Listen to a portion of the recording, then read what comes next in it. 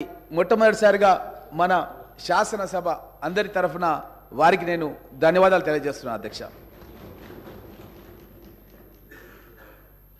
అదేవిధంగా అధ్యక్ష, తెలంగాణ ప్రదేశ్ కాంగ్రెస్ కమిటీ అధ్యక్షులు యనమల రేవంత్ రెడ్డి గారి సారథ్యంలో తెలంగాణ రాష్ట్రంలో అలుపెరుగని పోరాటం చేసి కాంగ్రెస్ ప్రభుత్వం ఏర్పాటు కావడానికి కృషి చేసినందుకు వారికి సంతోషంగా మేమంతా కూడా చప్పట్ల ద్వారా ధన్యవాదాలు తెలియజేస్తున్నాం అధ్యక్ష.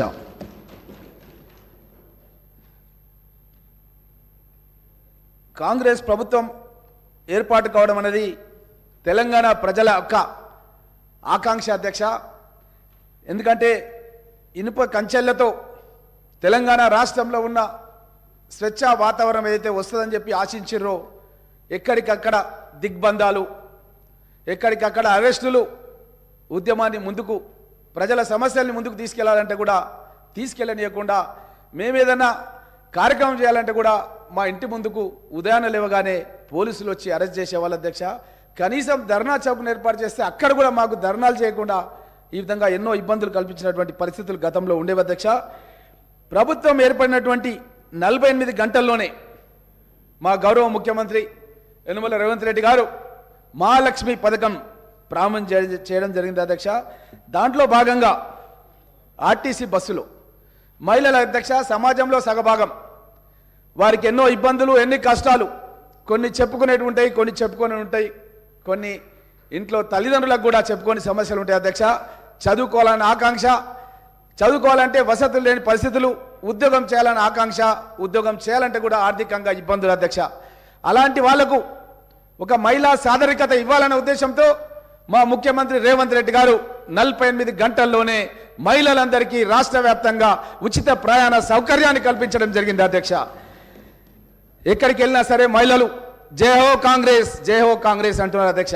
ఎందుకంటే ఆ యొక్క మహిళలు వాళ్ళకు వచ్చినటువంటి తక్కువ జీతాలతోన, వాళ్ళకు ఉన్నటువంటి తక్కువ వనరులతోన, ఆదాయాలతోన ఏ విధంగా జీవితాన్ని గడపాలన్న ఆలోచనలో ఉన్నటువంటి మహిళా సోదరిమణులకు ఈరోజు ఉచితంగా ప్రయాణం చేసి వాళ్ళ గమ్యస్థానాలకు చేరుకొని వాళ్ళు విద్యాపరంగా చదువుకోవడానికి కానీ, వాళ్ళు ఉద్యోగాలు చేసుకోవడానికి కానీ మా ప్రభుత్వం మూలంగా వాళ్ళకు ఒక అవకాశం ఏర్పడిందని తెలియజేస్తూ అధ్యక్ష.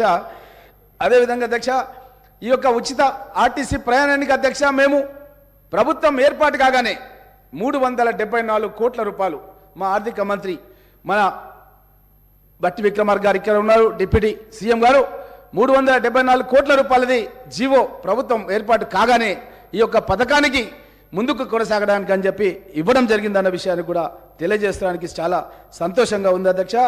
అదేవిధంగా అధ్యక్ష, పేదవాళ్ళ ఆరోగ్యం గురించి తెల్ల రేషన్ కార్డు ఉన్న వాళ్ళు ఎవరైనా సరే రాజీవ్ గాంధీ ఆరోగ్యశ్రీ పథకాన్ని గతంలో తీసుకొచ్చినాం అధ్యక్ష. ఈ ప్రభుత్వం వచ్చిన తర్వాత ఏ హాస్పిటల్కి వెళ్ళినా సరే అధ్యక్ష రాజీవ్ గాంధీ ఆరోగ్యశ్రీ కార్డులు చెల్లట్లేదు, ఏ హాస్పిటల్లో కూడా యాక్సెప్ట్ చేయట్లేదు. వెళ్ళి మనం వైద్యం చేయించుకుందామంటే కూడా వాళ్ళు అడ్మిషన్ కూడా అయ్యలేని పరిస్థితులు ఉన్నాయి అధ్యక్ష.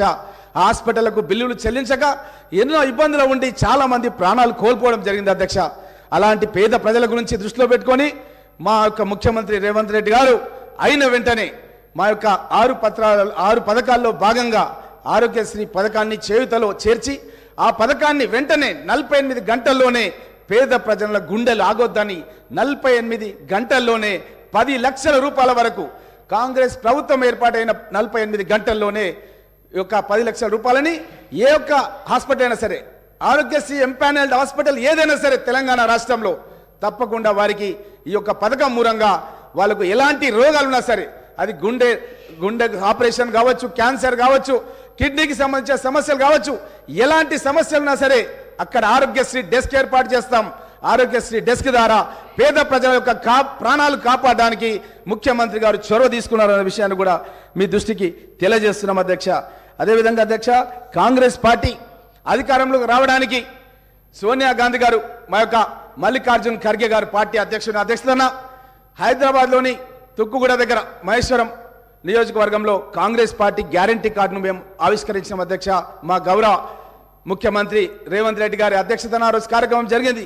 కాంగ్రెస్ పార్టీని అధికారంలోకి తీసుకొస్తే మహాలక్ష్మి పథకం మహిళలకు అధ్యక్ష, చాలా మందికి గతంలో మనం భర్త చనిపోయిన వాళ్ళకి కానీ, వికలాంగులకు కానీ మనం పెన్షన్లు ఇచ్చే కార్యక్రమం ఉంటుండే అధ్యక్ష. కానీ కాంగ్రెస్ ప్రభుత్వం వచ్చిన తర్వాత మొట్టమొదటిసారిగా కర్ణాటక రాష్ట్రంలో మహిళలందరూ కూడా పెన్షన్లు ఇచ్చే పథకాన్ని తీసుకొచ్చినాం అధ్యక్ష. అదేవిధంగా తెలంగాణ రాష్ట్రంలో కూడా ప్రతి నెల 2500 మహిళలు, అది కోడన్లు కావచ్చు, ఇంకెవరైనా కావచ్చు, కోడన్లకు పెన్షన్లు ఇవ్వడం అనేది గతంలో ఎక్కలేదు అధ్యక్ష. ఒక కుటుంబం ముందుకు జరగాలంటే ఆ కోడలు పడే కష్టాలు చాలా ఉంటాయి అధ్యక్ష. కుటుంబ పోషణ అనేది చాలా కష్టం అధ్యక్ష. అలాంటి కోడన్ల గురించి మొట్టమొదటిసారిగా మా యొక్క సోనియా గాంధీ గారి నేతృత్వంలో 2500 పెన్షన్ ప్రతి కోడలమ్మకి ఇవ్వాలని చెప్పి నిర్ణయం చేసినాం అధ్యక్ష. అదేవిధంగా అధ్యక్ష, మళ్ళా అత్తలు మామల్ల అధ్యక్ష, గతంలో ఒక ఇంట్లో ఒకరికి పెన్షన్ ఇస్తే ఇంకొకరికి ఇచ్చేవాళ్ళు కాదు అధ్యక్ష. కానీ మేము కాంగ్రెస్ ప్రభుత్వం ఏర్పాటైన తర్వాత ఆ 2000 ఉన్న పెన్షన్ ఎక్కడ సరిపోతలేదు అధ్యక్ష. ఒకవేళ ఇంట్లో ఒక అత్తకో మామకో ఇస్తే ఇంట్లో వాళ్ళిద్దరూ ఆ ఒక పెన్షన్ గురించి కొట్లాడే పరిస్థితి గత ప్రభుత్వంలో ఉండే అధ్యక్ష. కానీ మేము ఒక్కొక్కరు వాళ్ళు ఎవరున్నా సరే అధ్యక్ష, వాళ్లకు 4000 రూపాయల పెన్షన్ ఇవ్వాలని చెప్పి నిర్ణయం చేసినాం అధ్యక్ష అన్న విషయాన్ని తెలియజేస్తూ, మహిళల అధ్యక్ష, వాళ్ళు కుటుంబ పోషణలో భాగంగా గ్యాస్ సిలిండర్ ధర ఈరోజు 1150 నడుస్తుంది అధ్యక్ష. అసలు కుటుంబానికి ఎవరైనా బంధువులు వస్తే, ఏదన్నా ఊర్లో ఒక గుడికి సంబంధించిన కార్యక్రమము, బొడ్రాయి పండుగన ఉంటే బంధువులు వస్తారు అధ్యక్ష. తమ్ముడు ఫోన్ చేసి, అక్క మీ ఇంటికి వస్తున్నా అధ్యక్ష, నేను బొడ్రాయి పండుగ జాతరకు రమ్మని అడిగితే కూడా ఏం చెప్పలేని పరిస్థితిలో ఉన్నారు అధ్యక్ష. ఎందుకంటే వాళ్ళ ఊరికి తమ్ముడు పిలిచినా సరే పోలేని పరిస్థితి ఉంది అధ్యక్ష. అక్క మన ఊరికి రావాలి, నాయన రమ్మంటుండు, అమ్మ రమ్మంటుంది అంటే, ఏమోరా మీ బావని అడుగు, దసరా కోదమంటే దీపావళి కోదమంటుండు, దీపావళి కోదమంటేనేమో సంక్రాంతి కోదమంటుండు అంటుండు. ఎందుకు అట్లా అంటుంది అక్క అంటే, ముఖ్యంగా ఈ యొక్క ప్రయాణ ఖర్చులు భరించలేని పరిస్థితి ఉంది అధ్యక్ష. అదేవిధంగా కుటుంబంలో ఎవరైనా వస్తే కనీసం భోజనం కూడా పెట్టాలంటే కూడా పెట్టలేని పరిస్థితులు గతంలో ఉండే అధ్యక్ష. దాని గురించే 500 రూపాయలకే గ్యాస్ సిలిండర్ ఇస్తామన్న విషయాన్ని మేము ప్రకటించినాం అధ్యక్ష. కాంగ్రెస్ ప్రభుత్వం ఏర్పాటైన 100 రోజుల్లో మేము ఈ యొక్క 6 పథకాలను ఖచ్చితంగా పేద ప్రజలకు, తెలంగాణ ప్రజలకు మేము కాంగ్రెస్ పార్టీ గ్యారంటీ కార్డులో చెప్పినటువంటి పథకాలన్నిటి కూడా అమలు పరుస్తామని చెప్పి సంతోషంగా తెలియజేస్తున్నాం అధ్యక్ష. అదే అధ్యక్ష, ఇందిరమ్మ ఇండ్ల అధ్యక్ష, మహిళల గురించే మేము ఈ యొక్క 6 పథకాల్లో ఎక్కువగా మేము మహిళల గురించే మేము పోరాటం చేసినాం అధ్యక్ష. మహిళల గురించే పథకాలు తయారు చేసినాం అధ్యక్ష. పౌర సమాజం ఆకాంక్షలను పరిగణలోకి తీసుకొని పరిపాలన కొనసాగిస్తామని చెప్పి మా ప్రభుత్వం లక్ష్యంగా పెట్టుకోవడం జరిగిందని తెలియజేస్తూ అధ్యక్ష, గాడి తప్పిన ఆర్థిక వ్యవస్థ రాష్ట్ర ప్రభుత్వం దృష్టి సారించడం జరిగింది అధ్యక్ష. అన్ని విభాగాలపైన శ్వేతపత్రం ప్రకటిస్తాం అధ్యక్ష. ప్రజలకు విడుదల చేస్తాం అధ్యక్ష. ఎక్కడ లోపాలున్నాయో కనిపెట్టే పనిలో ఉన్నాం అధ్యక్ష. కాళేశ్వరం ప్రాజెక్టులో, మేడిగడ్డ అన్నారం బ్యారేజీ నిర్మాణంలో నాణ్యత లోపాలున్నాయి అధ్యక్ష. అవినీతిపై విచారణ చేస్తాం అధ్యక్ష. అదేవిధంగా అధ్యక్ష, ధరణి పోర్టల్ అడ్డం పెట్టుకోండి అధ్యక్ష. సాయంత్రం వరకు ధరణి పోర్టల్లో ప్రొహిబిషన్లో ఉండేది అధ్యక్ష. సాయంత్రం ఎవరికైనా డబ్బులు ఇచ్చి అధికారులను మేనేజ్ చేస్తే రాత్రికి రాత్రి అధ్యక్ష ప్రొహిబిషన్ తొలగిపోయింది అధ్యక్ష. మీరు అప్పుడు మా జిల్లా కాంగ్రెస్ పార్టీ అధ్యక్షుడు ఉన్నప్పుడు మేము మన గౌరవ ముఖ్యమంత్రి గారు రేవంత్ రెడ్డి గారు కలిసి మన వికారాబాద్ కలెక్టరేట్ దగ్గరనే మనం పెద్ద ఎత్తున ధర్నా కార్యక్రమం చేసినాం అధ్యక్ష. ఆ రోజే మనం కలెక్టర్ గారికి కూడా స్పష్టంగా చెప్పినాం అధ్యక్ష, ఇది అవినీతి నడుస్తుంది ప్రభుత్వం, మీరు ఈ విధంగా చేయడం పేద ప్రజల కడుపు కొడుతున్నారని చెప్పినాం అధ్యక్ష. కాబట్టి తప్పకుండా ఈ యొక్క ధరణిని రద్దు చేస్తాం అధ్యక్ష. ధరణి స్థానం లోపల ఒక ప్రజలకు మంచిగా సమగ్ర సమాచారంతో విధానాలతో ఒక భూమాత అనే పోర్టల్ను తీసుకొస్తాం అధ్యక్ష. అదేవిధంగా ప్రభుత్వ భూమిని పరిరక్షించడానికి ల్యాండ్ కమిషన్ను ఏర్పాటు చేస్తాం అధ్యక్ష. ఏడాదిలో 2 లక్షల ఉద్యోగాలు ఇస్తామని చెప్పి ఆల్రెడీ నేను గతంలో కాంగ్రెస్ పార్టీ ఎమ్మెల్యేగా పరిగణించి సిఎల్పి కార్యదర్శిగా ఉన్నప్పుడు నేను అడిగిన అధ్యక్ష, మీరు క్యాలెండర్ విడుదల చేయండి, ఎప్పుడు ఏ ఉద్యోగాలు ప్రకటిస్తారు, ఎన్ని ఉద్యోగాలు ప్రకటిస్తారు, కనీసం దాని మూలంగానన్నా నిరుద్యోగ యువకులు ప్రిపేర్ అవుతారంటే కనీసం ప్రకటించకపోతే నేను నా నివాసంలోనే 3 సార్లు కోచింగ్ సెంటర్ని ఏర్పాటు చేసిన అధ్యక్ష పరిగిలో. అయినా ఈ ప్రభుత్వంలో ఉన్న 9.5 సంవత్సరాలు ఎప్పుడు కూడా క్యాలెండర్ ప్రకటించలేదు అధ్యక్ష. మేము ప్రభుత్వం ఏర్పాటు చేయడానికి ముందే అప్పుడు పిసిసి అధ్యక్షుడు ఉన్న మన ముఖ్యమంత్రి రేవంత్ రెడ్డి గారు స్పష్టంగా 2 లక్షల ఉద్యోగాలు ఎప్పుడు ఏ ఉద్యోగాలు భర్తీ చేస్తాం అనేది స్పష్టంగా మేము ప్రకటన చేసినాం అధ్యక్ష. 6 నెలల్లోనే ఈ కార్యక్రమాన్ని ప్రారంభిస్తాం. ఏడాది లోపలనే 2 లక్షల ఉద్యోగాలు భర్తీ చేస్తాం. అదేవిధంగా తెలంగాణ ప్రదేశ్ కాంగ్రెస్ కమిటీ, మన తెలంగాణ పబ్లిక్ సర్వీస్ కమిషన్ కూడా అధ్యక్ష ఏ విధంగా అయితే యూనియన్ పబ్లిక్ సర్వీస్ కమిషన్ ఉందో అదే మోడల్ లోపల మన సుప్రీంకోర్టు యొక్క మార్గదర్శకాలతో పూర్తిగా దాన్ని ప్రక్షాళన చేస్తాం అధ్యక్ష. నిరుద్యోగ యువకులకు ఎక్కడ ఎలాంటి ఇబ్బందులు కాకుండా మేము వారికి అండగా ఉంటామన్న విషయాన్ని కూడా తెలియజేస్తూ అధ్యక్ష. వ్యవసాయానికి 24 గంటల కరెంట్ అధ్యక్ష, తప్పకుండా మేము ఇచ్చిన మాట కట్టుబడి ఉన్నాం అధ్యక్ష. ఎన్నోసార్లు ఈ యొక్క బీఆర్ఎస్ నాయకులు ఈ విషయం పైన ప్రజల్లో తప్పుదోవ పట్టించే ప్రయత్నం చేసిన అధ్యక్ష. మేము 24 గంటల కరెంటుది మా మేనిఫెస్టోలో పెట్టినాం అధ్యక్ష, దానికి కట్టుబడి ఉన్నాం అధ్యక్ష. ఈ బీఆర్ఎస్ ప్రభుత్వం గతంలో చెప్పింది అధ్యక్ష, అప్పుడున్నటువంటి మన కోమటిరెడ్డి వెంకటరెడ్డి గారు అప్పుడు ఎంపీగా ఉండి తను సబ్స్టేషన్ల దగ్గరికి వెళ్ళి సబ్స్టేషన్ దగ్గర లాగ్ బుక్ తీసుకొని వెరిఫికేషన్ చేసి ప్రజలకు విడుదల చేసిన అధ్యక్ష. ఈ యొక్క ప్రభుత్వం ఏదైతే చెప్తుందో అది 24 గంటలు కాదు, కేవలం 10-12 గంటలు మాత్రమే ఇస్తుంది అన్న విషయాన్ని ప్రజలకు స్పష్టం చేసిన అధ్యక్ష. ఆ విషయాలన్నీ కూడా మీకు తెలియజేస్తూ అధ్యక్ష, అదేవిధంగా అధ్యక్ష ముఖ్యంగా మీ దృష్టికి తీసుకొస్తున్నాం అధ్యక్ష, ఈ యొక్క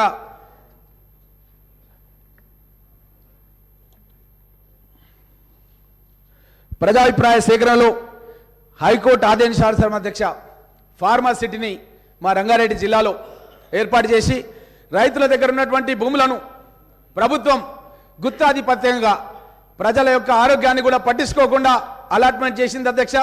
దాన్ని మా ముఖ్యమంత్రి గారు పదవి స్వీకారం చేయగానే రద్దు చేయడానికి మేము చాలా సంతోషంగా ఉందన్న విషయాన్ని మీకు అందరు కూడా తెలియజేస్తాం అధ్యక్ష. అదేవిధంగా వడ్డీ లేని పంట రుణాలను 3 లక్షల వరకు అందిస్తాం అధ్యక్ష. అన్ని ప్రధాన పంటలకు సమగ్ర బీమా పథకాన్ని అందిస్తాం అధ్యక్ష. ప్రజాభిప్రాయ సేకరణతో హైకోర్టు ఆదేశానుసారం ఫార్మాసిటీని రద్దు చేస్తాం. కాళేశ్వరం లిఫ్ట్ ఇరిగేషన్ ప్రాజెక్టు నిర్మాణంలో జరిగిన అవినీతి మరియు అవకతవకలపై సిట్టింగ్ జడ్జితో విచారణ జరిపిస్తాం. మెగా డిఎస్సిని ప్రకటిస్తూ ఖాళీగా ఉన్న అన్ని ఉపాధ్యాయ పోస్టులకు 6 నెలల్లోనే భర్తీ చేస్తాం అధ్యక్ష. వార్షిక జాబ్ క్యాలెండర్ను విడుదల చేసి పారదర్శకతో నిర్ణీత కాలంలో 2 లక్షల ఉద్యోగాలను భర్తీ చేస్తాం అధ్యక్ష.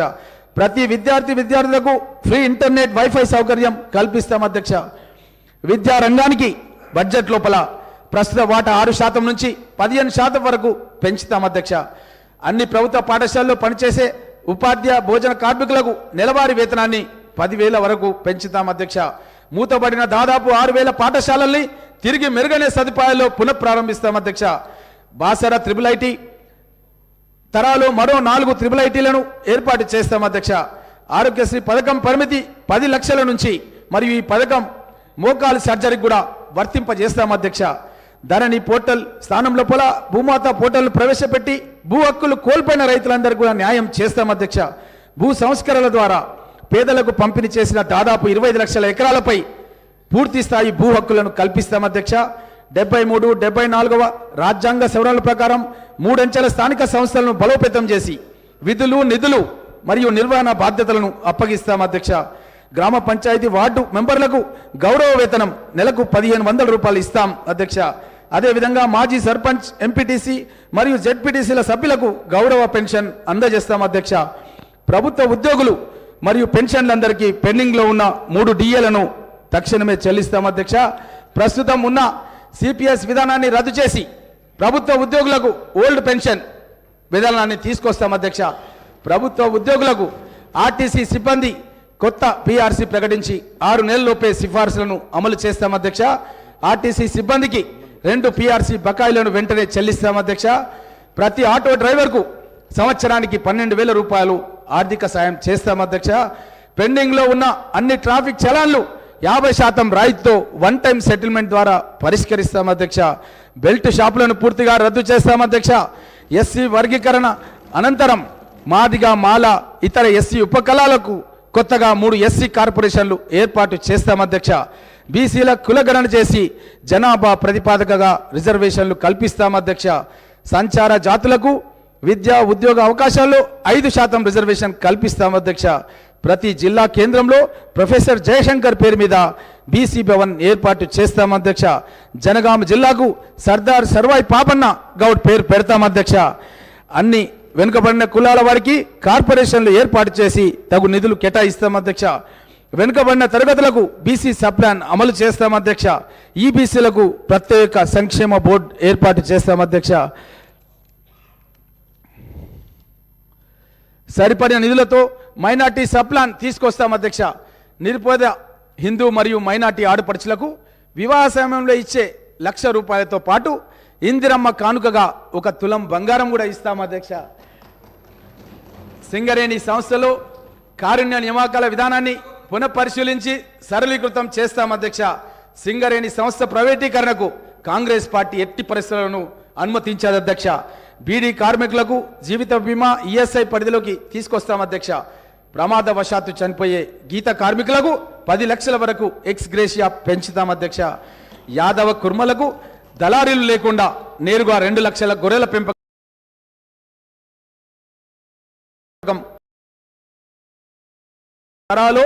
అసంఘటిత కార్మికులకు ఉదాహరణకు భవన నిర్మాణ కార్మికులు, ఆటో డ్రైవర్లు, క్యాబ్ డ్రైవర్లు, స్విగ్గీ జొమాటోలో పనిచేసే వారికి సామాజిక భద్రత కల్పిస్తాం అధ్యక్ష.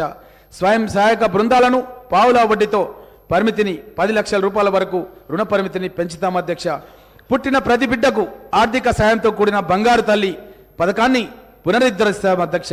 18 సంవత్సరాల పైబడి చదువుకునే ప్రతి యువతికి ఎలక్ట్రిక్ స్కూటర్ను అందజేస్తాం అధ్యక్ష. అందులో భాగంగానే 200 యూనిట్లు ప్రతి పేద కుటుంబానికి ఉచితంగా ఇస్తున్నాం అధ్యక్ష. దాంట్లో 150 యూనిట్లు సరిపోతాయి అధ్యక్ష. ఒక 50 యూనిట్లు మహిళలు చదువుకోవాలని, వాళ్ళ యొక్క పనులు చేసుకోవాలని దానికి ఒక 50 యూనిట్లు మేము ప్రత్యేకంగా దాంట్లో కరెంటు ఉచితంగా ఇస్తున్నామనే విషయాన్ని కూడా తెలియజేస్తున్నాం అధ్యక్ష. అన్ని జిల్లా కేంద్రాల లోపల ఓల్డేజ్ హోమ్స్ ఏర్పాటు చేస్తాం అధ్యక్ష. సుదీర్ఘ కాలంలో పెండింగ్లో ఉన్న హైదరాబాద్ జర్నలిస్టుల ఇండ్ల స్థలాల సమస్యను పరిష్కరిస్తాం అధ్యక్ష. గతంలో కూడా మీరు రికార్డులు తీసుకుంటే అధ్యక్ష, జర్నలిస్టులకు ఇచ్చినటువంటి స్థలాలు మన బంజారాహిల్స్లో ఉన్న జర్నలిస్ట్ కాలనీ కానీ, జూబ్లీస్లో ఉన్న జర్నలిస్ట్ కాలనీ కానీ, మన గోపన్పల్లిలో ఉన్నటువంటి జర్నలిస్ట్ కాలనీ కానీ అధ్యక్ష, జర్నలిస్టులకు కాంగ్రెస్ ప్రభుత్వంలోనే మేము ఇవ్వడం జరిగిందన్న విషయాన్ని మీకు అందరు కూడా తెలియజేస్తున్నాం అధ్యక్ష. మరణించిన జర్నలిస్టు కుటుంబాలకు కూడా 5 లక్షల రూపాయలు ఇస్తాం అధ్యక్ష. రాష్ట్రంలో ఉన్న ప్రజా పంపిణీ రేషన్ డీలర్లకు 5,000 గౌరవ వేతనం ఇస్తాం అధ్యక్ష. ఇక తెల్ల రేషన్ కార్డులపై ఇక నుంచి సన్న బియ్యం సరఫరా చేస్తాం. గల్ఫ్ కార్మికుల కోసం సంక్షేమ బోర్డు ఏర్పాటు చేస్తాం. మరణించిన గల్ఫ్ కార్మికుని కుటుంబానికి 5 లక్షలు ఎక్స్ గ్రేషియా చెల్లిస్తాం.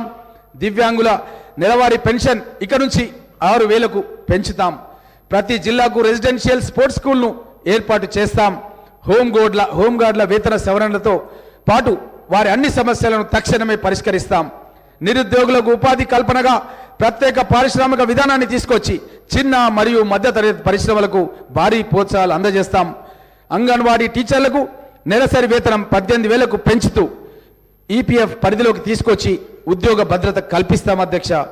50 సంవత్సరాలు దాటిన జానపద కళాకారులకు నెలకు 3,000 రూపాయల పెన్షన్ చెల్లిస్తాం అధ్యక్ష. ఉస్మానియా ఆసుపత్రిని హెరిటేజ్గా గుర్తించి పూర్తి స్థాయిలో ఆధునీకరించి పూర్వ వైభవాన్ని తీసుకొస్తాం అధ్యక్ష.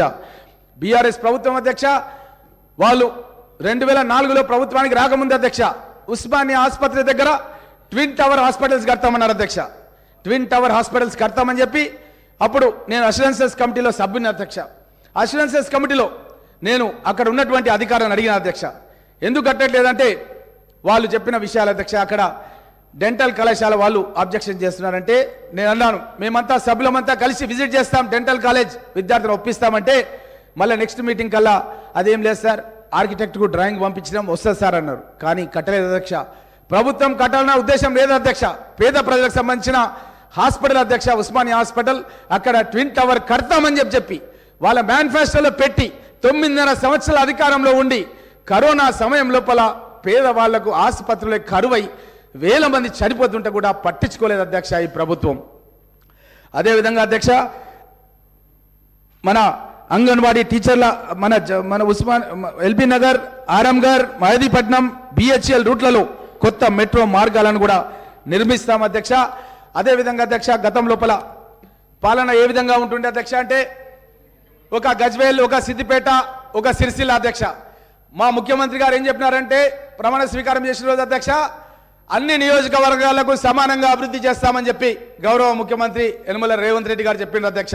కానీ గతంలో ఏమైందంటే అధ్యక్ష, అభివృద్ధి అనేది కొన్ని నియోజకవర్గాలకే చేసి ఆ అభివృద్ధి ఏదో అన్ని నియోజకవర్గాలకు తెల్లారో మరునాడో జరుగుతుందనేది ఒక భావన కలిగే విధంగా పత్రికా మాధ్యమాల్లో, టీవీల్లో, పేపర్లో ప్రచారం చేసిరు అధ్యక్ష. ఆ విధంగా ప్రజలను నమ్మించి మోసం చేసిరు అధ్యక్ష. కానీ అధ్యక్ష, నేను పరిగి నియోజకవర్గం, మన ముఖ్యమంత్రి గారు కొడంగల్ నియోజకవర్గం అధ్యక్ష, మేము అపోజిషన్లో ఉండే అధ్యక్ష ఒక రైల్వే లైన్ శాంక్షన్ చేయించుకున్నాం అధ్యక్ష. వికారాబాద్ నుంచి Naskal railway station, Parigi railway station, Doma railway station, Dadapur railway station, Kosgi ముఖ్యమంత్రి గారి కాన్స్టిట్యున్సీ అధ్యక్ష, నారాయణపేట నుంచి మక్తల్ వరకు అధ్యక్ష. మేమందరం కూడా ఇదే శాసనసభలో మాట్లాడినాం అధ్యక్ష. కానీ ఈ ప్రభుత్వం మా రైల్వే స్టేషన్కి సంబంధించిన ఏదైతే మార్జిన్ మనీ ఇవ్వాలో 400 కోట్ల రూపాయలు కేంద్ర మంత్రి మునియప్ప గారు పరిగికి వచ్చి పరిగిలో మీటింగ్ పెట్టి 400 కోట్లు శాంక్షన్ చేసిండు అధ్యక్ష. అప్పుడు ముఖ్యమంత్రి కిరణ్ కుమార్ రెడ్డి గారు ఎస్సీ ఎస్టీ సబ్ ప్లాన్ లో మీరు సభ్యులు అధ్యక్ష అప్పుడు పరిగిలోనే ఒకరోజు నిద్ర చేసి ఎస్సీ రెసిడెన్షియల్ స్కూల్లో నిద్ర చేసి 400 కోట్లు విడుదల చేసిండు అధ్యక్ష. కానీ ఈ పథకాన్ని పక్కన పెట్టేసిరు అధ్యక్ష. సిద్దిపేటకు మాత్రం అధ్యక్ష రైల్వే స్టేషన్ మొన్ననే 3 నెలల కింద స్టార్ట్ చేసుకున్నారు అధ్యక్ష. ఇది మా ప్రాంతానికి తీరని అన్యాయం చేయడం జరిగింది అధ్యక్ష.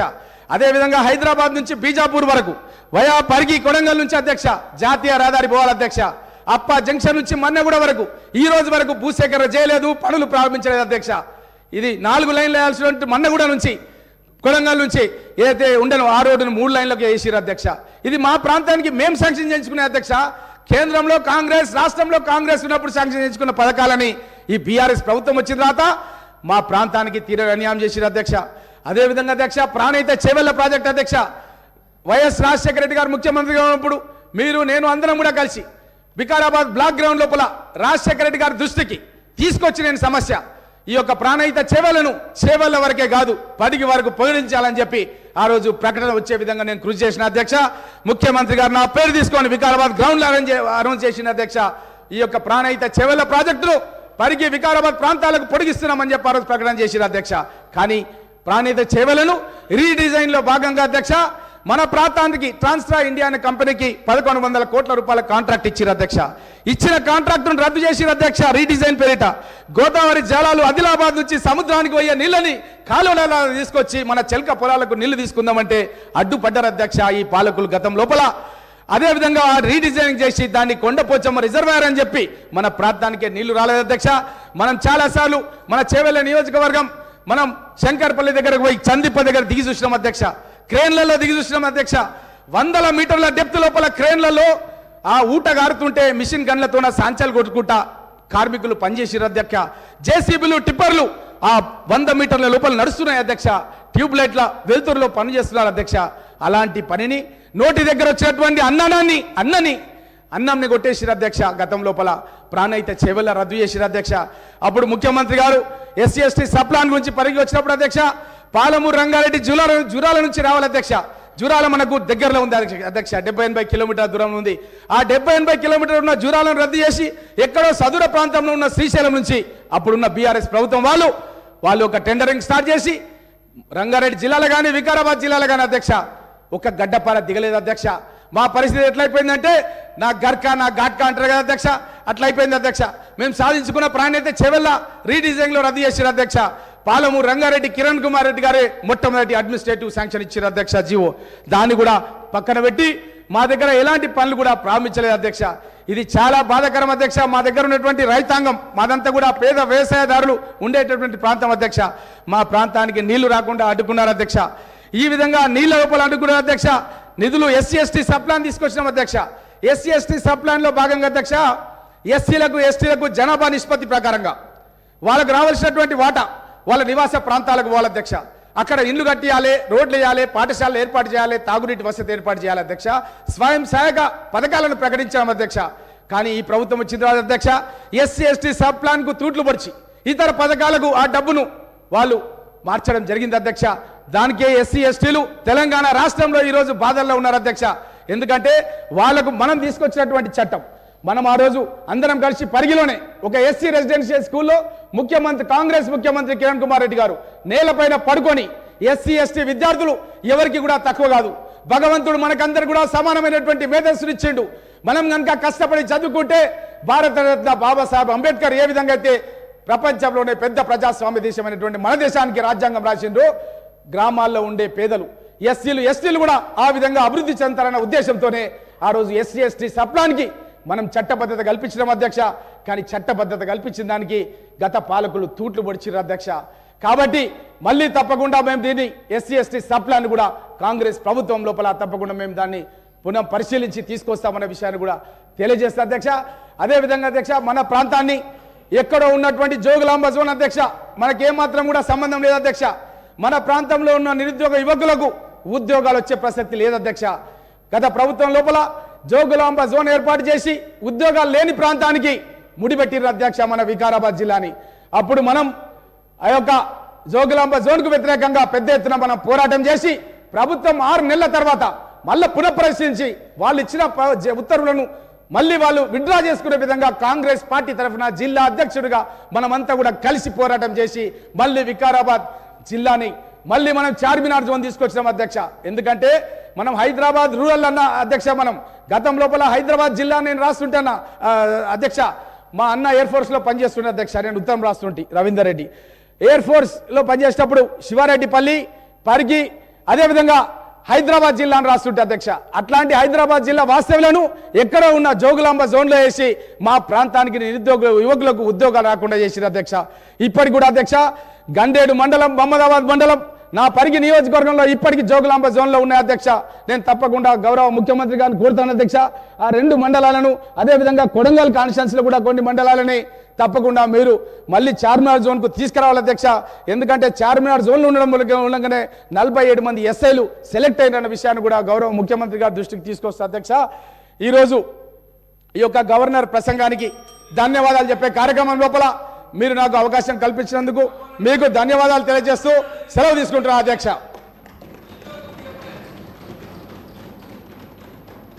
శ్రీ వివేక్ వెంకటస్వామి గారు. అధ్యక్ష, మొట్టమొదటిసారిగా నేను అసెంబ్లీలో మాట్లాడుతున్నాను. నాకు కొంచెం తెలుగు కూడా కష్టంగా ఉంటుంది, కొన్ని లోపాలు ఉంటే మీరు అరే పहले ही बोला अच्छा है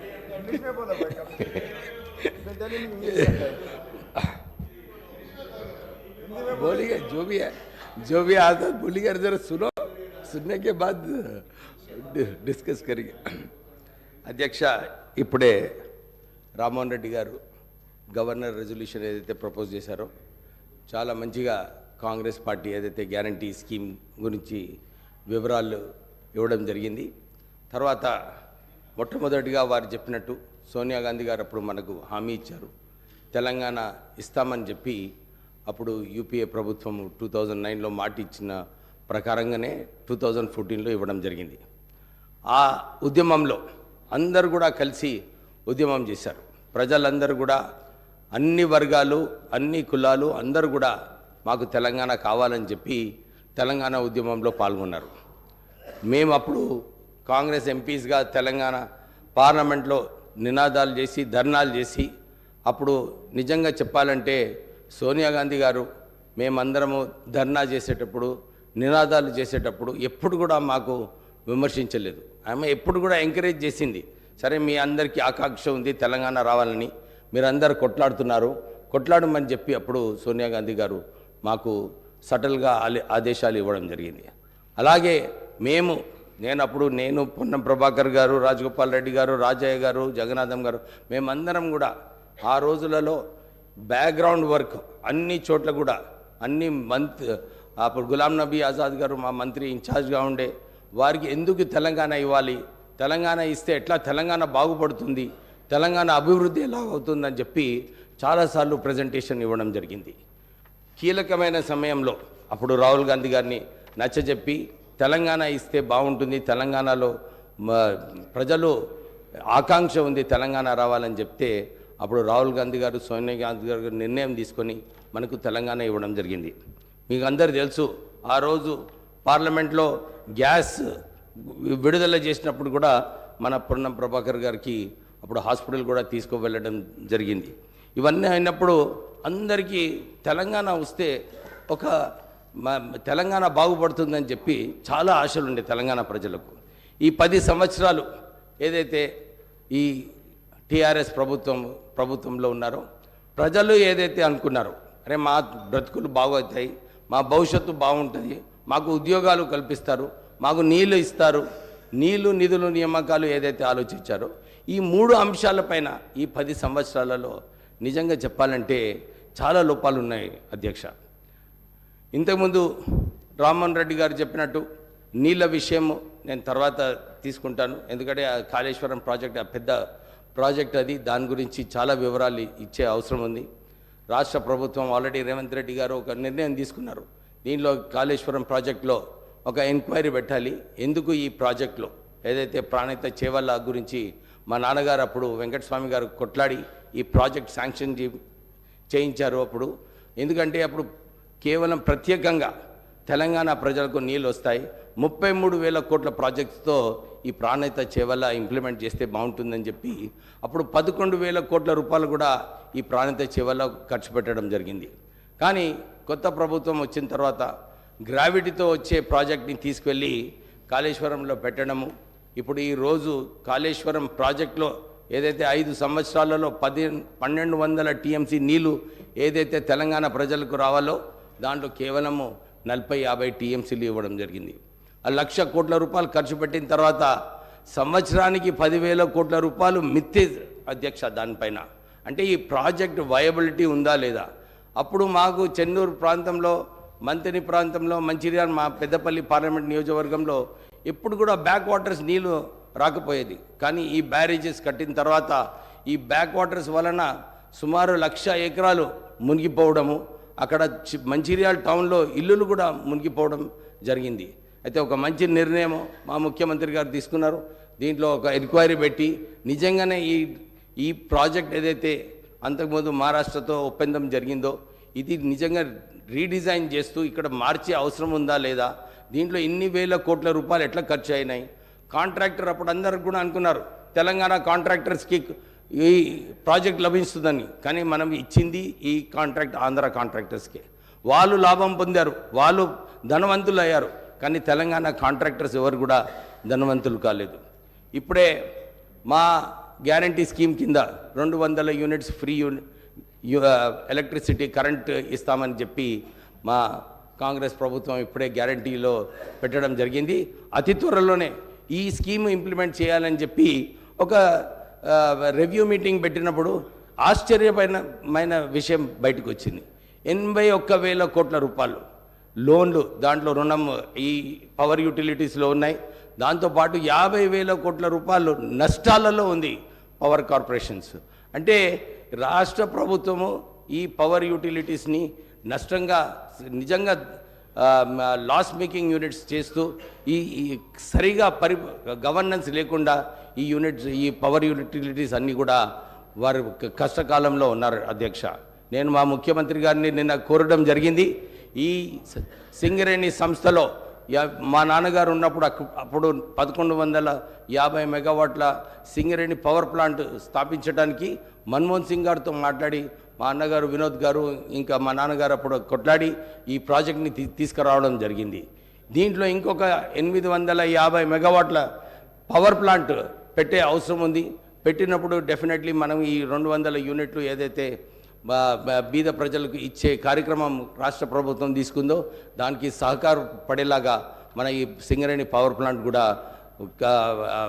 సపోర్ట్ చేస్తుందని చెప్పి ఈ సభకు అధ్యక్షకు మీకు కోరుతూ, ఈ ప్రత్యేకంగా ఈ 10 సంవత్సరాలు ఒక నియంతృత్వ పాలన ఉండే.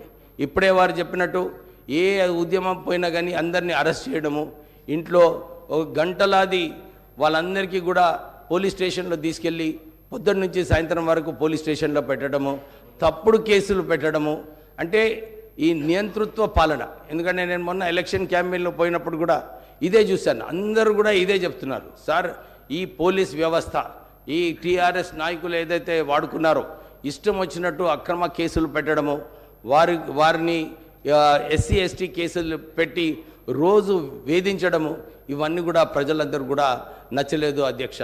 ఈ నియంతృత్వ పాలన పోవాలనే ఈసారి ఈ ఎన్నికలలో ప్రజలందరూ కూడా ఒక స్పష్టత ఇచ్చినారు.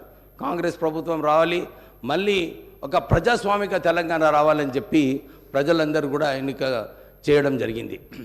రేవంత్ రెడ్డి గారు ముఖ్యమంత్రి గారు అదే దాని ప్రకారంగా ఏదైతే ప్రజలు ఆశించారు ఒక ప్రజాస్వామిక తెలంగాణ ఉండాలని చెప్పి ఆల్రెడీ ప్రజావాణి కార్యక్రమంలో ఇది ప్రజల ప్రభుత్వం అని చెప్పి ఆల్రెడీ ప్రగతి భవన్ ఏదైతే ఇంప కౌన్సిల్ ఉండేనో ఇవన్నీ కూడా తొలగించి ప్రజలకు అక్కడ యాక్సెస్గా చేయడం జరిగింది. అరే సార్ నైతా అబ్బితే కాంగ్రెస్ మే కౌశిక్ నువ్వు కూడా ఉన్నావు అప్పుడు అట్లా ఉండే నా నిజంగా చెప్పు అంటే ఎప్పుడు లేకుండే సో ప్లీజ్ మీరు మాట్లాడండి. అయితే మనం ఆల్రెడీ ఒక ప్రజాస్వామిక తెలంగాణ రావడం జరిగింది. ప్రజలందరూ కూడా సంతోషిస్తున్నారు. ఇదే అంటున్నారు, మాకు ఇలాంటి ప్రభుత్వం అవసరము, ప్రజల వైపు ఉండాలి. ఇలాంటి ప్రజా దర్బారులు రేవంత్ రెడ్డి గారు కూడా ఇదే ఆలోచించారు. మేము డిస్ట్రిక్ట్స్లో కూడా ఈ ప్రజా దర్బార్లు ప్రారంభించి ప్రజల సమస్యలు ఏమున్నాయి మీరు చూసుకుంటే చాలా చోట్ల కూడా ఇదే ఉంది. ధరణి పోర్టల్లో అవకతవకలు, ధరణి ప్రజలకు మంచినీటి సౌకర్యం, మనం మిషన్ భగీరథి చాలా పెద్దగా చెప్పుకున్నాం.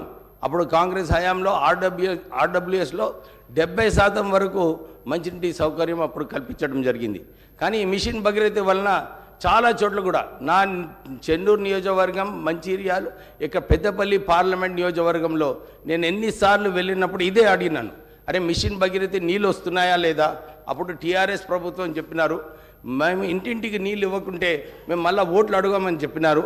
ఇచ్చినారా లేదని చెప్తే నిజంగానే ఆశ్చర్యపడిపోయినాయి. చాలా చోట్ల కూడా 90% ఏరియాస్లో ఇతర డిస్ట్రిక్ట్స్లలో కూడా మిషన్ భగీరథి ఫెయిల్ అయిపోయింది అధ్యక్ష. అంటే సుమారు 60,000 కోట్ల రూపాయలు ఖర్చు పెట్టినారు. కానీ ఏమైనా ఈ మిషన్ భగీరథి నీళ్ళు మా ప్రత్యేకంగా మొన్న ఎలక్షన్ క్యాంపెయిన్లో చెన్నూరులో చాలామంది అన్ని గ్రామాలలో ఇదే అంశం, మాకు మంచినీటి సౌకర్యం సరిగా లేదని.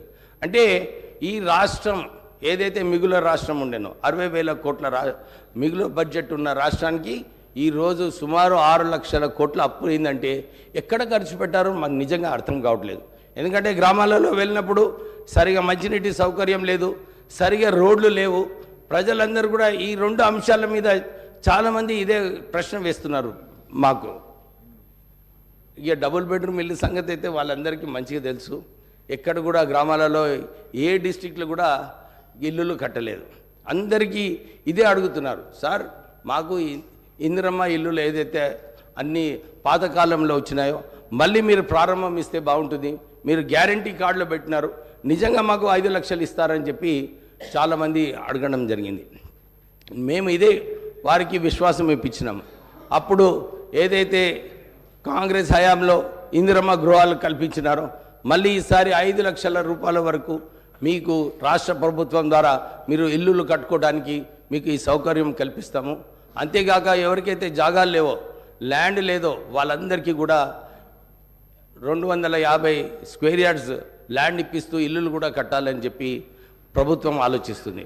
నిన్న ఒక రివ్యూ మీటింగ్లో రేవంత్ రెడ్డి గారు చెప్పినట్టు విన్నాను నేను, ఎక్కడైనా భూమి కావాలనుకుంటే కొనాలి, డిస్ట్రిక్ట్లలో కొని ఈ ఇంద్రమ్మ పథకం కింద ప్రజలకు లాభం పొందేలాగా ఇల్లులు కట్టుకోవటానికి సౌకర్యం కల్పించాలని చెప్పి కూడా ఓ నిర్ణయం తీసుకుంది రాష్ట్ర ప్రభుత్వం అధ్యక్ష. ఇది ఒక మంచి విషయము. ఇవన్నీ కూడా చూసుకుంటే తెలంగాణ ప్రజలు ఏదైతే ఆశిస్తున్నారో ఒక ప్రజాస్వామిక తెలంగాణ, ఒక ప్రజల తెలంగాణ, ఇందిరమ్మ హయాంలో ఏదైతే జరిగిందో పరిపాలన అలా ఉంటే బాగుంటుందని చెప్పి ప్రజలందరూ కూడా ఆలోచిస్తున్నారు అధ్యక్ష. నేను ఇంకో విషయం చెప్పాలని ఉంది. చాలా మటుకు పబ్లిక్ సెక్టర్ ఆర్గనైజేషన్స్ ఈ తెలంగాణ రాష్ట్రంలో ఇంతకుముందు చెప్పినట్టు పవర్ యూటిలిటీస్లో 80,000 కోట్ల అప్పు ఉన్నది. సివిల్ సప్లైస్ కార్పొరేషన్లో కూడా 56,000 కోట్ల రూపాయల అప్పు, దాంతోపాటు 11,000 కోట్ల నష్టము సివిల్ సప్లైస్ కార్పొరేషన్ ఉంది. అంటే అన్ని చోట్ల కూడా సింగరేణి సంస్థ అధ్యక్ష ఈ రాష్ట్రంలో అంత అది పెద్ద సంస్థ, 38,000 కోట్ల టర్నోవర్ ఉన్న సంస్థ సింగరేణి సంస్థ. దాంట్లో తెలంగాణ వచ్చినప్పుడు 62,000 ఉద్యోగాలు ఉండే అధ్యక్ష. ఆ సంస్థ BIFRలో ఉన్నప్పుడు మా నాన్నగారు వెంకటస్వామి గారు అప్పుడు కేంద్రంలో ఉండి అప్పుడు కొట్లాడి ఈ BIFR నుంచి తొలగించి సింగరేణి సంస్థ కాపాడి 1,00,000 ఉద్యోగాలు అప్పుడు ఆ రోజులలో మా నాన్నగారు వెంకటస్వామి గారు కాపాడడం జరిగింది. కానీ ఈరోజు సింగరేణి సంస్థలో TRS ప్రభుత్వం వచ్చిన తర్వాత కేవలం 39,000 ఉద్యోగాలు ఉన్నాయి అధ్యక్ష. ఒక ఇంటింటికి ఉద్యోగం ఇస్తామని చెప్పి TRS ప్రభుత్వం చెప్పింది. కానీ సింగరేణి ఒక్క సంస్థలోనే 29,000 ఉద్యోగాలు బర్తరఫ్ చేయడం జరిగింది. కారుణ్య నియామకాలు అన్నారు, కానీ దాంట్లో కూడా చాలా అవకతవకలు ఉన్నాయి అధ్యక్ష. సింగరేణి కార్మికులకు నిజంగా వాళ్ళందరూ కూడా అదే అనుకుంటున్నారు. అరే తెలంగాణ వచ్చిన తర్వాత మా భవిష్యత్తు బాగుంటుంది అనుకున్నాము, కానీ ఏమైంది మా పరిస్థితి అని చెప్పి చాలామంది అక్కడ అనుకుంటున్నారు. అక్కడ కూడా 27,000 కోట్ల రూపాయలు రాష్ట్ర ప్రభుత్వం ఇప్పుడు సింగరేణి సంస్థకు ఈ పైసలు ఇచ్చేది ఉంది అధ్యక్ష. అంటే ఆ సంస్థను కూడా అక్కడ కూడా పాత రాష్ట్ర ప్రభుత్వము అక్కడ కూడా సింగరేణి నుంచి పైసలు తీసుకొని ఇవ్వడం లేదు అధ్యక్ష. అంటే ఈ ఇన్స్టిట్యూషన్స్ ఏదైతే సరిగా నడిచే ఇన్స్టిట్యూషన్స్ ఉన్నాయో అన్నీ కూడా సరిగా నడపకుండా అన్ని రుణాలలో ఉంచి ఈ రాష్ట్ర ప్రభుత్వం ఏదైతే అప్పుల రాష్ట్రం చేస్తున్నారో ఆ పాత రాష్ట్ర ప్రభుత్వము అప్పుల రాష్ట్రం చేసి నిజంగానే ఒక వైట్ పేపర్ ఏదైతే రేవంత్ రెడ్డి గారు ఆలోచించారో తీసి నిజంగానే ప్రజలకు తెలవాలి. కానీ అప్పుడు మా కేటీ రామారావు గారు అన్నారు, అని ఇప్పుడు మీకు తెలియదా ఇంతకు ముందు అని చెప్పినారు. కానీ ప్రజలు ఏదైతే అనుకుంటున్నారో ఇంత దురదృష్టమైన సిచ్యువేషన్ ఉంటుందని ఎవరు కూడా ఆలోచించలేదు అధ్యక్ష. దీంట్లో రాష్ట్ర ప్రభుత్వం ఒక మంచి నిర్ణయం తీసుకుంది. ఎక్కడైతే అవకతవకలు అయినాయో అక్కడ దాంట్లో ఎంక్వైరీ పెట్టాలి, సరైన యాక్షన్ తీసుకోవాలి. చాలామంది 300 రిటైర్డ్ ఆఫీసర్స్ని రీఎంప్లాయ్ చేస్తున్నారు అధ్యక్ష. అంటే ఎందుకు అసలు ఉద్యోగాలు లేవు, ప్రజలందరూ కూడా ఉద్యోగాలు కల్పిస్తే బాగుంటుంది అనుకున్నారు. కానీ ఇక్కడ అందరు రిటైర్డ్ వాళ్ళను ఎవరైతే వాళ్ళ సంబంధించిన వాళ్ళు ఉన్నారో వాళ్ళ ఫైళ్ళు క్లియర్ చేసుకోవడానికి అందరు రిటైర్డ్ ఎంప్లాయీస్ని తీసుకొని అన్ని ఫైళ్ళలో నిజంగా ఎంక్వైరీ చేస్తే చాలా విషయాలు బయటకు వస్తాయి అధ్యక్ష. సో నాకు ఈ రెజల్యూషన్ని సెకండ్ చేయడానికి మీరు మా పార్టీ వాళ్ళందరూ కూడా నాకు సెకండ్ చేయమని ఈ అవకాశం ఇచ్చినందుకు వాళ్ళందరికీ కృతజ్ఞతలు చెప్తూ గవర్నర్ అడ్రస్కి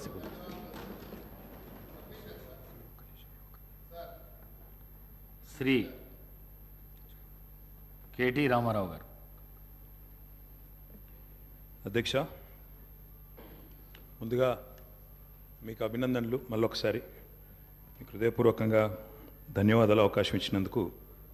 అధ్యక్ష, గవర్నర్ ప్రసంగంలో ఒక మాట అన్నారు, మేము నిర్మాణాత్మకమైన సూచనలకు బేసిజాలు లేకుండా స్వీకరిస్తాము, మా ప్రభుత్వం సాకల్యంగా అన్ని చర్చించడానికి సిద్ధంగా ఉందన్నారు అధ్యక్ష. మరి హౌస్లో అధికార పక్షం, ఇక్కడ ప్రధాన ప్రతిపక్షంగా ఉన్నాం, తప్పకుండా 3-4 అవకాశం ఇవ్వాలని ముందుగా నేను కోరుతా ఉన్నాను. మా తలసాని శ్రీనివాస్ యాదవ్ గారు రెడీగా ఉన్నారు, పల్లా రాజేశ్వర రెడ్డి గారు రెడీగా ఉన్నారు, ఇంకా చాలా సభ్యులు రెడీగా ఉన్నారు. దయచేసి అవకాశం ఇవ్వాలని నేను కోరుతా ఉన్నాను. అధ్యక్ష, మేము ఆశించింది ఒకటి అధ్యక్ష, నిన్న గవర్నర్ ప్రసంగం నుంచి, కానీ అక్కడ వారు నిన్న విన్నది ఒకటి అధ్యక్ష. గవర్నర్ ప్రసంగం పూర్తిగా అసత్యాలు, అభూత కల్పనలు, తప్పుల తడక అని చెప్పడానికి నేను బాధపడతా ఉన్నా. ఇట్లాంటి గవర్నర్ ప్రసంగం వినడానికి ఒక సభ్యుడిగా సిగ్గుపడతా ఉన్నా అధ్యక్ష. ఎందుకంటే ఇంత దారుణమైన అపసవ్యపు ప్రసంగం ఇదివరకు రాష్ట్ర శాసనసభ చరిత్రలో రెండు కూడా విని ఉండం అధ్యక్ష. ఒక్క మాటలో చెప్పాలంటే అధ్యక్ష, 1000 ఎలుకలు తిన్న పిల్లి కదా తీర్థయాత్రలకు బయలుదేరినట్టు చేయాల్సిన దారుణం అంతా చేసి ఘాతకాలను చేసి చాలా అద్భుతమైన ఉపన్యాసం కేవలం 10 సంవత్సరాలు ప్రభుత్వం నడిపిన వాళ్ళ మీద నెపాన్ని నెట్టే ప్రయత్నం ఏదైతే కాంగ్రెస్ ప్రభుత్వం చేసిందో అధ్యక్ష, దీన్ని నేను పూర్తి స్థాయిలో తూర్పారబడుతున్నాను, తప్పుపడతా ఉన్నాను అధ్యక్ష.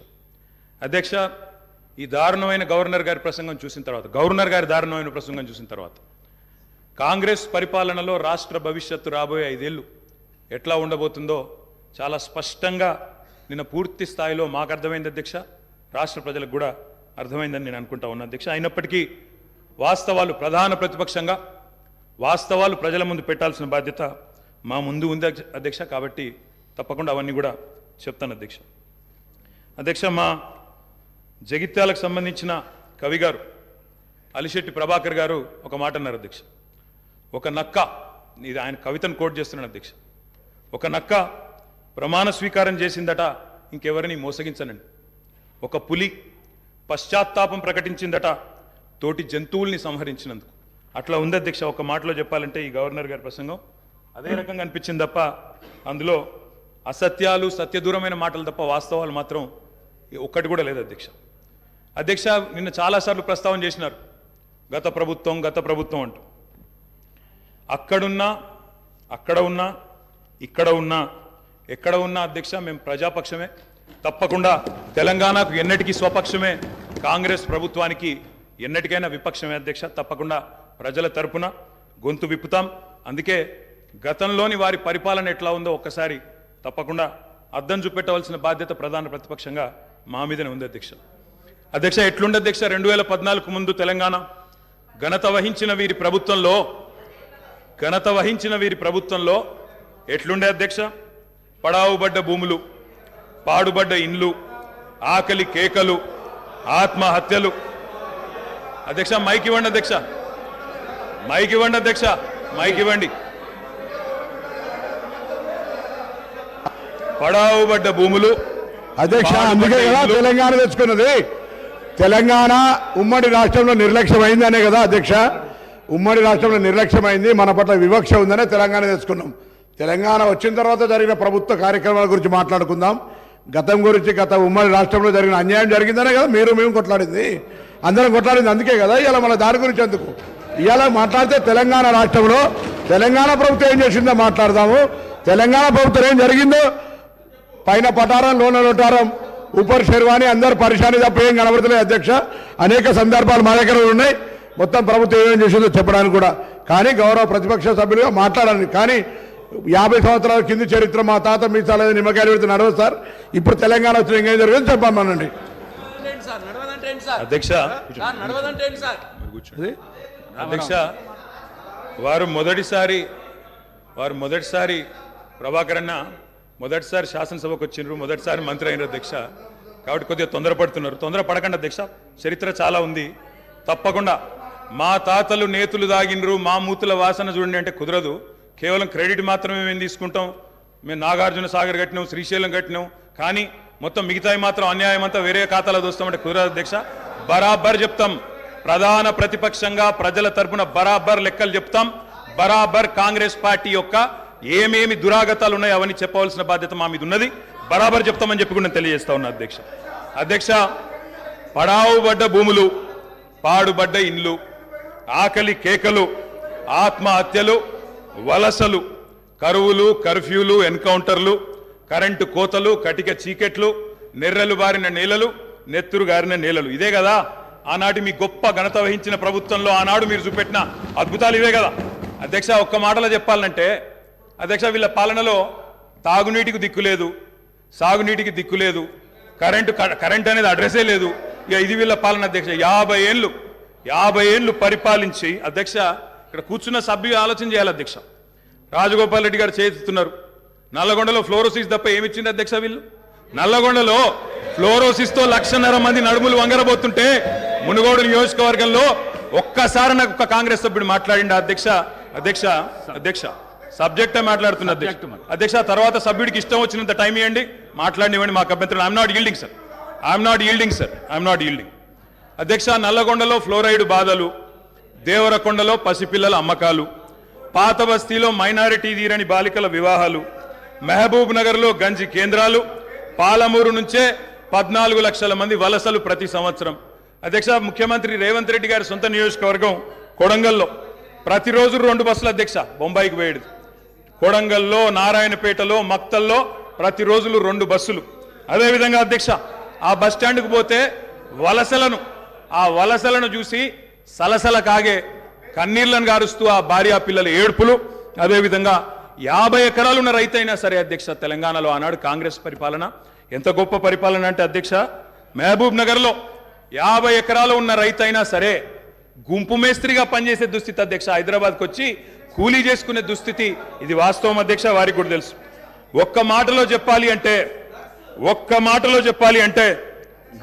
తప్పకుండా చెప్తాం, అన్ని చెప్తాం. గౌరవ అధ్యక్ష కేటీఆర్ గారు చెప్తా గౌరవ కేటీఆర్ గారు ఒక్క నిమిషం, డిప్యూటీ సీఎం గారు మాట్లాడతారు. ఒక్క నిమిషం అధ్యక్ష. ప్రభుత్వం మారింది, ప్రజలు అత్యంత ప్రజాస్వామ్యయుతంగా తీర్పిచ్చారు. మేము చాలా విషయాల హృదయంతో ప్రభుత్వం తరఫు నుంచి చాలా స్పష్టంగా చెప్పాం.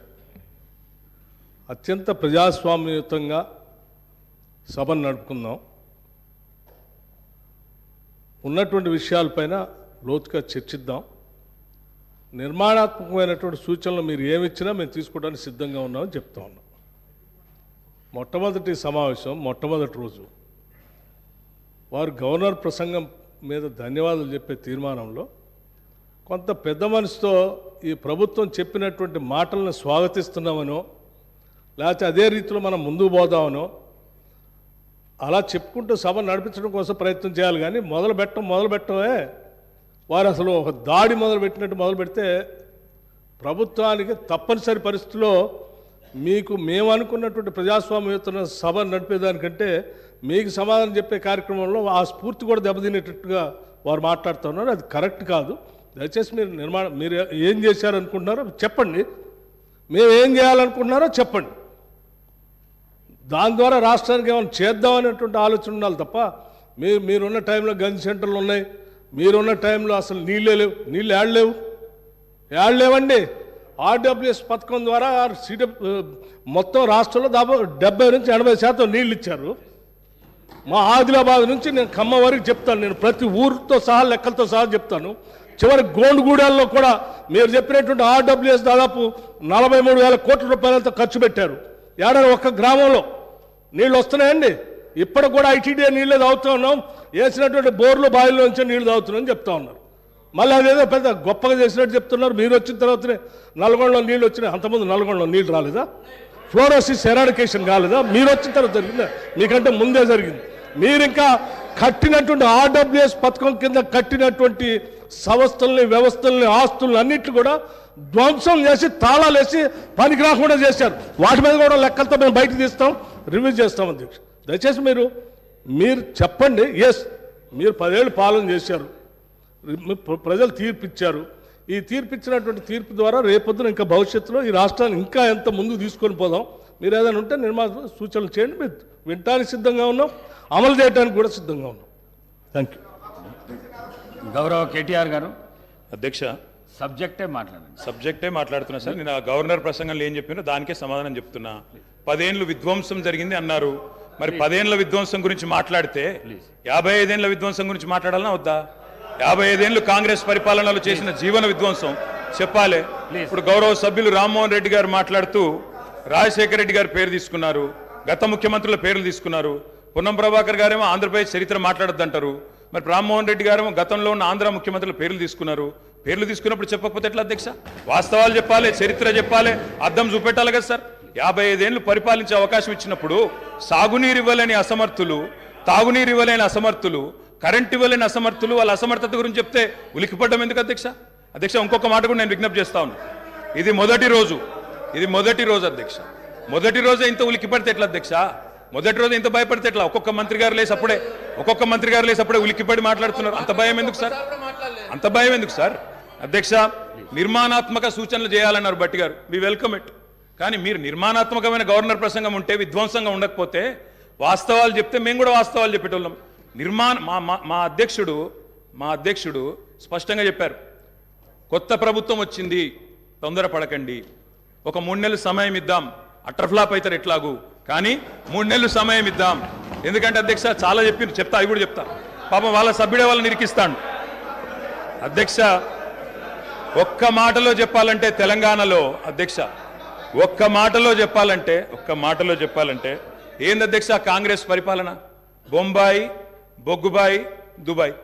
ఆనాడు ఇదే కదా అధ్యక్ష. మొత్తం ప్రజలు వలసలు పోయే దుస్థితి, రైతులు మొగులు దిక్కు చేసే దుస్థితి, మొత్తంగా ఆఖరికి ఇవాళ అక్కడ కూర్చున్న ముఖ్యమంత్రి గారి సొంత జిల్లాలోనే గంజి కేంద్రాల అధ్యక్ష. ఇందిరమ్మ రాజ్యం అంటే గంజి కేంద్రాలు, ఆకలి సావులు, ఎన్కౌంటర్లు తప్ప ఏముండే అధ్యక్ష? ఇది గొప్పగా చెప్తున్నారు అధ్యక్ష. ఆ రోజుల్లో ప్రాజెక్టులు కట్టకున్నా, పైసలు తరలించకపోయిన ఆంధ్రాకి మౌనంగా మంగళహారతులు పట్టింది తెలంగాణ కాంగ్రెస్ నాయకులు కాదా అధ్యక్ష? ఆనాడు మేము రాజీనామాలు చేస్తుంటే, గొంతు చించుకుంటుంటే, పేగులు దిగేదాకా కొట్లాడుతుంటే, పదవుల కోసం పెదవులు మూసుకున్నది ఎవరు అధ్యక్ష? ఇలా బాగా మాట్లాడుతున్నారు అధ్యక్ష. ఇంకొక మాట చెప్తా ఉన్నా, ఇదే శాసనసభ అధ్యక్ష, తెలంగాణ పదం నిషేధిస్తే ఒక్క కాంగ్రెస్ నాయకుడు మాట్లాడిండా అధ్యక్ష? ఇదే శాసనసభలో అధ్యక్ష, అక్కడ కూర్చున్న ముఖ్యమంత్రి కిరణ్ కుమార్ రెడ్డి గారు, మా హరీష్ రావు గారు లేచి మాకు నిధులు ఇవ్వరా అని అడిగితే, ఒక్క పైసా ఇయ్యా, ఏం చేసుకుంటావో చేసుకోపో అన్నప్పుడు ఒక్క కాంగ్రెస్ నాయకుడు మాట్లాడిండా సార్? ఇలా బాగా మాట్లాడుతున్నారు. పదవుల కోసం పెదవులు మూసిన చరిత్ర ఖచ్చితంగా తెలంగాణ కాంగ్రెస్ నాయకులదే. అందులో రెండో అభిప్రాయం కూడా అవసరం లేదు అధ్యక్ష. I'm not yielding sir. ఎందుకంటే మీరు నాకు రెస్క్యూకి రావాలా. మేము ప్రధాన ప్రతిపక్షం 39 మంది ఉన్నాం ఇక్కడ. మాటికి ఒక్కసారి ఇంటర్ఫియర్ చేస్తే మాకు కూడా సమయం ఇవ్వాలా. మీరు మాకు కూడా 4 సభ్యులకు మాట్లాడే అవకాశం ఇవ్వండి. మాటికి మంత్రి గారు చెప్పడం ఏందండి? సమాధానం చెప్పలేరా అధ్యక్ష? అంత భయం ఎందుకు? సమాధానం చెప్పలేరా అధ్యక్ష? సమాధానం చెప్పలేరా సార్? వీళ్ళు గౌరవ్ కేటీ గారు తర్వాత చెప్పమనండి సార్. మా రిప్లై అయిపోయిన చెప్పమనండి అధ్యక్ష. గౌరవ సభ్యులు అధ్యక్ష సార్ ఇది ఎందుకంటే వెంకన్న ఒక్క నిమిషం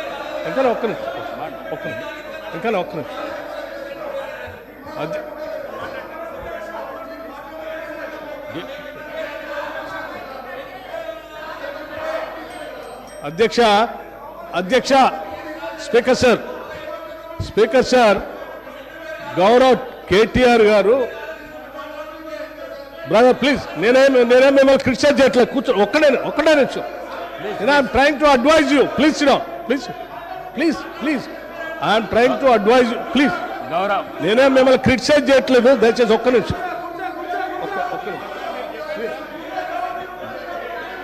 గౌరవ్ ప్రశాంత్ రెడ్డి గారు అధ్యక్ష కూర్చో. అధ్యక్ష ఒకటే నిమిషం. అధ్యక్ష గౌరవ శాసనసభ్యులు సీనియర్ శాసనసభ్యులే. వారు బాగా తెలుసు సభా వ్యవహారాలు కూడా. మనం గతంలో కూడా ఈ విషయాన్ని చర్చించాము అధ్యక్ష. గత 55 ఏళ్ళలో మీరు ఏం చేశారు అని పదే మాట్లాడుతూ ఉన్నారు. ఇంతలో కూడా మాట్లాడారు. నేనేం చెప్తా ఉన్నానంటే ఆ 55 ఏళ్ళు ఉమ్మడి రాష్ట్రంలో పాలన దానికంటే బాగా చేసుకోవచ్చనే అది వద్దనుకొని మనం ప్రత్యేక రాష్ట్రం తెచ్చుకున్నాం. మనం రిలేటివిటీ ఎప్పటి నుంచి తీసుకుంటామంటే 2014 నుంచే తీసుకుంటాం. కూర్చోండి. ఒక నిమిషం చెప్పండి. ఒక్క నిమిషం చెప్పండి. ప్రత్యేక రాష్ట్రం ఏర్పడిన తర్వాత అది బాగలేదనే ఈ రాష్ట్ర ప్రజలందరూ కూడా సకల జనం సమ్మె చేస్తే ఇక్కడ ఉన్నటువంటి మంత్రులు కూడా కౌశిక్ రెడ్డి గారు కూర్చోండి. పెద్ద రాష్ట్రంలో మంత్రులు ఉంటే కూడా రాజీనామా చేసి మంత్రులందరూ కూడా తీర్మానం చేసి ఈ సభలో ఉన్నటువంటి కాంగ్రెస్ శాసనసభ్యులు కూడా అందరూ తీర్మానం చేసి ప్రత్యేక రాష్ట్రం కావాలని కేంద్ర నాయకత్వాన్ని ఒప్పించి శ్రీమతి సోనియా గాంధీ గారి దగ్గర కలిసి సభలో సరిపోయేంత బలం లేకపోయినప్పటికీ సభలో ఉన్నటువంటి వాళ్ళందరినీ ఒప్పించి ప్రత్యేక తెలంగాణ రాష్ట్రం ఇచ్చినటువంటి కాంగ్రెస్ పార్టీ ఆ ఆలోచన ఉంది కాబట్టి ఇచ్చింది అధ్యక్ష. కాంగ్రెస్ పార్టీ ఇచ్చిన తర్వాత సంపదతో కూడినటువంటి రాష్ట్రాన్ని మీ చేతిలో పెడితే, మిగులు బడ్జెట్తో ఉన్నటువంటి రాష్ట్రాన్ని మీ చేతిలో పెడితే 10 ఏళ్లు బాగు చేయాల్సింది పోయి 5 లక్షల కోట్ల అప్పు చేసి వాళ్ళ అప్పుల రాష్ట్రంగా మార్చిన మీరు అప్పుడు బాగలేదు ఇప్పుడు బాగలేదు అంటారు. బాగుండాల్సింది 10 ఏళ్ళ నుంచి చేయాల్సింది మీరు. ఆ రోజు గతంలో డిప్యూటీ సీఎం గారు కేసీఆర్ కూడా అందులో మంత్రిగా ఉన్నారు. అవన్నీ బాగలేదని అనుకున్నప్పుడు అందరం కలిసి తీర్మానం చేసి తీసుకొచ్చుకుంటాం. తెచ్చుకున్న తెలంగాణ రాష్ట్రంలో పాలన గురించి అభివృద్ధి గురించి మాట్లాడుకోవాలి. కానీ మాట్లాడితే పాత మాట్లాడుకుంటే మాట్లాడే వీళ్ళందరూ రాజీనామా ఎందుకు చేస్తా అన్నారు, పార్లమెంట్లో వాళ్ళందరూ కొట్లాడుతా అన్నారు, వాళ్ళందరూ పెప్పర్ స్ప్రే తింటారు, మిగతా వాళ్ళు ఎందుకు రాజీనామా చేస్తారు. అది బాగాలేదని కదా తెచ్చుకున్న దాంట్లో మీరెంత బాగా చేశారో చెప్పాలి. కానీ ఏం చేశారు? పట్టుమని ఏమైనా గోదావరిలో ఒక చుక్క నీళ్లు తెచ్చారా, కృష్ణానదిలో ఒక చుక్క నీళ్లు తెచ్చారా? ఏం చేయలేదు కదా. లక్షల కోట్లు వృధా చేశారు. కానీ ఒక్క ఎకరానికైనా అదనంగా ఆయకట్టు నీళ్ళు ఇచ్చారా? ఒక్కడికైనా ఉద్యోగాలు ఇచ్చారా? ఒక్కడికైనా ఒక ఇందిరా ఇల్లు ఇచ్చారా? ఒక్కడికైనా ఏదైనా చేశారా ఈ రాష్ట్రంలో? ఏమి లేదు. అది చెప్పండి. మేము చెప్పింది అదే. ధనంతో కూడిన సంపదతో కూడిన తెలంగాణ రాష్ట్రం ఇస్తే 10 ఏళ్ళు విధ్వంసం చేశారు. ఇవాళ విధ్వంసం చేయడం కాదు, స్వేచ్ఛ లేకుండా చేశారు. ఇవాళనే వాళ్ళకి స్వేచ్ఛ వచ్చినట్టు తీర్పిచ్చారని చెప్పాం. దాని గురించి మాట్లాడిన 10 ఏళ్ళ నుంచి. గౌరవ కేటీఆర్ అధ్యక్ష, మా బట్టన్న కూడా ఇంత ఆవేశపడతాడు అనుకోలేదు అధ్యక్ష. ఎందుకంటే వారికి వాస్తవాలు తెలుసు. వాస్తవాలు తెలిసి కూడా ఇంత ఆవేశపడి అధ్యక్ష గావు కేకలతో పెడబొబ్బలతో నోటికి గొంతు పెంచి అరిస్తే గొంతు పెంచి దాడి చేస్తే మందబలంతో శాసిస్తాననుకుంటే వాస్తవాలు కాకుండా పోవు సార్. పాలమూరులో గంజి కేంద్రాలు వాస్తవం, తెలంగాణలో నెత్తురు బారిన నేలలు వాస్తవం, నెర్రలు బారిన నేలలు వాస్తవం, కరెంటీ అని మాట వాస్తవం, 14 లక్షల వలసలు వాస్తవం. అధ్యక్ష ఇవన్నీ కాంగ్రెస్ పాలనకు తార్కాణాలు అధ్యక్ష, నేను చెప్పడం లేదు అధ్యక్ష ఎవరో కాదు అధ్యక్ష, గౌరవ ముఖ్యమంత్రి రేవంత్ రెడ్డి గారు మాట్లాడిన రికార్డు అసెంబ్లీలో అధ్యక్ష కాంగ్రెస్ పరిపాలన గురించి గౌరవ ముఖ్యమంత్రి రేవంత్ రెడ్డి గారు మాట్లాడిన మాటలు వారి మాటలు చెప్తా అధ్యక్ష వారు చెప్పినారు రేవంత్ రెడ్డి గారు, ఇది 2014-25 జూన్ అధ్యక్ష, వారి మాటలు నేను కోట్ చేస్తా ఉన్నా, అసెంబ్లీ రికార్డు అధ్యక్ష. నేను చదువుకోవడానికి హైదరాబాద్లో ఉంటే నా తండ్రి గారు చనిపోతే మా గ్రామానికి పోయినాను. పద్ధతి ప్రకారం దాన సంస్కారాలు అయిన తర్వాత స్నానం చేసి ఇంటికి పోవాలి. ఎండాకాలం వస్తే ఏ బావిలో కూడా రోజుల తరబడి ఈత కొట్టినామో ఆ బావి ఎండిపోయింది. బోర్ దగ్గర పోయి స్నానం చేద్దాం అనుకుంటే కరెంట్ లేదు.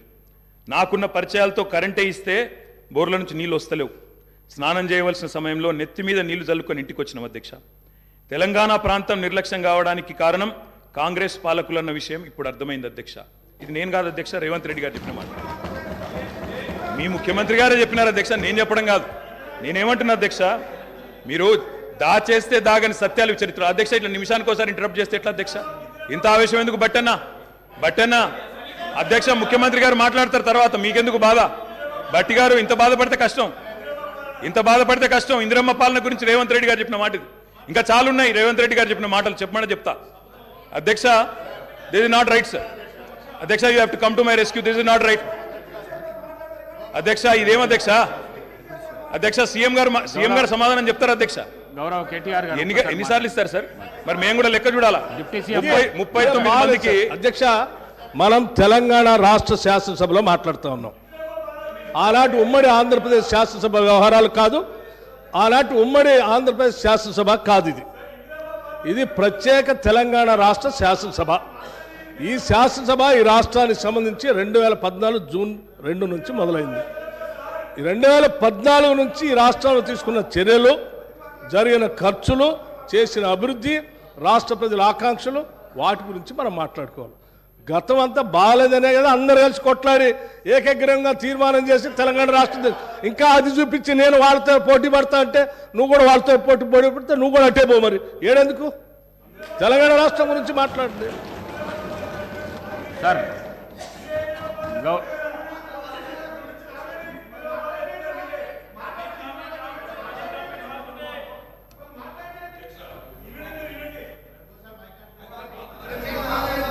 అధ్యక్ష మాట్లాడండి అధ్యక్ష. ఇందిరమ్మ పాలన అంటే 84 వరకు ఇందిరమ్మ పాలన ఉండే సార్. మరి ఇందిరమ్మ రాజ్యం తెచ్చినాం ఇందిరమ్మ పాలన తెచ్చినాం అంటే మరి ఇందిరమ్మ పాలన గుర్తు చేయాలి కదా సార్. ఇందిరమ్మ పాలనలో గంజి కేంద్రాలు ఉండేది గుర్తు చేయాలి, ఇందిరమ్మ పాలనలో కరెంటు లేనిది గుర్తు చేయాలి, ఇందిరమ్మ పాలనలో నిర్బంధాలు గుర్తు చేయాలి, ఇందిరమ్మ పాలనలో నియంతృత్వం గుర్తు చేయాలి, ఇందిరమ్మ పాలనలో ఎమర్జెన్సీ రోజులు గుర్తు చేయాలి, ఇందిరమ్మ పాలనలో ఆర్టికల్ 365 ఎట్లా యూజ్ చేసి ప్రజాస్వామికంగా ఎన్నుకున్న ప్రభుత్వాలను రద్దు చేసినో గుర్తు చేయాలి, ఇందిరమ్మ పాలనలో ఎట్లా ముల్కీ రూల్ను తుంగలో దొక్కినో గుర్తు చేయాలి, ఇందిరమ్మ పాలనలో ఎట్లా రాష్ట్ర ప్రభుత్వాలను ఒక నియంతలాగా శాసించినో గుర్తు చేయాలి, ఇందిరమ్మ పాలనలో ఎట్లా ఇంటింటికి తాగునీళ్ళు ఇవ్వలేని దుస్థితులను గుర్తు చేయాలి, ఇందిరమ్మ పాలనలో ఎట్లా అయితే గరీబీ హటావో అని నినాదం ఇచ్చి మర్చిపోయినో గుర్తు చేయాలి. రాజశేఖర్ రెడ్డి గారిని గుర్తు చేసుకున్నప్పుడు, కిరణ్ కుమార్ రెడ్డి గారిని గుర్తు చేసుకున్నప్పుడు వారు తప్పకుండా మేము కూడా అన్ని చెప్పాలి కదా సార్. పోతిరెడ్డి పాడుకు పొక్కదవి నీళ్లు తీసుకుపోతుంటే హారతులు పట్టిన వాళ్ళ సంగతి చెప్పాలా, హంద్రీనివాకు హారతులు పట్టిన వాళ్ళ సంగతి చెప్పాలా, తెలంగాణకు అన్యాయం చేసిన ప్రతి ఒక్కరి సంగతి చెప్పాలా. కేవలం సెలెక్టివ్గా తలుచుకుంటాం, ఇందిరమ్మ పేరు అవసరం వచ్చినప్పుడు తలుచుకుంటాం, లేకపోతే తలుచుకోమంటే ఎట్లుంటుంది అధ్యక్ష? కాబట్టి తప్పకుండా చెప్పాలా. చరిత్ర అనేది దాస్తే దాగేది కాదు అధ్యక్ష. ప్రగతి భవన్కు పోయి అక్కడ కేసీఆర్ గారి పేరు మీద మట్టి పూయంగానే చరిత్ర మరుగున పడిపోదు అధ్యక్ష. తప్పకుండా వాస్తవాలుగానే ఉంటాయి.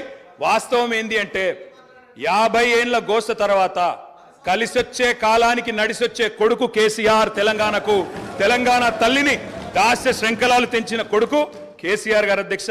ఇవాళ వారు మాట్లాడినారు, గవర్నర్ గారు, మార్పు మొదలైంది, నిర్బంధం పోయింది అన్నారు. అవును అధ్యక్ష, మార్పు మొదలైంది, నిర్బంధం పోయింది. ఎప్పుడు పోయింది అధ్యక్ష నిర్బంధం? జూన్ 2, 2014.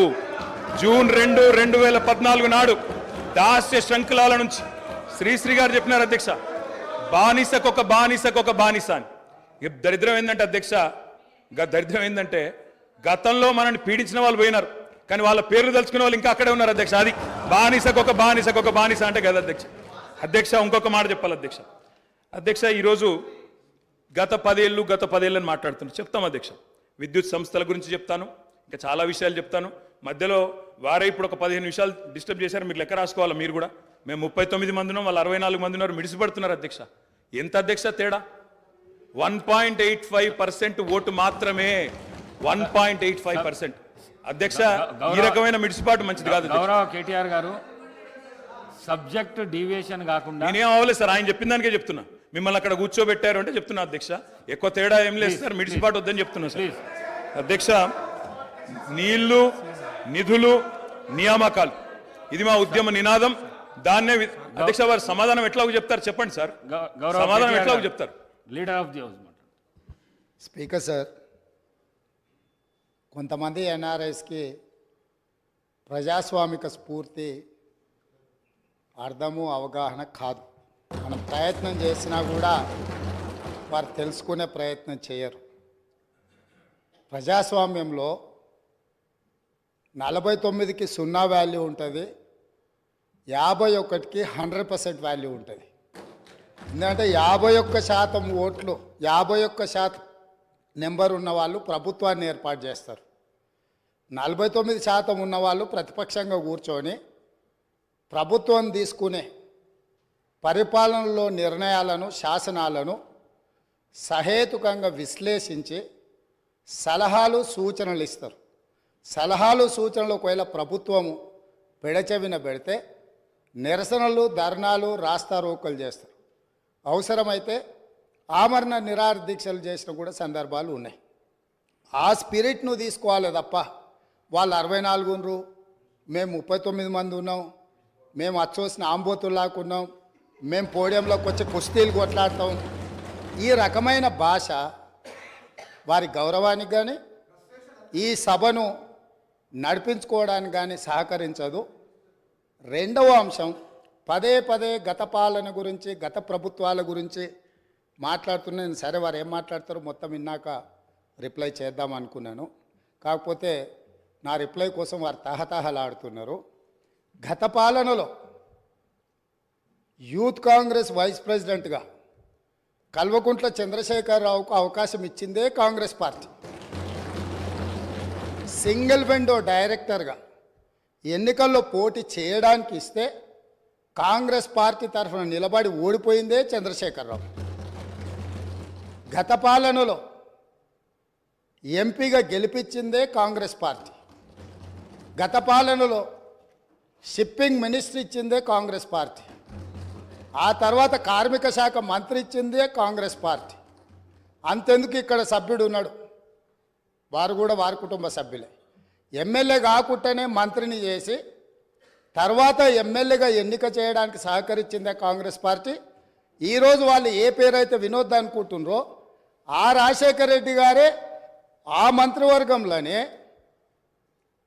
గత ఆర్థిక శాఖ మంత్రి, సిద్దిపేట ఎమ్మెల్యే గారు ఎమ్మెల్యే పదవి లేకుండా మంత్రిగా ప్రమాణ స్వీకారం చేసిండ్రు. రాజశేఖర రెడ్డి గారి నాయకత్వమే దేశానికి బలమైన నాయకత్వం అని అందులో పనిచేసిండ్రు. మూడవది, పోతిరెడ్డిపాడు పొక్క పెద్దది చేసినప్పుడు కీర్తిశేషులు నాయన్ నరసింహారెడ్డి గారు కడప జిల్లా ఇన్ఛార్జ్ మినిస్టర్. ఆ రోజు కొట్లాడింది పోతిరెడ్డిపాడు మీద కీర్తిశేషులు పి జనార్దన్ రెడ్డి గారు. పోతిరెడ్డిపాడు పొక్క పెద్దది చేసినప్పుడు ఇక్కడ ఉన్నోళ్ళు ఎవరు ప్రాణత్యాగాలు చేస్తామని ఎవరు కొట్లాడలే, ఎవరు మాట్లాడలే. సొంత పార్టీ, సొంత ప్రభుత్వం ఉన్న తెలంగాణ ప్రజల హక్కులను భంగం కలిగించొద్దు, కృష్ణానది జలాలలో మా వాటా మాకు ఉండాలి, మా వాటాను ఎవరు తీసుకెళ్ళినా మేము ఒప్పుకోము అని కొట్లాడింది ఆనాటి నాయకుడు పి జనార్దన్ రెడ్డి గారు మాట్లాడినారు తప్ప వీళ్ళు కాదు. కాబట్టి ఈరోజు వీళ్ళందరూ ఏ పాలకుల గురించి మాట్లాడుతున్నారు, ఆ పాలకులు ఇప్పుడు మాట్లాడుతున్న పెద్దలు ఎట్లెమ్మెల్యేనరు?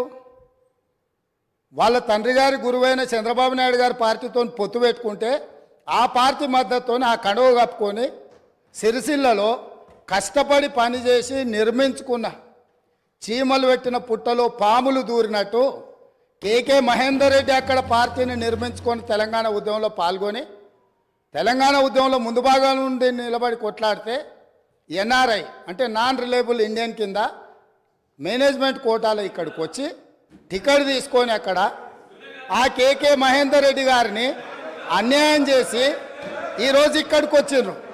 కాబట్టి ఈరోజు గతం గురించి అధ్యక్ష, ఒకవేళ మా మిత్రులకు వాళ్ళకు అంతగా గతం గురించి చర్చించాలనే ఆలోచన ఉంటే ఒకరోజు మొత్తం తమరు సమయం ఇవ్వండి. తప్పకుండా జూన్ 2, 2014 కంటే ముందు జరిగిన 55 సంవత్సరాల పరిపాలన మీద సంపూర్ణమైన చర్చ ఇక్కడ పెడదాము. ఈరోజు ఇక్కడ జరుగుతున్న చర్చ జూన్ 2, 2014 నుంచి జరిగిన పరిపాలన, చేసిన విధ్వంసము, నాయకత్వం యొక్క వ్యవహార శైలి మీద మనం ఈరోజు మాట్లాడుకుంటున్నాము. కాబట్టి వారికి గతం గురించి చర్చించాలనే కోరిక ఉంటే మాకు ఎలాంటి అభ్యంతరం లేదు. గతంలో జరిగిన పరిపాలనలో ఇక్కడున్న వాళ్ళకి చాలామందికి పాత్ర లేకపోవచ్చు, కానీ అక్కడున్న వాళ్ళకు చాలామందికి పాత్ర ఉంది. ప్రత్యక్షంగా మంత్రులు చేసిండ్రు. అక్కడున్న నాగేందర్ గారు, ఆ పక్కనున్న శ్రీనివాస్ యాదవ్ గారు, ఆ పక్కనున్న హరీష్ రావు గారు, అక్కడున్న కడియం శ్రీహరి గారు, ఆ పక్కనున్న పోచారం శ్రీనివాసరెడ్డి గారు, ఆ పక్కనున్న గంగుల కమలాకర్ గారు, అన్ని పేర్లు మొత్తం అన్ని లిస్టు చదువుతా. వీళ్ళందరూ కూడా ఈరోజు వారు ఏదైతే పాపాలు జరిగినాయి అంటుండ్రో ఆ పాపాలలో సంపూర్ణమైన భాగస్వామ్యం వాళ్ళదే ఉన్నది. వరంగల్ ప్రాంతంలో జరిగిన ఎన్కౌంటర్లకు ఎవరి కారణమని చర్చ ఉంది అధ్యక్ష? ఈరోజు వారే మాట్లాడుతున్నారు. ఏమని గవర్నర్ ప్రసంగంలో మొత్తం కాంగ్రెస్ పార్టీ మేనిఫెస్టోనే పొందుపరిచిండ్రని చాలా సీనియర్గా పనిచేసిండ్రు మంత్రులుగా. గవర్నర్ గారి ప్రసంగము పార్టీ యొక్క ఎన్నికల మేనిఫెస్టోను మంత్రివర్గంలో చర్చించి మా ప్రభుత్వం యొక్క భవిష్యత్ కార్యాచరణను మంత్రివర్గం ఆమోదం చేసిన తర్వాతనే గవర్నర్ గారు ప్రసంగిస్తారు. పరిపాలనలో అనుభవం ఉన్న వాళ్ళు, గతంలో ఈ రకమైన నిర్ణయాలు చేసిన వాళ్ళు కూడా ప్రజల్ని తప్పుదోవ పట్టించడానికో లేకపోతే వాళ్ళ యజమానులను సంతోషపెట్టడానికో ఎందుకు మాట్లాడుతున్నారో నాకైతే తెలియదు. నేను సభ్యుడికి సూచన చేస్తున్నా. నేను చాలా విషయాలు ప్రస్తావించిన, తప్పకుండా సావధానంగా 5 సంవత్సరాలు సమయం ఉంది. సంపూర్ణంగా ఎక్స్రే తీసినట్టుగా ఎక్కడెక్కడ ఏమేమి ఉన్నాయో అన్నిటిని వివరిస్తాం. మా ఆర్థిక మంత్రి గారు, డిప్యూటీ సీఎం గారు జరిగిన విధ్వంసం ఏంది, ఆర్థిక నేరం ఏంది, అన్ని విషయాలు ఈ సభలోనే తమరి అనుమతి తీసుకొని చర్చకు పెట్టి వాటన్నిటిని విశ్లేషిద్దాం. మేము సిద్ధంగా ఉన్నాం. సంవయనం పాటించి ఈరోజు గవర్నర్ గారి ప్రసంగానికి సంబంధించిన మీకు మనసు ఉంటే, తెలంగాణను అభివృద్ధి చేసుకోవాలన్న ఆలోచన ఉంటే అభినందిస్తూ మీరు ముందుకు రండి. లేదు మేము ఇట్లనే ఉంటామంటే పిల్లి శాపనార్థాలకు ఉట్లు తెగిపడవు. ఈ శాపనార్థాలు పెడుతూనే ఉంటారు జీవితకాలం. కాబట్టి దయచేసి ప్రతిపక్షానికి నేను సూచన చేస్తున్నా, మేం పాలకపక్షంగా మా విజన్ డాక్యుమెంట్ని సభలో పెడుతున్నాం. మీరు సలహాలు సూచనలు ఇవ్వండి. సహేతుకమైన సలహాలు సూచనలకు ఎప్పుడు మేము సిద్ధంగా ఉన్నాము. ఎందుకంటే ప్రతిపక్షాలను గౌరవించడం అనే సాంప్రదాయం కాంగ్రెస్ పార్టీకి మొదటి నుంచి ఉంది, ఇప్పుడు కూడా ఉంది. ఆ సాంప్రదాయాన్ని కొనసాగిస్తామని మీ ద్వారా వారికి తెలియజేయదలుచుకున్నాం.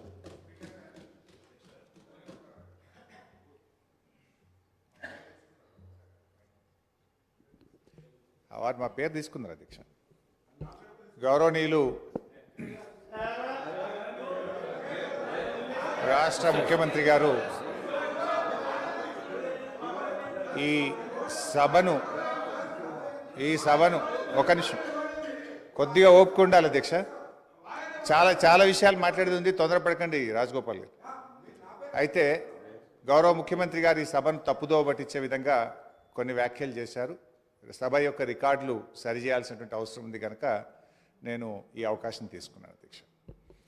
ముఖ్యమంత్రి గారు మాట్లాడుతూ పోతిరెడ్డిపాడు ప్రాజెక్టు పైన మా నాయకులే కొట్లాడారు, ఆ రోజు రాజశేఖర రెడ్డి గారి క్యాబినెట్లో ఉన్నటువంటి మంత్రులు మాట్లాడలేదు అనేటువంటి మాట వారు మాట్లాడినారు. నేను దాని మీద ఒకరోజు వీలైతే చర్చ పెట్టండి, సభ రికార్డులు తీసి బయట పెట్టండి, వీడియో ఫుటేజ్ కూడా ఉంటుంది సభలో, అన్ని విషయాలు కూడా బయట పెడితే దాని మీద నేను చర్చకు సిద్ధం. But I want to reiterate the record. ఆ రోజు రాజశేఖర రెడ్డి గారి క్యాబినెట్ నుంచి మేము 6 మంత్రులం 14 నెలలకే మేము రాజీనామా చేశాము. మేము రాజీనామా చేసినప్పుడు చెప్పే 6 కారణాలు, అందులో మొట్టమొదటి కారణం అక్రమంగా పోతిరెడ్డిపాడు ప్రాజెక్టును పొక్కగొట్టి మా తెలంగాణకు దక్కాల్సిన కృష్ణా నదీ జలాలను రాయలసీమకు తరలించకపోతున్నందుకు నిరసనగా ఈ క్యాబినెట్ నుంచి మేము వైదొలుగుతున్నాము. తెలంగాణను ముంచి పులిచింతల ప్రాజెక్టు గట్టి ఆంధ్రాకు నీళ్లు మళ్లించే పులిచింతల ప్రాజెక్టును ఆపకపోవడం వల్ల మేము ఈ క్యాబినెట్ నుంచి వైదొలుగుతున్నాము. 610 జీవో అమలు చేయడంలో నిర్లక్ష్యం కారణంగా మా తెలంగాణ పిల్లలకు ఉద్యోగాలు దక్కే విషయంలో మా మాట తప్పుతున్నందుకు నిరసనగా ఈ క్యాబినెట్ నుంచి మేము వైదొలుగుతున్నాము. నక్సలైట్లతో చర్చల పేరిట చర్చలు జరిపి ఎన్కౌంటర్లు చేస్తున్నారు, ఆ ఫేక్ ఎన్కౌంటర్లు జరుగుతున్నాయి కనుక మేము రాజీనామా చేస్తున్నాము. ఇట్లా ఒక 6 కారణాలు ఇదే సభలో చెప్పాం, బయట చెప్పి మేము ఆ రోజు రాజీనామా చేసినామనేటువంటి విషయాన్ని సభ ద్వారా గౌరవ ముఖ్యమంత్రి దృష్టికి మీ దృష్టికి తెస్తున్నాం. రెండో విషయం, ఇదే సభలో అదే పోడియం దగ్గర మీరు రికార్డులు తీయండి, నా చేతిలో ప్లే కార్డ్, మేము ఆ రోజున్న మా పద్మారావు గౌడు శాసనసభ్యులం పోతిరెడ్డి ప్రాజెక్టును వెంటనే ఆపాలని చెప్పి 45 రోజులు మొత్తం బడ్జెట్ సెషన్ మొత్తం పోతిరెడ్డి ప్రాజెక్టు ఆపాలని మేము అక్కడి నుంచి కీర్తిశేషులు పీజేఆర్ గారు ఒక్కడు కాంగ్రెస్ పార్టీ నుంచి ఇక్కడి నుంచి కొట్లాడిండ్రు ఒక్కడే. ఆ రోజు మంత్రులుగా ఉన్న చాలా మంది పెదవులు ముచ్చుకొని ఇక్కడ కూర్చున్నారు తప్ప ఆ రోజు మాతో గొంతు కలిపింది ఒకే ఒక్కడు పీజేఆర్. ఆ పీజేఆర్ తనయుడు విష్ణువర్ధన్ రెడ్డి కూడా ఈరోజు మాతోనే ఉన్నాడు. రెండో విషయం I would like to clarify. నేను విషయాల్లో చర్చలకు పోతే చాలా చెప్పాలి కానీ just I'm trying to give the clarification. ఇది ముఖ్యమంత్రి గారు చెప్పిన పోతిరెడ్డిపాడు విషయం. రెండో విషయం, ముఖ్యమంత్రి గారు మాట్లాడుతూ నేను శాసనసభ్యుడు కాకుండా మంత్రిని చేసిన ఘనత కాంగ్రెస్ పార్టీదని వారు మాట్లాడినారు. ఆ కాంగ్రెస్ పార్టీని అధికారంలో తెచ్చిన ఘనత టీఆర్ఎస్ పార్టీది. ఆ రోజు చంద్రబాబు నాయుడు గారు తెలుగుదేశం హయాంలో వీరు ఓడిపోయి కనీసం ప్రతిపక్ష హోదా దక్కకుండా పూర్తిగా దిగజారిపోయినటువంటి కాంగ్రెస్ పార్టీకి జీవం పోసింది కేసీఆర్ గారు, టీఆర్ఎస్ పార్టీ. ఎందుకంటే నేను ఆ రోజు ప్రణబ్ ముఖర్జీ గారితో హిమాచల్ భవన్లో చర్చలు జరిగినప్పుడు కీర్తిశేషులు వెంకటస్వామి గారు, గౌరవనీయులు మాజీ ఎంపీ సురేందర్ రెడ్డి గారు, కేసీఆర్ గారు, ఆలే నరేంద్ర గారు, నేను ఆ చర్చల్లో ఉన్నాను. కేసీఆర్ గారు ఆ రోజు మాట్లాడుతూ ఆ అలయన్స్ చర్చలు జరిగినప్పుడు తప్పకుండా ఈ రాష్ట్రంలో కాంగ్రెస్ పార్టీ అధికారంలోకి తెస్తాం, దేశంలో కూడా అధికారంలోకి వస్తుందంటే ఆ రోజు ప్రణబ్ ముఖర్జీ గారు మాజీ రాష్ట్రపతి గారు అన్న మాట I was part of the discussion. Chandrashekar garu మీరు అన్నట్టు నిజంగా కాంగ్రెస్ పార్టీ అధికారంలోకి వస్తే నువ్వు నా ఇంట్లో కూర్చొని తెలంగాణ రాష్ట్రం తీసుకొని పో, నిజంగా అధికారంలోకి వస్తుందా అని ఆయన అన్నారు. ఆ రోజు మేం పొత్తు పెట్టుకోవడం వల్లనే ఆ రోజు కాంగ్రెస్ పార్టీ అధికారంలోకి వచ్చింది తప్ప మీరేదో గెలిస్తే మాకు పదవులు ఇచ్చారు కాదు. మేము కాంగ్రెస్ పార్టీకి భిక్ష పెట్టినాం, మేము కాంగ్రెస్ పార్టీని అధికారంలో తేవడానికి ఆ రోజు సహకరించమనే విషయాన్ని గుర్తు చేస్తా ఉన్నా. అధ్యక్ష, కేసీఆర్ గారి గురించి కూడా వారు మాట్లాడినారు. Just I'm trying to set right the record. నేను స్పీచ్ ఇవ్వడం లేదు, స్పీచ్ ఇచ్చినప్పుడు నేను ఇంకా చాలా విషయాలు చెప్తా, ఓన్లీ రికార్డ్ సెట్ రైట్ చేసే ప్రయత్నం చేస్తున్నా. వారు ఏం మాట్లాడినారంటే కేసీఆర్ గారిని మేము ఎంపీ చేసినామని చెప్పి మాట్లాడుతున్నారు. కేసీఆర్ ఆ రోజు కాంగ్రెస్ పార్టీతో పొత్తు పెట్టుకున్నప్పుడు కేసీఆర్ గారి గురించి ఒకటే విషయం చెప్పి నేను ముగిస్తే అధ్యక్ష, ఓన్లీ వన్ మినిట్ అధ్యక్ష, 1 minute అధ్యక్ష, ఆ రోజు 1 minute అధ్యక్ష, only I'm trying to set right the record. నేను స్పీచ్ ఇవ్వట్లేదు, రికార్డు కరెక్షన్ మాత్రం. ఒక్కటే నిమిషం అధ్యక్ష, సీనియర్ శాసనసభ్యులు ఒకటే నిమిషం అధ్యక్ష, I will take only 1 minute, I will take only 1 minute అధ్యక్ష. ఆ రోజు నిజంగానే కేంద్రంలో ఆ రోజు కాంగ్రెస్ పార్టీ అధికారంలోకి వచ్చినప్పుడు సోనియా గాంధీ గారి అధ్యక్షంలో యూపీఏ సమావేశం జరిగింది. ఆ యూపీఏ సమావేశంలో సోనియా గాంధీ గారు కేంద్ర మంత్రివర్గంలో కేసీఆర్ గారిని చేరమన్నప్పుడు కేసీఆర్ గారు ఒక మాట చెప్పారు, కామన్ మినిమం ప్రోగ్రాంలో తెలంగాణ అంశం పెడితేనే నేను క్యాబినెట్లో చేరతా, నేను పదవుల కోసం రాలేదు, తెలంగాణ కోసం ఢిల్లీకి వచ్చినా అని చెప్పిండు కేసీఆర్ గారు. ఆ రోజు కామన్ మినిమం ప్రోగ్రాంలో పెట్టి ఉభయ సభలను రాష్ట్రపతి గారు ఉద్దేశించిన సభలో రాష్ట్రపతి గారు తెలంగాణ రాష్ట్ర ఏర్పాటును సంప్రదింపుల ద్వారా చేస్తామని చెప్పించింది కేసీఆర్ గారు. ఆ రోజు షిప్పింగ్ పోర్ట్ఫోలియో ఇస్తే అధ్యక్ష, షిప్పింగ్ పోర్ట్ఫోలియో ఇస్తే అధ్యక్ష, ఒక్కటే నిమిషం, ఆ రోజు డిఎంకే పార్టీ మాకు షిప్పింగ్ పోర్ట్ఫోలియోగా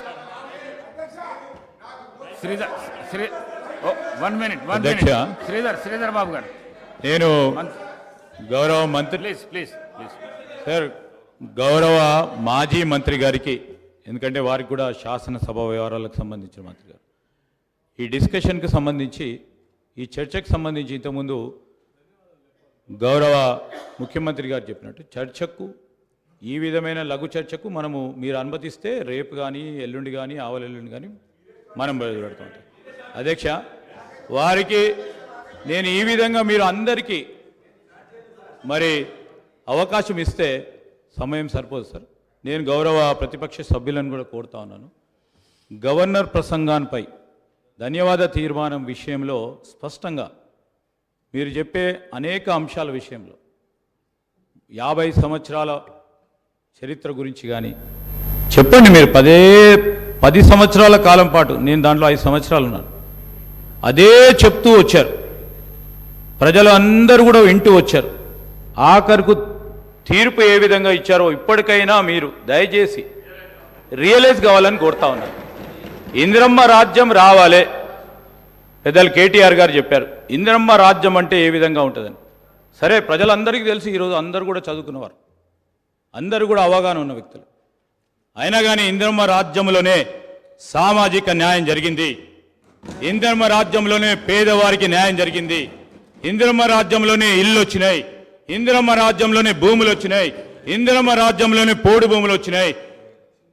ఈరోజు ఆ విధమైన మరొక్కసారి ప్రభుత్వం రావాలనే ఆలోచనతోనే తీర్పిచ్చారు కనుక, ఆ క్రమంలో కొత్త ప్రభుత్వం ఏర్పాటైన తర్వాత మీరు ఏదైనా మీ ఆలోచనలు ఇస్తే తప్పకుండా మేము ఒక కన్స్ట్రక్టివ్ క్రిటిసిజం చేయండి, we will try to accept it. కానీ పదే మళ్ళా 50 సంవత్సరాలకు అంతపూర్వకం పెద్దలు హరీష్ రావు గారు చెప్పారు, మేం చేయబట్టి కాంగ్రెస్ పార్టీ అధికారంలోకి వచ్చిందని. మేము 91 మంది ఉన్నాము, 95 మేము ఉన్నాము, మీరు ఉన్నది ఎంతమంది?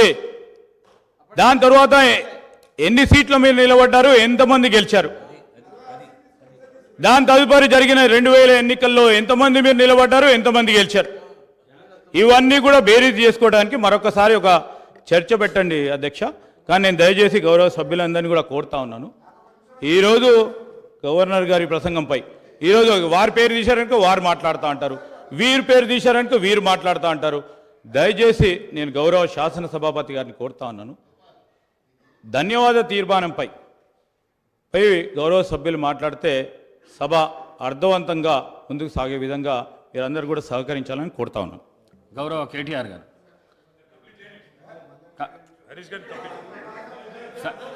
సార్ మీరు గౌరవ హరీష్ రావు గారు మీకు టైం ఇచ్చినా మీరు మాట్లాడినరు, కన్క్లూడ్ చేసేసేయండి.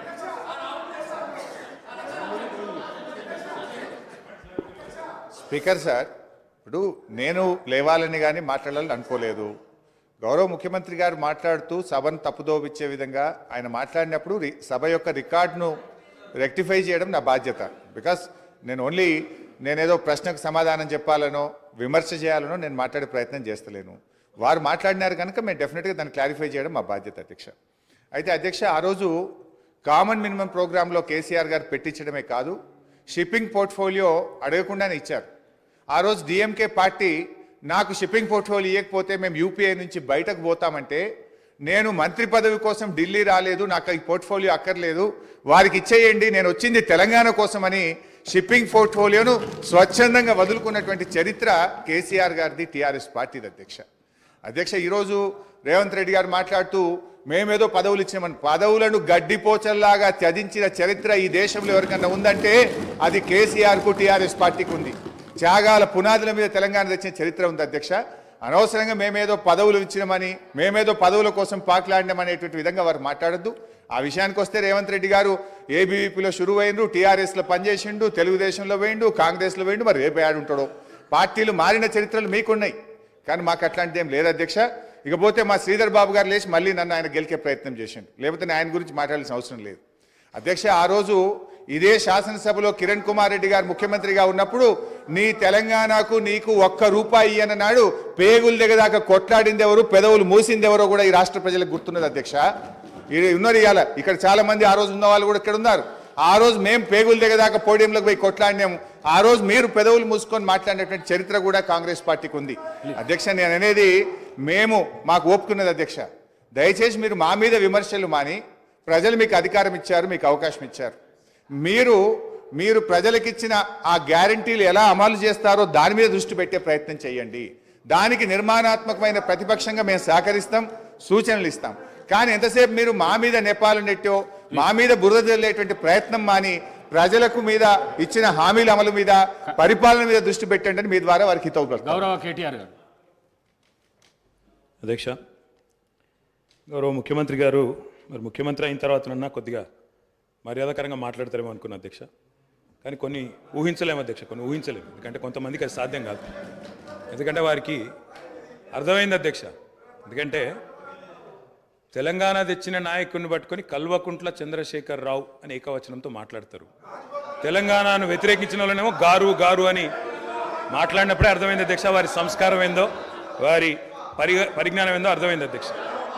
అచ్చోసిన ఆంబోతు, ఇది ఒక ముఖ్యమంత్రి మాట్లాడిన మాట, అచ్చోసిన ఆంబోతు.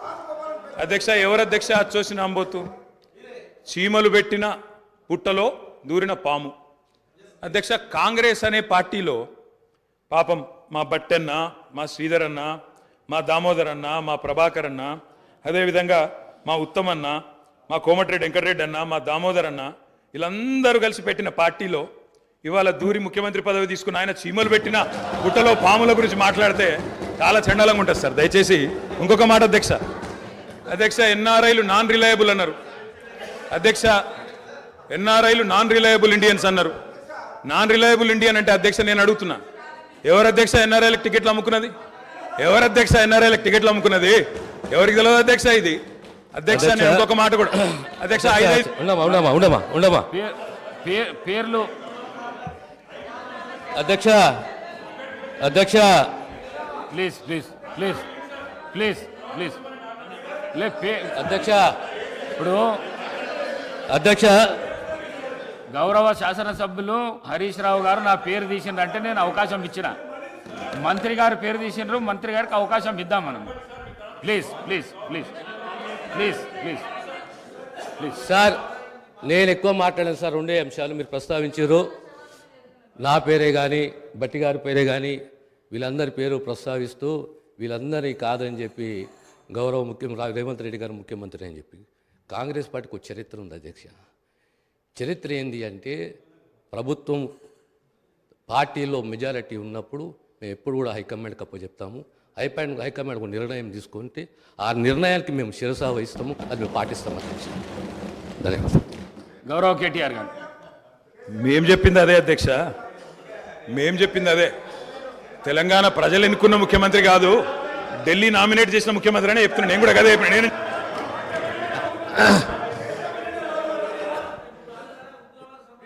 ఒక్క నిమిషం. ఈ సంప్రదాయం అనేది కొత్తది కాదు అధ్యక్ష. తెలంగాణ రాష్ట్ర ప్రజలు కూడా తెలుసు, కాంగ్రెస్లో ఈ సిస్టమ్ ఉన్నది, ఈ ఆనవాయితీ ఉన్నది.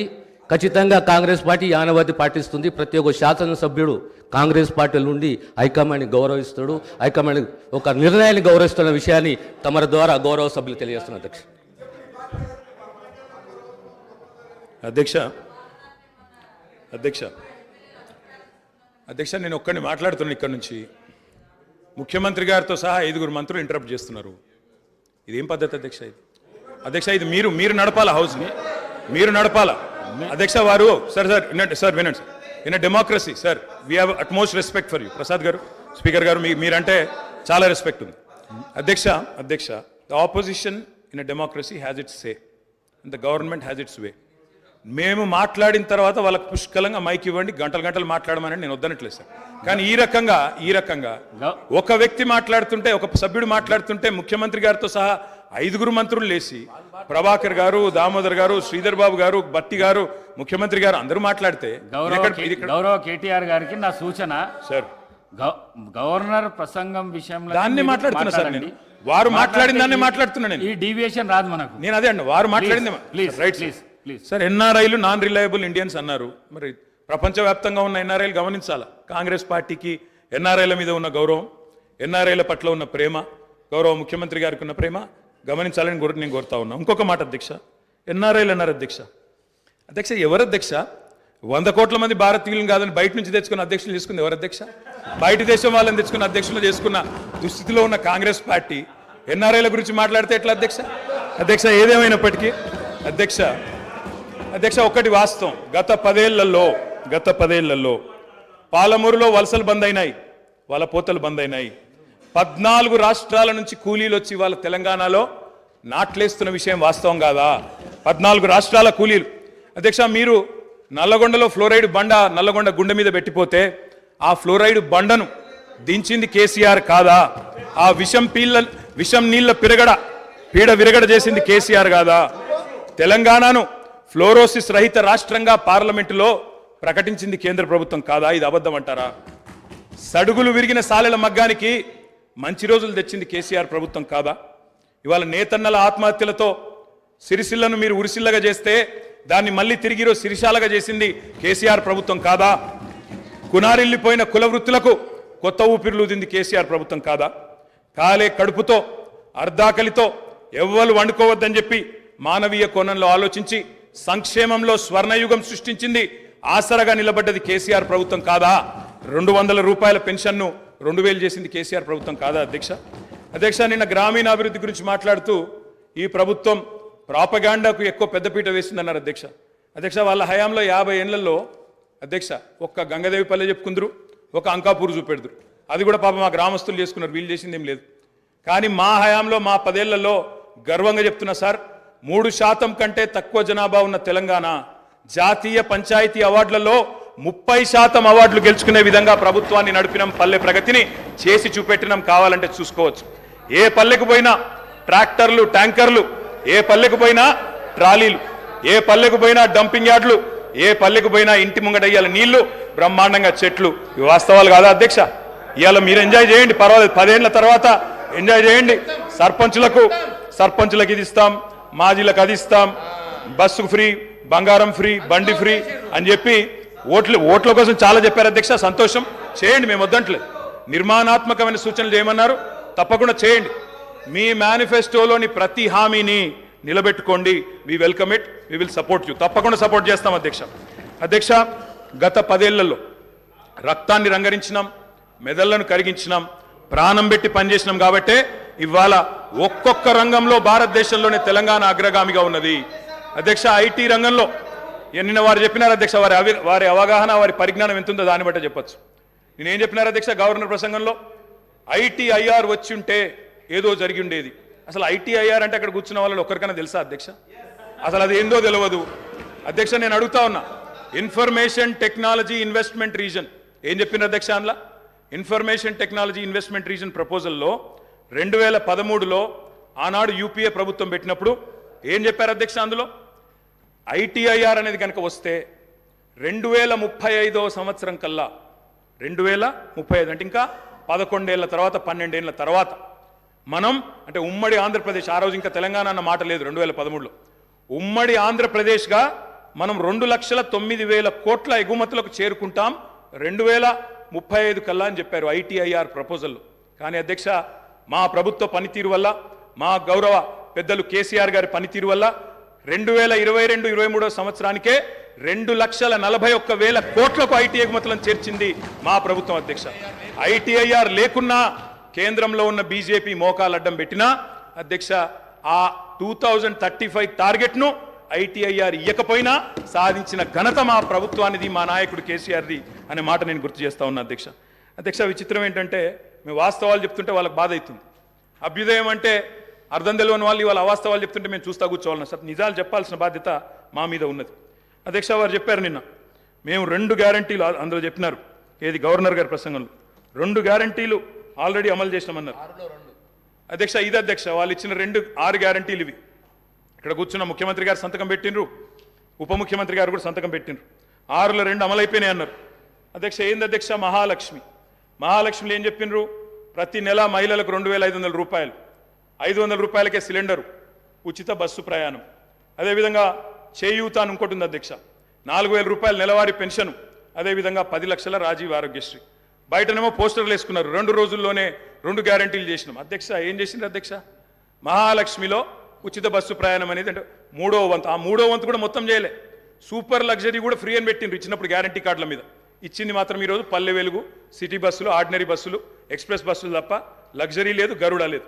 అధ్యక్ష ఇంకోటి మరి నేను అడుగుతా ఉన్న, రాష్ట్రంలోని మహిళలందరి తరపున ఎవరైతే మీకు ఓటేసినారో వారందరి తరపున, ఓటు వేయని వారి తరపున కూడా అధ్యక్ష ఈ 2,500 రూపాయలు మహిళలకు ఇచ్చే కార్యక్రమం, రాష్ట్రంలోని మహాలక్ష్మి కార్యక్రమం, 1.5 కోటి ఆడబిడ్డలు ఎదురు చూస్తూ ఉన్నారు. 1.5 కోటి మంది ఆడబిడ్డలు ఎదురు చూస్తూ ఉన్నారు. మా ఖాతాల్లో 2,500 రూపాయలు ఎప్పటి నుంచి పడతాయి? 100 రోజుల్లో పూర్తి చేస్తామన్నారు. మార్చి 17 మీకు కౌంట్ డౌన్ స్టార్ట్ అయింది. డిసెంబర్ 7 స్టార్ట్ అయింది. మార్చి 17కు 100 రోజులు నిండుతుంది. ఆ 100 రోజుల లోపల 1.5 కోటి మంది మహిళల ఖాతాల్లో 2,500 వేస్తారా అయ్యారా? 90 లక్షల తెల్ల కార్డులు ఉన్నాయి. 90 లక్షల తెల్ల కార్డులకు మరి సిలిండర్ ఇస్తారా అయ్యారా?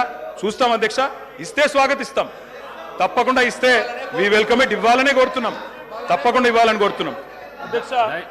అధ్యక్ష ఇక్కడ చెప్పారు I'm not yielding sir, I'm not yielding sir. చేయూత కింద చెప్పారు అధ్యక్ష, 4,000 రూపాయలు ఇస్తామన్నారు నెలకు. డిసెంబర్ 9 నుంచే స్టార్ట్ చేస్తా అని రేవంత్ రెడ్డి గారు స్వయంగా చెప్పినారు. నేను వారిని ఇంకా రేవంత్ రెడ్డి గారే అంటున్నాను. కల్వకుంట్ల చంద్రశేఖర్ రావు అనే ఏకవచనంతో ఆయన మాట్లాడినా నేను రేవంత్ రెడ్డి గారని అంటా అధ్యక్ష. ఎందుకంటే మాకు ఆ ఇంగితం ఉంది, ఆ సంస్కారం ఉంది. ఎందుకంటే ముఖ్యమంత్రి అనే పదవి వ్యక్తిది కాదు అధ్యక్ష. నేను అందుకే అంటా ఉన్నా అధ్యక్ష, సంస్కారం అనేది రావాలి అధ్యక్ష, స్వతహాగా నేర్పితే రాదు అధ్యక్ష. ఇంకో మాట చెప్తా ఉన్నా అధ్యక్ష, 2 గ్యారంటీలు 10 లక్షల ఆరోగ్యశ్రీ. ఇక్కడ హరీష్ రావు గారు ఉన్నారు అధ్యక్ష. హరీష్ రావు గారు వైద్య ఆరోగ్య శాఖ మంత్రిగా ఉన్నప్పుడే 10 లక్షల ఆరోగ్యశ్రీ మేము అమలు చేసి సంవత్సరం దాటిపోయింది సార్. అది వారికి తెలియదన్న విషయం తెలియదు, తెలుసుకునే ప్రయత్నం చేయరు, అవగాహన లేదు, అనుభవం లేదు. ఇక నడుస్తూ ఉంది అధ్యక్ష. ఢిల్లీ నుంచి నామినేట్ అయి వస్తే గట్లే ఉంటుంది అధ్యక్ష. 2 గ్యారంటీలు అమలు చేసినాం అనేది అచ్చు తప్పు. 2 గ్యారంటీల్లో మీరు అమలు చేసింది పావలా వంతు కూడా కాదు. ఇది ప్రజలను మభ్యపెట్టడమే, బుకాయించడమే తప్ప ఇంకోటి కాదు. ప్రజావాణి ప్రారంభించినాం. ప్రజావాణి కొత్తగా ప్రారంభించేది ఏంటి అధ్యక్ష? ఎప్పటి నుంచో ఉన్నది, ప్రతి మండే కలెక్టర్ ఆఫీసులో నడుస్తూనే ఉంది. మీరు ప్రారంభించిందే ఉంది. ఇనుప కంచెలు తీసేసినాం. నేను అడుగుతా ఉన్నా అధ్యక్ష, ఇనుప కంచెలు ఎవరేసినారు అధ్యక్ష? ఇనుప కంచెలు ఎవరేసినారు? 2012లో వేసిందే కాంగ్రెస్ ప్రభుత్వం, కిరణ్ కుమార్ రెడ్డి నాయకత్వం. వాళ్ళు వేసిన కంచెలు వాళ్ళే తీసి ఆ ఇల్లును బట్టన్న కప్పచెప్పి ఇప్పుడు అక్కడ ముఖ్యమంత్రి ఉంటలేరు కాబట్టి సహజంగా అక్కడ సెక్యూరిటీ అవసరం లేదని సెక్యూరిటీ తీసేసి దానికి మేమేదో గోడలు బద్దలు కొట్టినాం, కంచెలు తీసేసినాం. అధ్యక్ష ఈ బిల్డప్లు ప్రజలు నమ్మరు అధ్యక్ష. 2012లో వాళ్ళే కంచెలేసి 2023లో వాళ్ళే తీసి ఏదో చేసినాం అంటే ప్రజలంతా పిచ్చివాళ్ళు కాదు అధ్యక్ష, అన్ని గమనిస్తూ ఉన్నారు అధ్యక్ష. నేను ఒకటే అంటా ఉన్నా అధ్యక్ష, వారు ఎన్ని చెప్పినారంటే అధ్యక్ష మాటలు. ఇగో మా బట్టన్న గ్యారంటీ ఇవ్వడమే కాకుండా గ్యారంటీ మీదకి వెళ్ళి అఫిడవిట్ ఇచ్చిండు సార్. 100 రూపాయల బాండ్ పేపర్ మీద మొత్తం మధిర నియోజకవర్గంలో మా బట్టన్న మొత్తం అఫిడవిట్ ఇచ్చుకుంటూ తిరిగిండు. ప్రజలు నమ్ముతారో నమ్మరో అని చెప్పి అఫిడవిట్ ఇచ్చిండు అధ్యక్ష. నో ప్రాబ్లం, తప్పకుండా వారు చేయాలనే కోరుతున్నాం, చేస్తే పూర్తిగా సహకరిస్తామని చెప్పి కూడా తెలియజేస్తా ఉన్నాం. ఇవాళ నాయకుడు రాహుల్ గాంధీ గారు చెప్పారు అధ్యక్ష, మొట్టమొదటి క్యాబినెట్లోనే 6 గ్యారంటీలకు చట్టబద్ధత తెస్తాం, మెగా డిఎస్సి మొట్టమొదటి క్యాబినెట్లోనే ఇస్తాం, 6 నెలల్లో డిఎస్సి పూర్తి చేస్తాం, రిక్రూట్మెంట్ చేస్తాం. మొట్టమొదటి క్యాబినెట్. ఇప్పుడు 3 క్యాబినెట్లు అయినట్టున్నాయి అధ్యక్ష. మరి మొదటి క్యాబినెట్ ఎడవైందో, 6 గ్యారంటీలకు చట్టబద్ధత ఎడవైందో చెప్పాలి అధ్యక్ష. రాహుల్ గాంధీ గారు చెప్పారు ఆదిలాబాద్లో. ఏం చెప్పారు అధ్యక్ష? 24 గంటల్లోనే, ఇది నేను చెప్తలేను అధ్యక్ష, హిందుస్థాన్ టైమ్స్ రాసింది. 24 గంటల్లోనే 2 లక్షల రూపాయల రుణమాఫీ చేస్తాం రైతులకు. ఇది రాహుల్ గాంధీ గారు చెప్పిన మాట. నిలబెట్టాలని చెప్పి నేను కోరుతా ఉన్నా. 24 గంటలు కాకపోయినా 24 రోజుల్లోనైనా నిలబెట్టండి అని చెప్పి నేను కోరుతా ఉన్నా అధ్యక్ష. వారు చెప్పినారు కౌలు రైతులకు బీమా రుణాలు, కౌలు రైతులకు బీమా. కౌలు రైతులు ఎదురు చూస్తున్నారు రాష్ట్రంలో, మరి రుణాలు ఇవ్వమని కోరుతా ఉన్నారు అధ్యక్ష. ఇది రేవంత్ రెడ్డి గారు చెప్పారు. కేసీఆర్ ఉంటే 5,000 వస్తాయి, కేసీఆర్ ఓడిపోతే 15,000 వస్తాయని చెప్పి డిసెంబర్ 9 నాడు స్వయంగా రేవంత్ రెడ్డి గారు చెప్పారు. ముఖ్యమంత్రి పదవిలో కూర్చున్నారు. మరి వారు డిసెంబర్ 9 దాటిపోయినట్టుంది. ఈరోజు డిసెంబర్ 16 అనుకుంటా. 15,000 ఎడబోయినాయి అని చెప్పి రైతులు అడుగుతా ఉన్నారు. రేవంత్ రెడ్డి గారు మీరు సమాధానం చెప్పేటప్పుడు చెప్పాలని కోరుతా ఉన్నాం అధ్యక్ష. వారు చెప్పారు బీసీలకు 1,00,000 కోట్లు, బీసీలకు సబ్ ప్లాన్ తెస్తా చెప్పి వారికి కావాల్సినటువంటి మరి ఉపాధి కల్పించడమే తప్ప ఈ రకంగా ఉచితాల వల్ల మరి పెద్దగా ఉపయోగం లేదని చెప్పి కూడా మేము తెలియజేస్తా ఉన్నాం. భారతీయ జనతా పార్టీ ఇలాంటి హామీలు ఎట్టి పరిస్థితుల్లో సాధ్యం కాదు. ఈ బడ్జెట్కి ఇప్పుడున్నటువంటి బడ్జెట్కి సరిపోదని చెప్పి మాతో పాటు ఎంతోమంది మేధావులు కానీ ఎంతోమంది విశ్లేషకులు చెప్పినప్పటికీ కూడా అవేమి పట్టనట్టుగా మీరు కేవలం అధికారంలో రావాలనే ఆకాంక్షతోటి మాత్రమే ఇష్టానుసారంగా హామీలు ఇచ్చినట్టు కనబడతా ఉంది. మరి ఈ హామీలు ఎంతవరకు నెరవేరుస్తారు, ఈ హామీలు ఎంతవరకు పూర్తి చేస్తారో అని ప్రజలు కూడా ఎదురు చూస్తున్నారని చెప్పి కూడా తెలియజేస్తారు. మహేశ్వర్ రెడ్డి గారు గౌరవ శాసనసభ్యులు గతంలో ఈ రాష్ట్రం బాగుండాలి, అందరికీ ఇల్లు రావాలి, అందరికీ ఉద్యోగాలు రావాలి, ఈ రాష్ట్రంలో ఉన్నటువంటి నదీ జలాలన్నీ కూడా రాష్ట్రానికి పారాలి, పంటలు బాగా పండాలి అని మనం అందరం అనుకున్నదే. మేము ఈరోజు ఇచ్చినటువంటి హామీలు కూడా ఈ రాష్ట్రంలో ఉన్నటువంటి నిరుద్యోగ యువకులందరికీ ఉద్యోగాలు ఇవ్వాలని, ఇల్లు లేని ప్రతి పేదవాడికి ఇల్లు ఇవ్వాలని, ఇంటి స్థలం లేకపోతే కనీసం ఇంటి స్థలం కూడా ఇవ్వాలని, ఆర్థికంగా మహిళలంతా కూడా తలెత్తుకొని ఆత్మగౌరవంతో బతకడానికి కావాల్సినటువంటి కొంత ఆర్థిక సహాయాన్ని వారికి ప్రతి నెల అందించాలని, ఇవన్నీ కూడా ఈ సమాజం తెలంగాణ రాష్ట్రంలో ఉన్నటువంటి అన్ని వర్గాల ప్రజల అభ్యున్నతి కోసం మేము ప్రకటించి మా కమిట్మెంట్తో మేము ఇచ్చినటువంటి హామీలు. ఈ హామీలన్నీ నెరవేరటం కోసం మేమొక్కడే కాదు, ఈ సభలో ఉన్నటువంటి అన్ని రాజకీయ పార్టీలు కూడా కోరుకోవాలి, దానికి కావాల్సినటువంటి సహాయ సహకారాలు అందించాలి. కేంద్రంలో ఉన్నటువంటి భారతీయ జనతా పార్టీ కూడా తెలంగాణ రాష్ట్ర అభివృద్ధి కోసం, తెలంగాణ రాష్ట్ర యువకుల కోసం, తెలంగాణలో ఉన్నటువంటి ఇల్లు లేనటువంటి పేదవాళ్ళ కోసం కావాల్సినటువంటి ఆర్థిక సహాయాన్ని కేంద్ర ప్రభుత్వం నుంచి అందించి ఈ రాష్ట్ర ప్రభుత్వ ప్రజల ఆకాంక్షలు నెరవేర్చడం కోసం మీ ప్రయత్నం కూడా మీరు సహకరించాలని, కొనసాగించాలని కోరుతూ ఆ దిశలో మీరు ఏమేమి చేయగలరో సభకి వాటికి చెప్పవలసిందిగా విజ్ఞప్తి చేస్తాం. Thank you. ఈరోజు నాగేంద్ర గారు మీ వారి సబ్జెక్టు వారు మాట్లాడుతున్నారు, మీరు మధ్యాహ్నం వచ్చేసరిలా మీరు కూర్చోండి, తర్వాత మాట్లాడుతున్నారు. కానీ నాగేంద్ర గారు కూర్చోండి, తర్వాత మీరు తర్వాత మీకు సమయం వచ్చినప్పుడు మాట్లాడుతారు, కూర్చోండి. మీకు అవకాశం వచ్చినప్పుడు మాట్లాడుతారు, కూర్చోండి. మీకు అవకాశం వచ్చినప్పుడు మాట్లాడుతారు, కూర్చోండి. మీరు కూర్చోండి, కూర్చోండి ప్లీజ్, కూర్చోండి. బ్రహ్మ మహేశ్వర్ గారు మీరు కంటిన్యూ చేయండి, మీరు కూర్చోండి.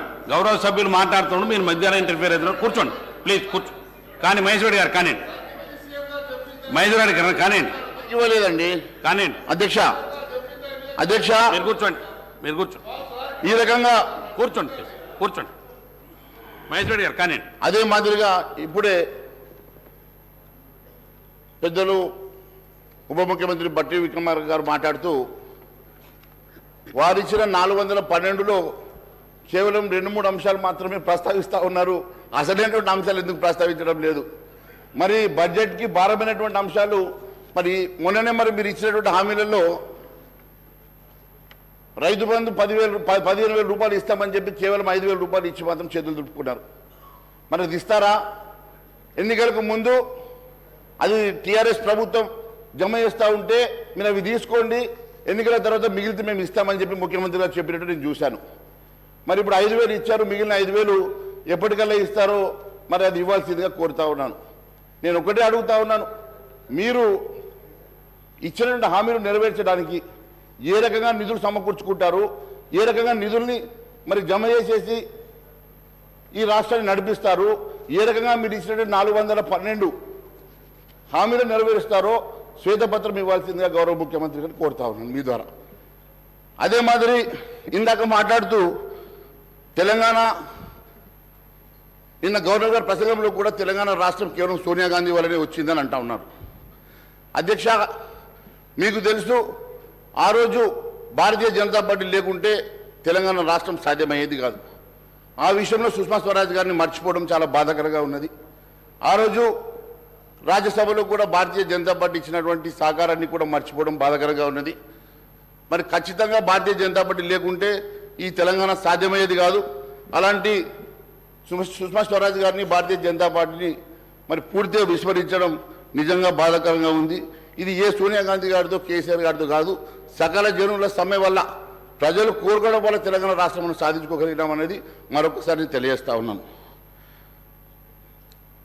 ఆ రోజు రాజకీయ అనివార్యత వల్లనే తెలంగాణ సాధ్యమైందని చెప్పి కూడా మరోసారి మీ ద్వారా తెలియజేస్తా ఉన్నాను.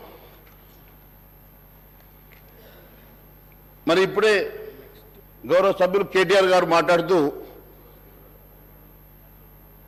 కేంద్రాన్ని మీరు నిందించే ముందు కేంద్రం మీకు ఇచ్చినట్టు సహకారాన్ని పదే పదే మెడికల్ కళాశాలలు మీవని చెప్పుకుంటా ఉన్నారు. మెడికల్ కళాశాలలో పర్మిషన్ ఇచ్చింది కేంద్ర ప్రభుత్వము. మెడికల్ కళాశాలకి నిధులు కేటాయించింది కేంద్ర ప్రభుత్వము. నిధులు కేటాయించింది లోన్గా తీసుకున్నారు.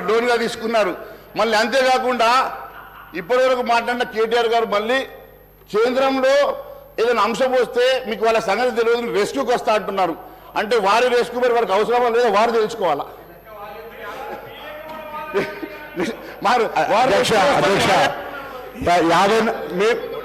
అధ్యక్ష మేము 65 మంది ఉన్నాం, మేము 54 మంది ఉన్నాం, వాళ్ళని కూడా కలుపుకొని చెప్తారు గౌరవ ప్రతిపక్ష నాయకులు. దాని తర్వాత మా గౌరవ బీజేపీ శాసనసభ్యులు అడుగుతా ఉన్నారు సుష్మా స్వరాజ్ గారి గురించి. ఓకే, కానీ దాని తదుపరి నరేంద్ర మోడీ గారు అనేక సందర్భాలు మాట్లాడారు. టీఆర్ఎస్ మౌనంగా ఉంటుంది. భారతీయ జనతా పార్టీ తరఫున ఉన్న ప్రధానమంత్రి తెలంగాణ సమాజాన్ని అవమానపరిచే విధంగా తలుపులేసి దొంగతనంగా తెచ్చుకున్నారన్నటువంటి మాట కూడా మీ ప్రధానమంత్రి గారు మాట్లాడారు.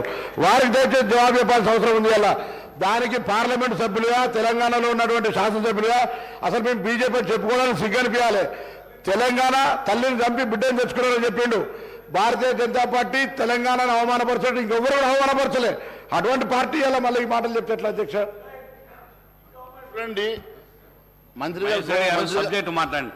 అరే వారు సమాధానం చెప్పాలన్నా వద్దా అధ్యక్ష? వారు మాట్లాడిన సమాధానం చెప్పాలన్నా వద్దా? వారు ఇంత ఘోరంగా మాట్లాడుతూ ఉన్నారు. ఆ రోజు నిజంగా కూడా భారతీయ జనతా పార్టీ లేకుంటే ఈరోజు తెలంగాణ రాష్ట్రం సాధ్యమయ్యేదా? తెలంగాణ రాష్ట్రం సాధ్యమైన తర్వాత ఆ రోజు ఇచ్చిన సందర్భాన్ని గుర్తు చేసి ఉండొచ్చు. ఇచ్చిన సందర్భం తలుపులు పెట్టి మీరు ఇచ్చినారా, ఎట్లా ఇచ్చినారంటే ఆ రోజు అన్ని పార్టీల వాళ్ళు మీకు సపోర్ట్ చేయడం వల్ల తెలంగాణ రాష్ట్రం వచ్చిన సంగతి మాత్రమే గుర్తు చేస్తా ఉన్నాను. మరి వీరేమో వారు రెస్క్యూకి వస్తా అంటే మరి వారి ఇద్దరి మధ్యలో ఇబ్బందులు ఏమున్నదో తెలియదు. దాని మీద స్పందించడానికి మీరు ముందుకు రావడం లేదు. కానీ ఈ అంశంలో మీరు ఎందుకు వస్తా ఉన్నారు? మీరు మా సభ్యులంటలేము, మీరు గౌరవ ప్రతిపక్షమని చెప్తాను అధ్యక్ష. 54 అని వారు చెప్తా ఉన్నారు.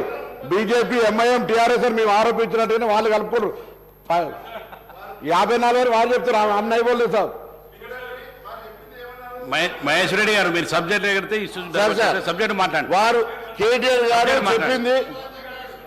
గారు చెప్పింది కేవలం మేము 39 మంది ఉన్నామని మాత్రమే చెప్పారు. అపోజిషన్ లో 54 మంది ఉన్నారని చెప్పారు. వారు అపోజిషన్ సంఖ్య చెప్పారు కానీ మీరు కలిపితే కలిసిపోతారా? మీరు కలుపుకుంటారు. మహేష్ రెడ్డి గారు మీరు సబ్జెక్ట్ వెళ్ళండి, మాట్లాడు, కూర్చోండి. అదే మాదిరిగా చెప్తాను. సబ్జెక్ట్ మాట్లాడండి. అదే మాదిరి నేను మీ ద్వారా ఈ రాష్ట్ర ప్రభుత్వాన్ని అడుగుతా ఉన్నాను. కాంగ్రెస్ ప్రభుత్వం విడుదల చేసే శ్వేతపత్రంలో కేంద్రం గత 10 సంవత్సరాల నుంచి ఇచ్చినటువంటి అభివృద్ధి కోసం కానీ సంక్షేమం కోసం కానీ నిధులు ఎన్ని మంజూరు చేసిందో, ఎన్ని నిధులు ఇచ్చిందో వివరాలు దాంట్లో పొందుపరిస్తే బాగుంటుందని చెప్పి మేము వారికి ఆశిస్తున్నాం. గతంలో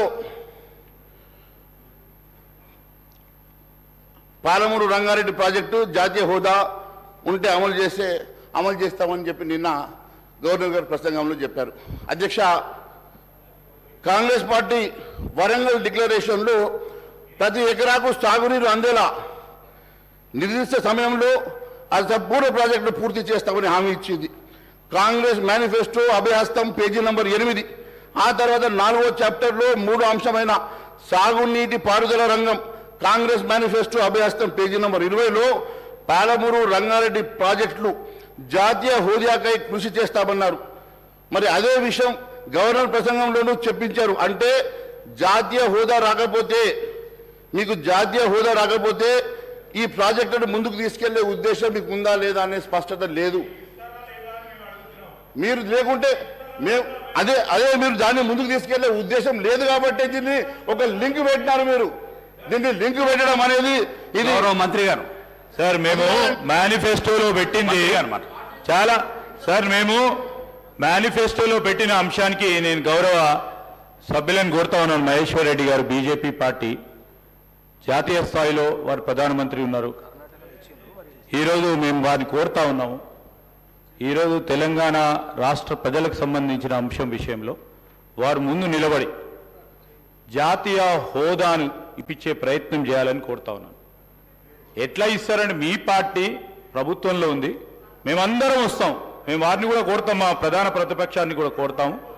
మీరు జాతీయ హోదాను ఇప్పియండి, మేమందరం కూడా తెలంగాణ రాష్ట్ర ప్రజలకు సంబంధించిన ఈ అంశాన్ని నేను మా మహేశ్వర్ రెడ్డి గారు వారి బీజేపీ పార్టీ వారిని కూడా కోరుతా ఉన్నాం. అధ్యక్ష మహేశ్వర్ రెడ్డి గారు కానీ అధ్యక్ష ఎన్నిసార్లు ఇంటరప్షన్ కరెక్ట్ కాదు అధ్యక్ష. అయ్యా ఒక్క నిమిషం సార్, ఒక్క నిమిషం. సీఎం రేవంత్ రెడ్డి గారి సొంత జిల్లా అయినటువంటి పాలమూరు, సీఎం సొంత జిల్లా ఇది ఎట్టిస్తారు సార్, ఇది ఎట్టిస్తారు? What is this? నేను 1 minute. శ్రీహరి గారు మన లెజిస్లేటివ్ అఫైర్స్ మినిస్టర్ గారు శ్రీధర్ బాబు గారు పాలమూరు రంగారెడ్డికి జాతీయ హోదా తీసుకురావడానికి బీజేపీ వాళ్ళ సహకారం అడిగారు సార్. దాన్ని మేము కూడా స్వాగతిస్తున్నాం. వీలైతే నేను ప్రభుత్వానికి అభ్యర్థిస్తున్నా, మనందరం ఒక శాసనసభ ద్వారా ఒక ఏకగ్రీవ తీర్మానం చేస్తూ జాతీయ పాలమూరు రంగారెడ్డి ప్రాజెక్టుకు జాతీయ హోదా కల్పించాలని ఒక ఏకగ్రీవ తీర్మానం ఈ సభ ద్వారా చేసి కేంద్ర ప్రభుత్వానికి పంపిస్తాం. శ్రీధర్ బాబు గారు దీని విషయంలో ముందుకు రావాల్సిందే నేను కోరుతున్నాను. మహేశ్వర్ గారు చూడండి, అదే ఇప్పుడు రెస్క్యూకి వస్తామని చెప్పి రెస్క్యూకి వచ్చేసారు సార్. రెస్క్యూకి వచ్చేసారు. దీన్ని బట్టి చాలా స్పష్టంగా ఏర్పడుతూ ఉంది వీళ్ళ రిలేషన్షిప్ ఏందో. నేను ఒకటే అడుగుతా ఉన్నాను, గౌరవ ముఖ్యమంత్రి గారి సొంత జిల్లా పాలమూరు. అలాంటి సొంత జిల్లాలో కేవలం జాతీయ హోదా ఏ రకంగా వస్తుందో ఎంపీగా ఉన్నటువంటి రేవంత్ రెడ్డి గారికి, ఇరిగేషన్ మంత్రిగా ఉన్నటువంటి మా ఉత్తమ్ కుమార్ రెడ్డి గారికి బాగా తెలుసు. జాతీయ హోదాకి ఏమేం కావాలా, ప్రొసీజర్ ఏంది, దాని నామ్స్ ఏంటి, అవన్నీ కూడా సార్ మీకు సమయం ఇచ్చినప్పుడు మీరు మాట్లాడాలి సార్. చాలాసేపు మాట్లాడారు మీరు గంటన్నర మాట్లాడారు, మాకు 10 నిమిషాలు కూడా సమయం గారు. మీరు గవర్నర్ ప్రసంగంలో మాట్లాడేది అనవసరంగా. గవర్నర్ ప్రసంగం అండి, ఇది గవర్నర్ ప్రసంగంలో మాట్లాడుతా ఉన్నాను అధ్యక్ష.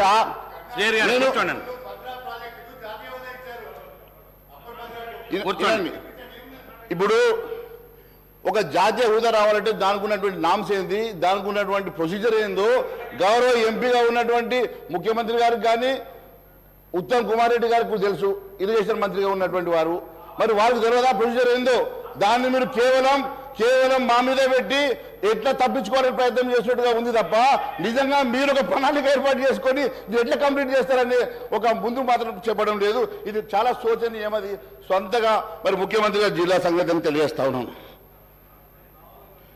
అన్నిటికన్నా కేసీఆర్ సర్కార్ మాదిరిగానే కాంగ్రెస్ ప్రభుత్వం కూడా మరి నిరుద్యోగ భృతి విషయంలో విస్మరించాలనే ఆలోచన ఉందా? మరి ఎందుకు నిన్న గవర్నర్ ప్రసంగంలో దాన్ని మనం మాట్లాడలేదని చెప్పి అడుగుతా ఉన్నాను. దాదాపుగా 35 లక్షల మంది నిరుద్యోగులు ఈరోజు మీరు ఇచ్చినటువంటి హామీకి 4,000 రూపాయలు ప్రతి నెల వస్తే హామీకి వాళ్ళందరూ కూడా ఈరోజు మరి ఎదురు చూస్తూ ఉంటే మీరు దాన్ని విస్మరించి పూర్తిగా ఏ రకంగా ఎగ్గొట్టే ఆలోచన చేస్తున్నట్టుగా ఉంది. ఇది ప్రజలు, నిరుద్యోగ యువత మిమ్మల్ని నమ్ముకొని ఓటేసినట్టు నిరుద్యోగ యువత 1000 కళ్ళతో ఎదురు చూస్తూ ఉంది మీరు ఏ రకంగా నిరుద్యోగ వృత్తిని ఇవ్వబోతున్నారు అని. దాదాపు దానికి కావాల్సింది ప్రతి నెల 1,400 కోట్ల రూపాయలు. అంటే దాదాపుగా మీరు 20,000 కోట్ల రూపాయలు ప్రతి సంవత్సరం మీరు అదనంగా మీరు దీన్ని సమకూర్చుకోవాల్సిన అవసరం ఉంది. ఇది మీరు హామీ ఇచ్చే ముందు చేశారా? ఆలోచన లేకుండా కేవలం అధికారంలో రావడానికి మాత్రమే ఈ హామీ ఇచ్చారనే సంగతి మరి దయచేసి చెప్పాలని చెప్పి కోరుతా ఉన్నాను. అదే మాదిరిగా ఈ నెల 9వ తారీఖు రోజు 2 లక్షల రూపాయల రుణమాఫీ చేస్తామన్నారు. మరి 9 తారీఖు అయిపోయింది. అధ్యక్ష, మీరు 2 లక్షల రుణమాఫీ ఏ తారీఖుల్లో చేస్తారు? ఇప్పటికే మాట తప్పారు. 9వ తారీఖు దాటింది. మరి మొన్ననే ప్రభుత్వంలోకి వచ్చాం కాబట్టి మేము దాన్ని లోతుగా మిమ్మల్ని ప్రశ్నిస్తలేము. కానీ ఖచ్చితంగా 2 లక్షల రూపాయల రుణమాఫీ చేసే వరకు మేము వెంట పడతాం. ఖచ్చితంగా ప్రజా గొంతుకై మేము దీని మీద మాట్లాడతామని తెలియజేస్తా ఉన్నాను. మహిళలకు 2,500 రూపాయలు ప్రతి నెల ఇస్తామన్నారు. ఇంకా దాని మీద పూర్తి మరి వివరణ కానీ ఇచ్చేటువంటి మరి ప్రొసీజర్ కానీ ఇంకా మీరు దాని మీద ఏమి మాట్లాడకపోవడం నిజంగా శోచనీయమని తెలియజేస్తా ఉన్నాను. అంతేకాదు అధ్యక్ష, ఎంతో ఉత్సాహంతో ఈరోజు అందరూ కూడా కాంగ్రెస్ ప్రభుత్వం ఏర్పాటు చేసుకొని మీరు కేవలం 64 మంది మెంబర్స్ తోటి మాత్రమే మీరు ఈరోజు అధికారంలో ఉండి అధికారం తెచ్చుకొని ప్రజలు మీకు 2/3 మెజార్టీ ఇవ్వలేదు. ఎన్ని పెద్ద హామీలు ఇచ్చినా, నెరవేర్చలేని హామీలు ఇచ్చినా మీకు ప్రజలు కట్టబెట్టింది కేవలం 64 సీట్లు మాత్రమే. కాబట్టి నేను మిమ్మల్ని ఒకటే కోరుతా ఉన్నాను, దయచేసి ప్రజలు మీ మీద పెట్టుకున్నటువంటి ఎన్నో ఆశల్ని వమ్ము చేయకుండా మీరు ఇస్తామని ఒప్పుకున్నటువంటి హామీలను నెరవేర్చాల్సినది. ప్రజలు మీకు సంపూర్ణ విశ్వాసంతో మీ మీద పట్టం కట్టినందుకు మీరందరూ కూడా మరి ముఖ్యమంత్రి గారికి సహచార మంత్రులందరూ కూడా మీరు సపోర్ట్ చేసి ఖచ్చితంగా మీరు ఇచ్చినటువంటి 412 హామీలు నెరవేర్చాల్సిందిగా కోరుకుంటూ ఈ అవకాశం ఇచ్చినందుకు ధన్యవాదాలు తెలియజేస్తున్నాను. భారత్ మాతాకి జై. శ్రీ అక్బరుద్దీన్ ఓవైసీ గారు. Honorable panel speaker, sir. Sir, at the outset, I welcome the new government that has assumed office after the assembly elections. We respect the people's mandate, and as it is their will that has prevailed in the assembly elections, the Congress party has secured the people's confidence on the basis of the promises that the party has made and its Please All manifesto. I would like to point out here that our party, MIM, will play the role of constructive opposition in the state. We will voice the aspirations and grievances of the people, offer our advice and suggestions, and also point out the acts of omission and commission of the government. Sir, uske साथ मोहतरम panel speaker साहब, मैं ये ज़रूर बात कहते हुए अपनी बात को आगे बढ़ाऊंगा, और ये बात मैं ऐवान के तवज्जो में लाना चाहता हूं, और इस ऐवान के ज़रिए आवाम को भी मुतवज्जे करता हूं इस बात पर कि रियासत तेलंगाना के मुसलमानों ने इनको भी जिताया है, इनको भी जिताया है, लेकिन न इन्होंने एक भी मुसलमान को नहीं जिताया है। और मुसलमानों की नुमाइंदगी करने वाली जमात को खत्म करने के मंसूबे वो साजिशें बनाई गई, कोशिशें की गई, लेकिन वो साजिशें, वो मंसूबे, वो ख्वाब चुकनाचूर हो गए। हम जहां थे वहीं हैं और वहीं रहेंगे। हम में कोई कमी नहीं आई। कभी ये यहां से यहां आते हैं, कभी वो वहां से यहां आते हैं, लेकिन हम जहां थे वहीं हैं और वहीं रहेंगे। और बेबाकी के साथ, पूरी दियानत के साथ, ईमानदारी के साथ, इखलास के साथ मुसलमानों की नुमाइंदगी करते रहेंगे। और ये बात इसलिए कह रहे हैं कि मुसलमान हिंदुस्तान का दूसरे दर्जे का शहरी नहीं है। मुसलमान को भी दस्तूर हिंद ने वो बराबर का हक दिया गया है। और इस ऐवान में खड़े रहकर हमारी तारीख है कि हमने मुसलमानों के लिए, पिछड़े हुए तबकात के लिए, SC STs के हुकूक के लिए हमने जिद्दोजहद की है और आगे भी हम करते रहेंगे। हम उम्मीद करते हैं कि कांग्रेस की हुकूमत पुराने शहर को नजरअंदाज नहीं करेगी। हम उम्मीद करते हैं कि पुराने शहर की तरक्की नए शहर के बराबर होगी। हम उम्मीद करते हैं कि IT टावर्स जो हमने मंजूरी हासिल की थी पुराने शहर के लिए, वो IT टावर्स का काम जारी रहेगा। हम ये उम्मीद करते हैं कि पुराने शहर में मूसी को साफ कर और जहां पे सीवरेज का पानी है उसको खूबसूरत बनाया जाएगा, डेवलपमेंट आएगा पुराने शहर में। हम उम्मीद करते हैं कि बरसा बरस से चार मीनार पेडेस्ट्रियनाइजेशन का प्रोजेक्ट जो एक कछुए की तरह आगे बढ़ रहा है उसको तेजी के साथ आप मुकम्मिल करेंगे। हम उम्मीद करते हैं और तवक्को करते हैं कि आप पुराने शहर को नए शहर के बराबर तरक्की देंगे। हम उम्मीद करते हैं कि आप अपने वादों को पूरा करेंगे और हम एक मजबूत और कंस्ट्रक्टिव अपोजिशन का रोल जरूर हम अदा करते रहेंगे।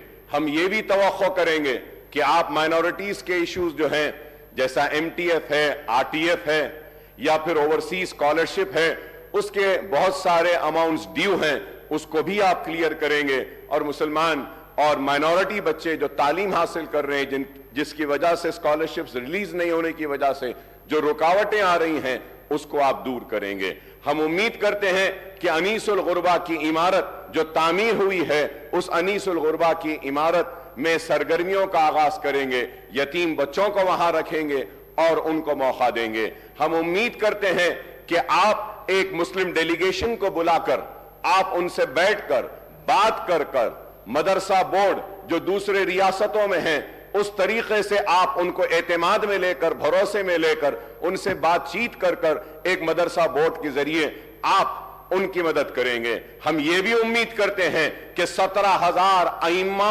और मौजनों को आप अचलीकास को जो पैसा दिया जा रहा है उनके बराबर देंगे। आपके मैनिफेस्टो में आपने कहा कि 12,000 देंगे, लेकिन मैं कहूंगा कि हुकूमत का कोई मजहब नहीं होता, हुकूमत का कोई मजहब नहीं। जब अचलीकास पुजारीज को आप 25,000 दे रहे हैं तो हुकूमत की जिम्मेदारी है कि वो मुस्लिम अइम्मा और मौजनों को भी उन्हीं के बराबर दें। मैं उम्मीद करता हूं कि शादी मुबारक की स्कीम को जो मजलिस के नुमाइंदगी पर ग्रीन चैनल में डाला गया था, आप उसको जारी रखेंगे ग्रीन चैनल में, और उसके जरिए शादी मुबारक के सारे जितनी भी पेंडिंग दरखास्तें हैं उसको क्लियर करेंगे। मैं ये भी उम्मीद करता हूं कि 1 लाख रुपए का जो लोन मुसलमानों को देने का वादा किया गया था उसको दिया गया था। इलेक्शन का नोटिफिकेशन आने के बाद इलेक्शन कोड ऑफ कंडक्ट की वजह से उसको रोक दिया गया था। उम्मीद करता हूं कि नई हुकूमत वो जितने भी मंजूरियां जो हुई हैं, जो सैंक्शन हुए 1 लाख, उनको फौरन रिलीज करेगी। मैं उम्मीद करता हूं कि जो मशीन्स जो दिए गए थे, जो स्विंग मशीन्स खवातीन को दिए गए थे, जिनकी मंजूरी हुई लेकिन इलेक्शन कोड की वजह से रोक दिया गया था, आप उनको भी रिलीज करेंगे। मैं उम्मीद करता हूं कि सीबीसीआईडी की इंक्वायरी जो वह औकाफी जायदादों की तहफ्फुज के लिए बनाई गई थी, उसकी रिपोर्ट को आप टेबल करेंगे। मैं उम्मीद करता हूं कि कांग्रेस की हुकूमत औकाफी जायदादों का तहफ्फुज करेगी। 70 बरस की इस तारीख में मुसलमानों की औकाफी जायदादों को तबाह बर्बाद किया गया, उनको लेफ्ट एंड राइट बांटा गया, चाहे वो तेलुगु देशम की हुकूमत हो, चाहे वो कांग्रेस की हुकूमत हो या बीआरएस की हुकूमत हो। जब हुकूमत में आने से पहले तो बड़े हमदर्दी का इजहार करते हैं औकाफी जायदादों की तहफ्फुज के लिए, लेकिन इख्तिदार में आने के बाद उनकी रविश कुछ और होती है, और उसी रविश का नतीजा है कि हुसैन शाह वली रहमतुल्लाह अलैह की 1,600 एकड़ आराजी चले गई, आज नहीं है। आज मैं उम्मीद करता हूं कि आप उसको टेबल करेंगे। मैं उम्मीद करता हूं कि आलेर का एनकाउंटर जो हुआ, पुलिस की मौजूदगी में, पुलिस की कस्टडी में पुलिस एनकाउंटर करके उन मासूमों को मार देती है। हमारे मुतालबे पर एक इंक्वायरी कमेटी बनाई गई थी। मैं उम्मीद करता हूं कि आप टेबल करेंगे उस रिपोर्ट को और वो कातिलों को सजा देंगे जो पुलिस कस्टडी में उन मासूमों को गोली मारकर मार दिए गए। मैं उम्मीद करता हूं कि हुकूमत मसाजिद का तहफ्फुज करेगी। मैं उम्मीद करता हूं कि आशुर खानों का तहफ्फुज करेगी, क्योंकि आज बातें तो बहुत की जाती हैं लेकिन हमको इंसाफ से महरूम रखा जाता है। मैं आपके जरिए यह बात जरूर कहना चाहता हूं कि मजलिस इत्तेहादुल मुस्लिमीन हर सेशन में या हर असेंबली में आवाज को बुलंद करती है और अपने हक को हासिल करती है और हम जिद्दोजहद करते हैं। पुराने शहर में रोड वाइडनिंग्स की मंजूरियां हुई हैं, लेकिन रोड वाइडनिंग्स नहीं हुए हैं। बोजागुट्टा में वहां पे हाउसिंग के लिए बार बार मुतालबा किया गया, नहीं हुआ। मैं ये भी बात आपसे कहूंगा कि मजलिस इत्तेहाद उल मुस्लिमीन और मैंने ऐवान असेंबली में इस मसले को बार बार उठाया और उस वक्त के चीफ मिनिस्टर केसीआर साहब ने मंजूरी दी थी। लाल दरवाजे की मंदिर के लिए 20 करोड़ रुपए मंजूर किए थे, लेकिन आज तक भी लाल दरवाजे की उस मंदिर के काम के लिए आगाज नहीं हुआ। मीटिंगें तो बहुत हुई, लेकिन काम नहीं हुआ।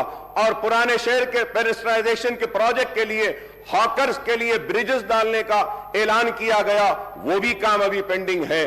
पार्किंग लॉट्स का है। मैं नई हुकूमत के सरबराह और चीफ मिनिस्टर साहब से, रेवंत रेड्डी साहब से मुतालबा करूंगा कि आप पुराने शहर के और शहर हैदराबाद के सारे हमारे एमएलएस की एक मीटिंग बुलाइए। हम सारे मसाइल को आपके सामने रखेंगे और उन मसाइल को आप एक के बाद एक उनको हल करते हुए आप आगे बढ़े, तो हम आपके ममनून और मशकूर रहेंगे। इसके साथ ही साथ मैं ये बात भी कहूंगा आपसे कि आपने अपने मैनिफेस्टो में इतने वादे, इतने ऐलानात सब कुछ किए, लेकिन अफसोस के साथ कहना पड़ता है कि मैनिफेस्टो में उर्दू का जिक्र नहीं था। रियासत तेलंगाना की दूसरी सरकारी जबान का मौक़िफ़ दिया तो टीआरएस की हुकूमत ने और केसीआर साहब ने दिया। मैं उनका शुक्रिया अदा करता हूं कि उर्दू को दूसरी सरकारी जबान का मौक़िफ़ दिया गया, लेकिन उर्दू के साथ इंसाफ हुआ, लेकिन जैसे होना था वैसा नहीं हुआ। मैं उम्मीद करता हूं कि आप उर्दू के साथ इंसाफ करेंगे, उर्दू को उसका जायज हक देंगे और उर्दू बोलने वालों के साथ इंसाफ करेंगे। आपने अपने मैनिफेस्टो में यह भी कहा कि डीएससी का इनेकाद करेंगे। हम बार बार बोलते रहे हैं, राजशेखर रेड्डी साहब के दौर से हम बोलते आए हैं और मैं राजशेखर रेड्डी साहब को हर वक्त याद करता हूं, क्योंकि वो एक हमदर्द शख्स थे। और अगर कोई कहता है कि हम कांग्रेस के करीब थे, तो मैं ये कहना चाहता हूं कि हम कांग्रेस के करीब राजशेखर रेड्डी की वजह से थे, उनके अखलास की वजह से थे, उनकी मोहब्बत की वजह से थे, उनके हमारे लिए हमारे मसाइल को हल करने की वजह से थे। हम राजशेखर रेड्डी साहब के बेशक करीब थे, हमारे काम करते थे। और आज हम आपसे मुतालबा करते हैं, आपसे दरख्वास्त करते हैं कि उर्दू के साथ इंसाफ करिए। डीएससी को उर्दू के पोस्ट जो होते हैं उसमें आप डीएससी जब करते हैं तो एससी एसटी और बीसीज रहते हैं। वो एससी एसटी बीसीज को उर्दू नहीं आती है, लेकिन कानून ये कहता है कि आप एससी एसटी को वो पोस्ट दें, तो आपको चाहिए कि आप 2 वक्त उसका नोटिफिकेशन दें। 2 वक्त नोटिफिकेशन देने के बाद वो जितने एससी सरकारी जबान है, तो जितने भी कॉम्पिटिटिव एग्जाम्स हैं, जितने भी प्रमोशन के एग्जाम्स हैं डिपार्टमेंटल, उसको उर्दू में भी मुनक्किद करना चाहिए। यह जरूरी है, यह काम नहीं हो रहा है। और जितने रिक्रूटमेंट के आपके एग्जाम्स हैं, वो एग्जाम्स को भी उर्दू में रखिए, यह भी जरूरी है। मैं उम्मीद करता हूं कि आप मेरे इन बातों पे तवज्जो देंगे। और मैं इसके साथ ही साथ आगे बढ़ते हुए यह बात भी आपसे कहूंगा कि it was in 2004 on the eve of assembly polls the Congress party had entered into a poll alliance with TRS after promising Telangana state. More than 5 years later, in the second term of the UPA government, at the center and the Congress government in the state, the central government made the December 9th announcement of Telangana statehood in 2009, plunging to the united AP into a turmoil. Ultimately, the Congress Working Committee decided to bifurcate Andhra Pradesh in mid-2013 and followed it up with enactment of AP Reorganization Act in early 2014. Telangana state came into being on June 2nd, 2014. That is exactly 10 years after the promise was made by Congress before the 2004 Assembly and Lok Sabha elections. Earlier too, during 1969 and 1971, the Telangana agitation rocked the United AP, and it was led by former congressmen who had floated Telangana Praja Samiti. Incidentally, this earlier movement was suppressed by the Congress government at the state and in the United Andhra Pradesh state, sir. Sir, I would like to tell my Congress friends that the history cannot be one-sided and it has to be two sides. In the year 1969 to 1971, agitation scores of youth were killed in police firing, and in 2001 and 13 movements, scores of youth committed self-immolation. Who or which government were responsible for these deaths? I don't know how the change of government following the assembly polls can be called as the liberation day, liberation of Telangana people from 10 years of repression.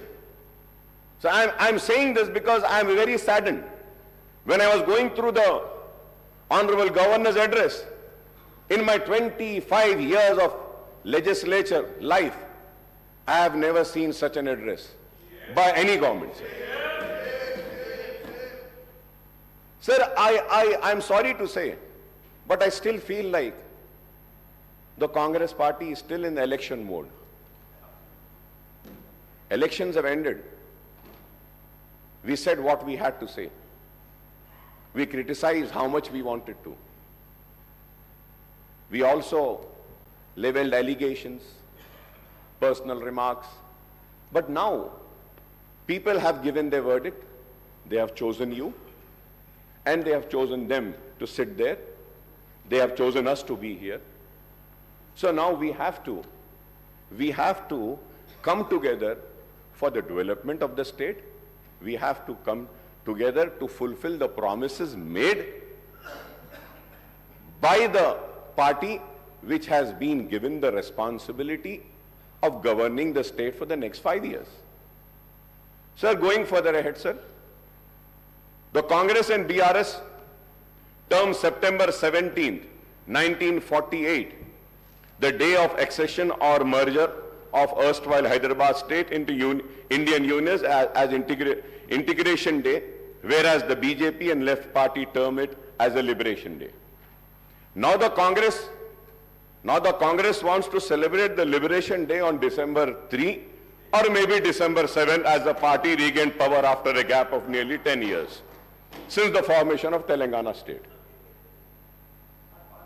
The Congress party has taken the historic decision on formation of Telangana state, but in the elections held in 2014, the people had given the mandate to TRS, which had fought for separate statehood. There is no doubt, yes, they had fought. And many other leaders joined them, and everybody fought for it. Yes, but we cannot deny the role, the major role of TRS and the major role of KCR. Again in 2018, the people voted for the TRS, which secured a greater majority. So terming the people's verdict in the previous two elections as something undemocratic or vote of autocratic, dictatorial or feudal role sounds something very sad, sir. It is not, sir. Sir, we are here. Sir, it is a democracy. We are living in a democracy. The people have the right. They can give me an opportunity or they can reject me. So we cannot question the decision of the people. If today the Congress is questioning and giving names to the verdict of the people of yesteryears, then the same thing might happen with the Congress for the verdict which have been given today by the people. We need to be cautious. Sir, we need to be very cautious. Elections have ended. We are here for progress. We are here for development. We are here to fulfill the promises made to the people. We have to be focused on that rather than, pulling each other apart from the, sir, so terming the people's verdict, I have already said, sir, apart from the 6 guarantees outlined under Abhay Hastam and the promises made under Right to Youth, SC, ST, Minority, BC Declaration, many other initiatives have been assured by the Congress. Understandably, the Governor's address has set out the priorities, policies, programs and schemes of Congress government for all-round development of the state and welfare of all sections of people. I would like to recall that the backward classes, scheduled caste, scheduled tribe, and minorities account for an overwhelming proportion of the state's population, sir. They together constitute almost 85%, BCs 46%, SCs 15.5%, STs 9.2%, and minorities 14.3% of the state's population, sir. The Congress has committed to provide a better deal to all these sections. It has promised to introduce minority sub-plan as also the BC sub-plan, named after Mahatma Jyoti Phule. The Congress has assured to spend 2,000 crore per annum, amounting to rupees 1 lakh crore in a 5 years period for BC welfare, and this is a welcome step, sir. Similarly, the party has assured to enhance the minority welfare budget to rupees 4,000 crores, including 1,000 crore annually for subsidized loans to minority, youth and women, sir. Sir, when I say about, and I talk about 4,000 crores for minority, let me make it very, very clear to the government, sir, what the Congress government is doing in Karnataka and what it was doing in Rajasthan. And, you know, they were calculating the amount spent on other schemes also in the minority budget. Kindly do not do that. If we have to see the other schemes with which the minorities got benefited in the last 9.5 years, like in pension, like in Shadi Mubarak or Raitu Bandhu, Raitu Bima and other schemes, where Muslims are also part.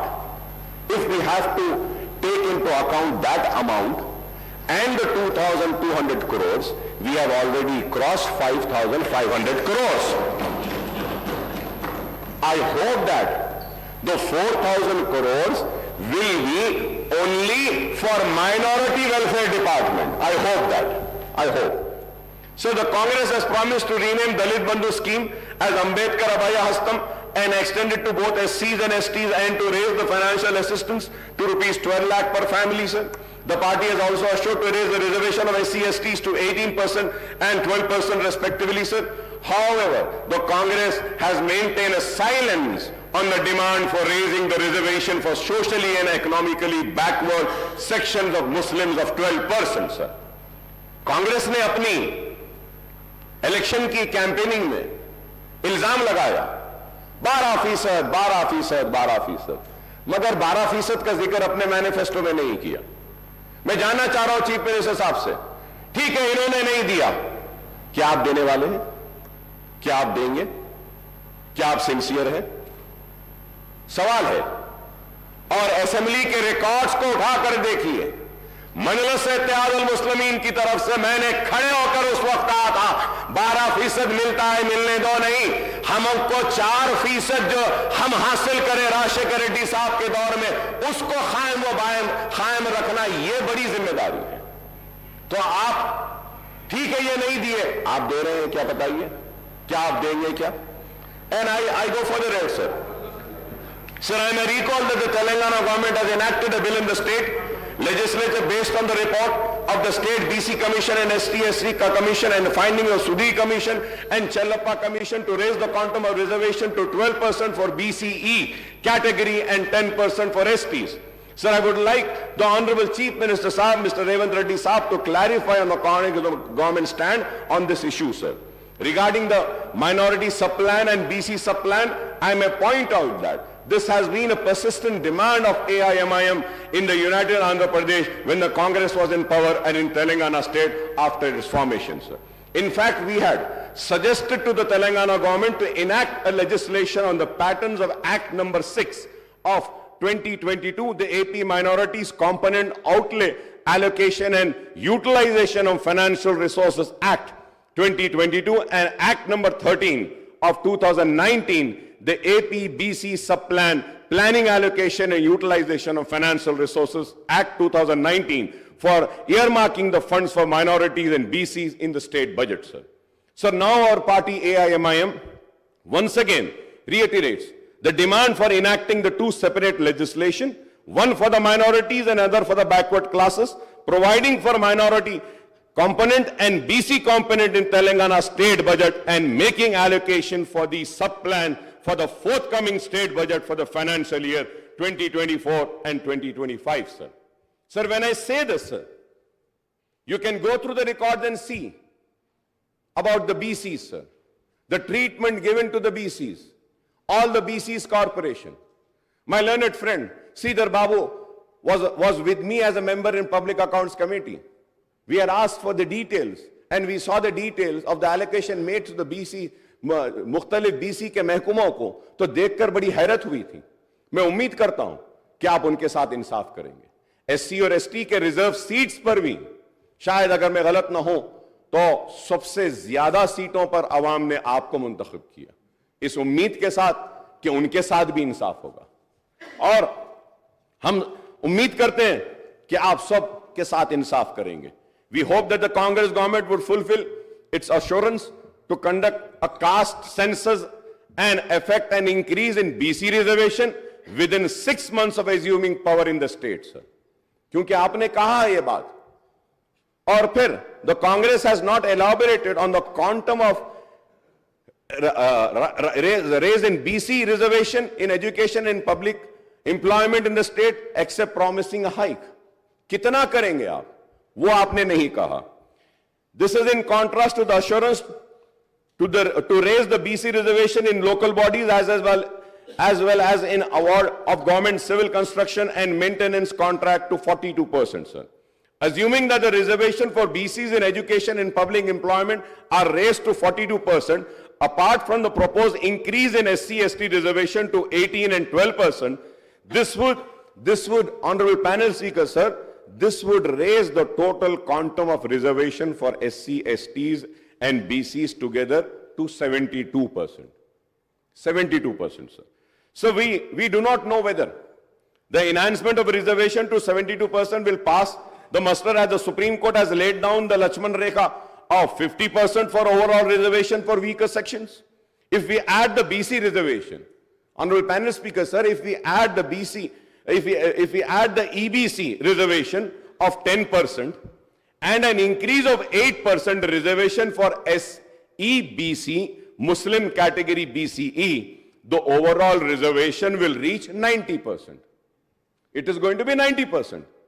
Is this possible in the prevailing circumstances, whether the present central government is opposed tooth and nail to any increase in reservation for backward classes, apart from total opposition to any kind of reservation to the minorities? Is a question which needs to be answered, sir. A reality check on the issue would be needed, sir. A separate ministry for most backward classes has also been promised, apart from separate finance corporation for all major BC castes. We hope that the existing finance corporation and cooperative societies federation in various BC groups are strengthened with allocation of more funds and assisting these groups. Honorable Panel Speaker, sir, we welcome the promise to introduce the Right to Public Service Act, apart from setting up comprehensive portal for receiving and addressing public complaints and grievances, sir.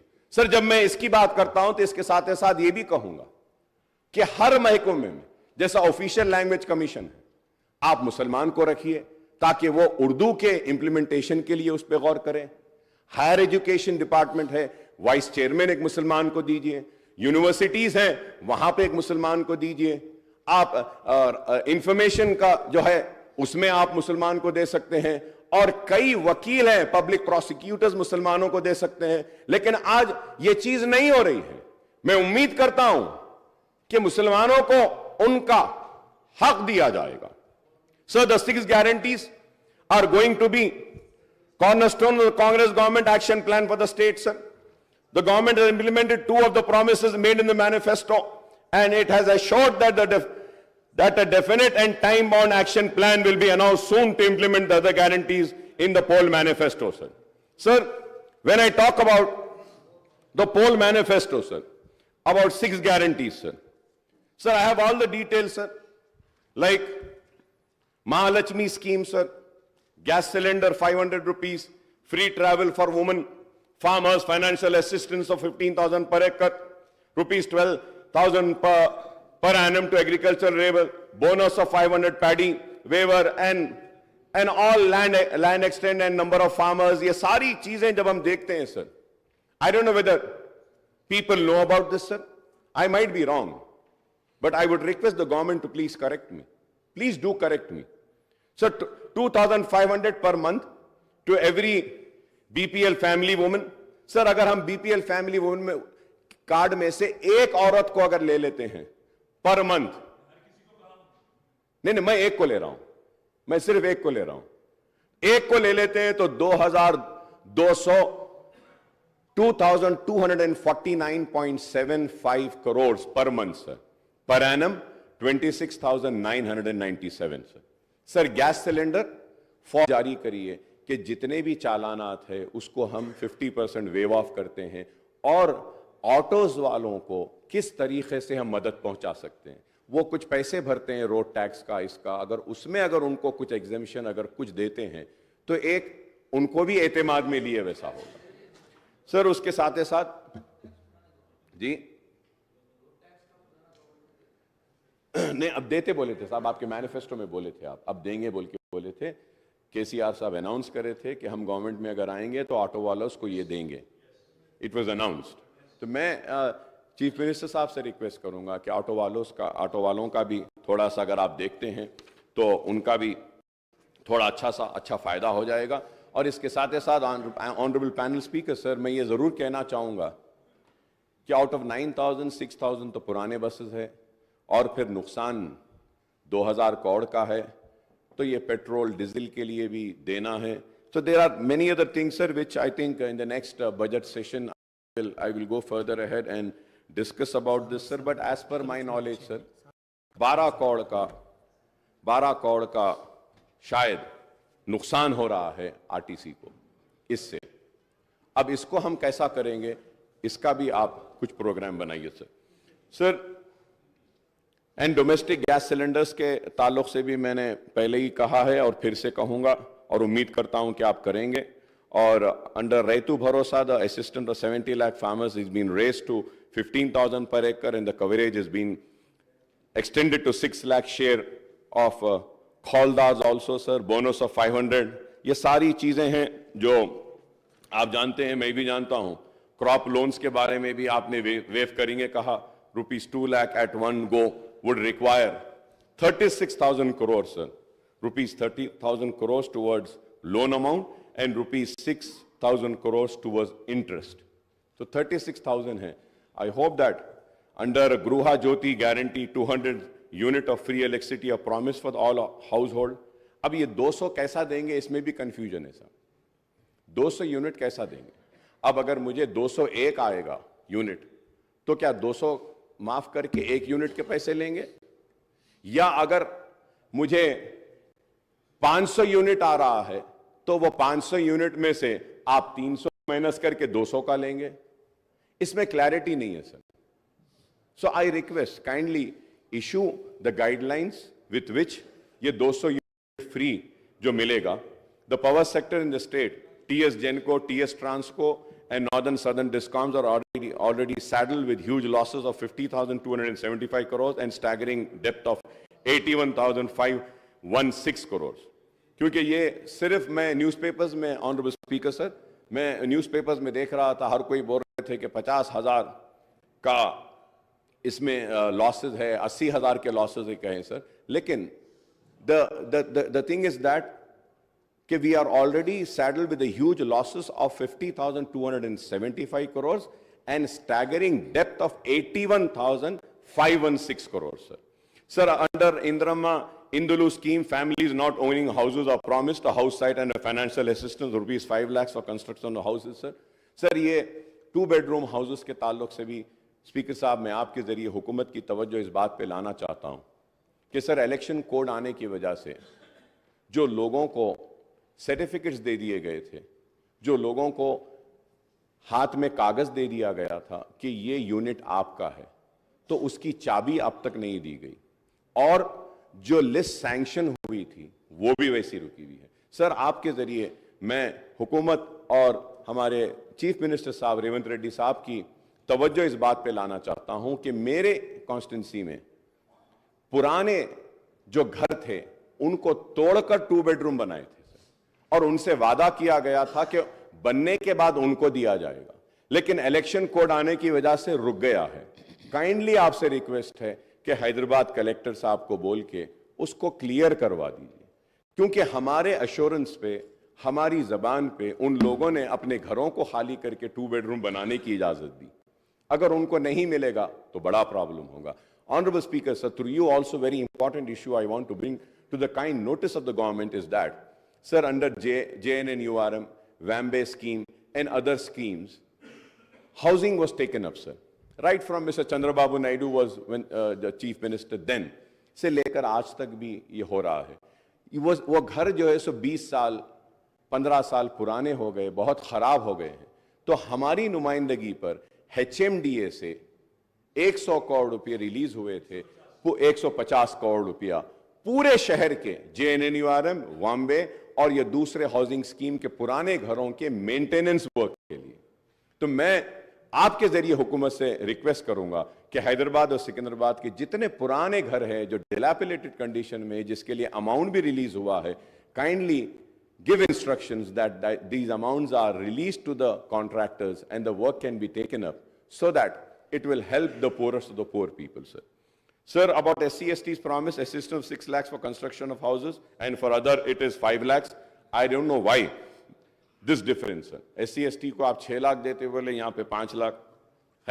Lakhs of people, especially in towns and cities, do not own houses and live in rented houses, sir. तो मैं उम्मीद करता हूँ कि आप इस ताल्लुक से भी करेंगे, sir. And I would like to know, sir, what are the criteria for selection of beneficiaries under this scheme? ये स्कीम युवा विकासम जो 5 लाख का है, उसके भी गाइडलाइंस सही नहीं आए. तो मैं उम्मीद करता हूं कि आप इसके बारे में भी कहेंगे. Under Cheyutha guarantee monthly pension amount is to be raised to ₹4,000 and all the beneficiaries, and it's huge increase in the allocation for this scheme, sir. For the disabled also. So we welcome the increase in the health insurance coverage under Arogyashri scheme of ₹10 lakh. Sir, once again, sir, Honorable Speaker, sir, when I talk about Arogyashri, sir, आप बोल दिए 10 लाख. आप मालूम कराइए साहब, क्या एक भी पेशेंट को अब तक आपके ऐलान के बाद क्या 10 लाख का बेनिफिट मिला? Guidelines have not been framed. GO is not been issued. Sir, the most important thing is that Rajshekhar Reddy साहब जब थे, जो राजीव आरोग्यश्री लाए थे, उस वक्त जो पैकेजेस बनाए थे, same amount is continuing, sir. Same amount, sir. Amount में इंक्रीज ही नहीं हुआ. Sir, you need to review this, see that. The reason I'm saying is that, sir, the private hospitals are not admitting any patient under Arogyashri because the rates are very low, sir. अब एक बात बोलता हूं, आप बुरा ना माने आप लोग, which is very important for the new government, sir. Sir, in all government hospitals, dialysis units are there. Sir, these dialysis units are being handed over to a third party, sir.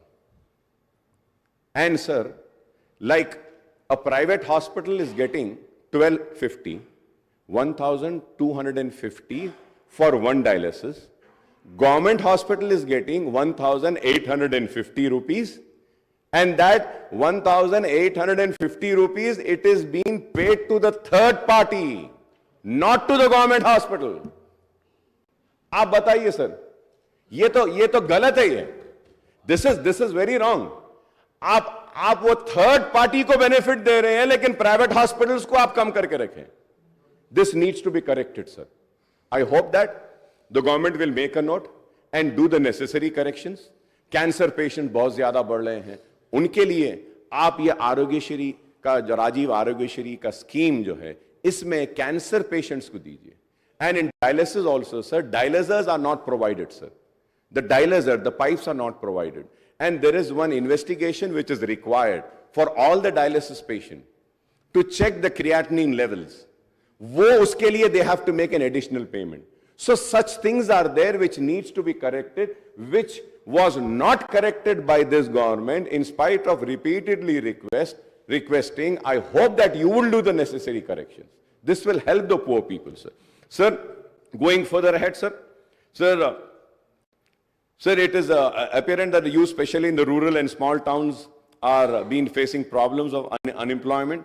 I welcome that के उन बेरोजगार नौजवानों के लिए भी आपने ऐलान किया है कि करेंगे. Sir, ये इसमें ये moreover, youth have been promised monthly employment allowance of 4,000. I would like to know कि when are we going to start this? Sir, क्योंकि बेरोजगारी का भत्ता देने का इन्होंने भी वादा किया था लेकिन किया नहीं. Sir, as per my information, I might be wrong. It is subject to correction, sir. 42 lakh children have registered in an employment department or Telangana Public Service Commission. Sir, if we take 30 lakhs also, unemployed youth, तो हमको sir 1200 crore महाना जरूरत पड़ेगी और हमको जरूरत पड़ेगी 14,400 करोड़ सालाना की. 14,400 crores yearly will be required. So I hope that क्या आप इस पर भी गौर करेंगे. For young women 18 years pursuing education, electric scooter का promise करे हैं. We welcome this. When we hope that कि ये promise भी fulfill होगी. So the issue of SC categorization into ABCD category has been hanging fire for over 2 decades now.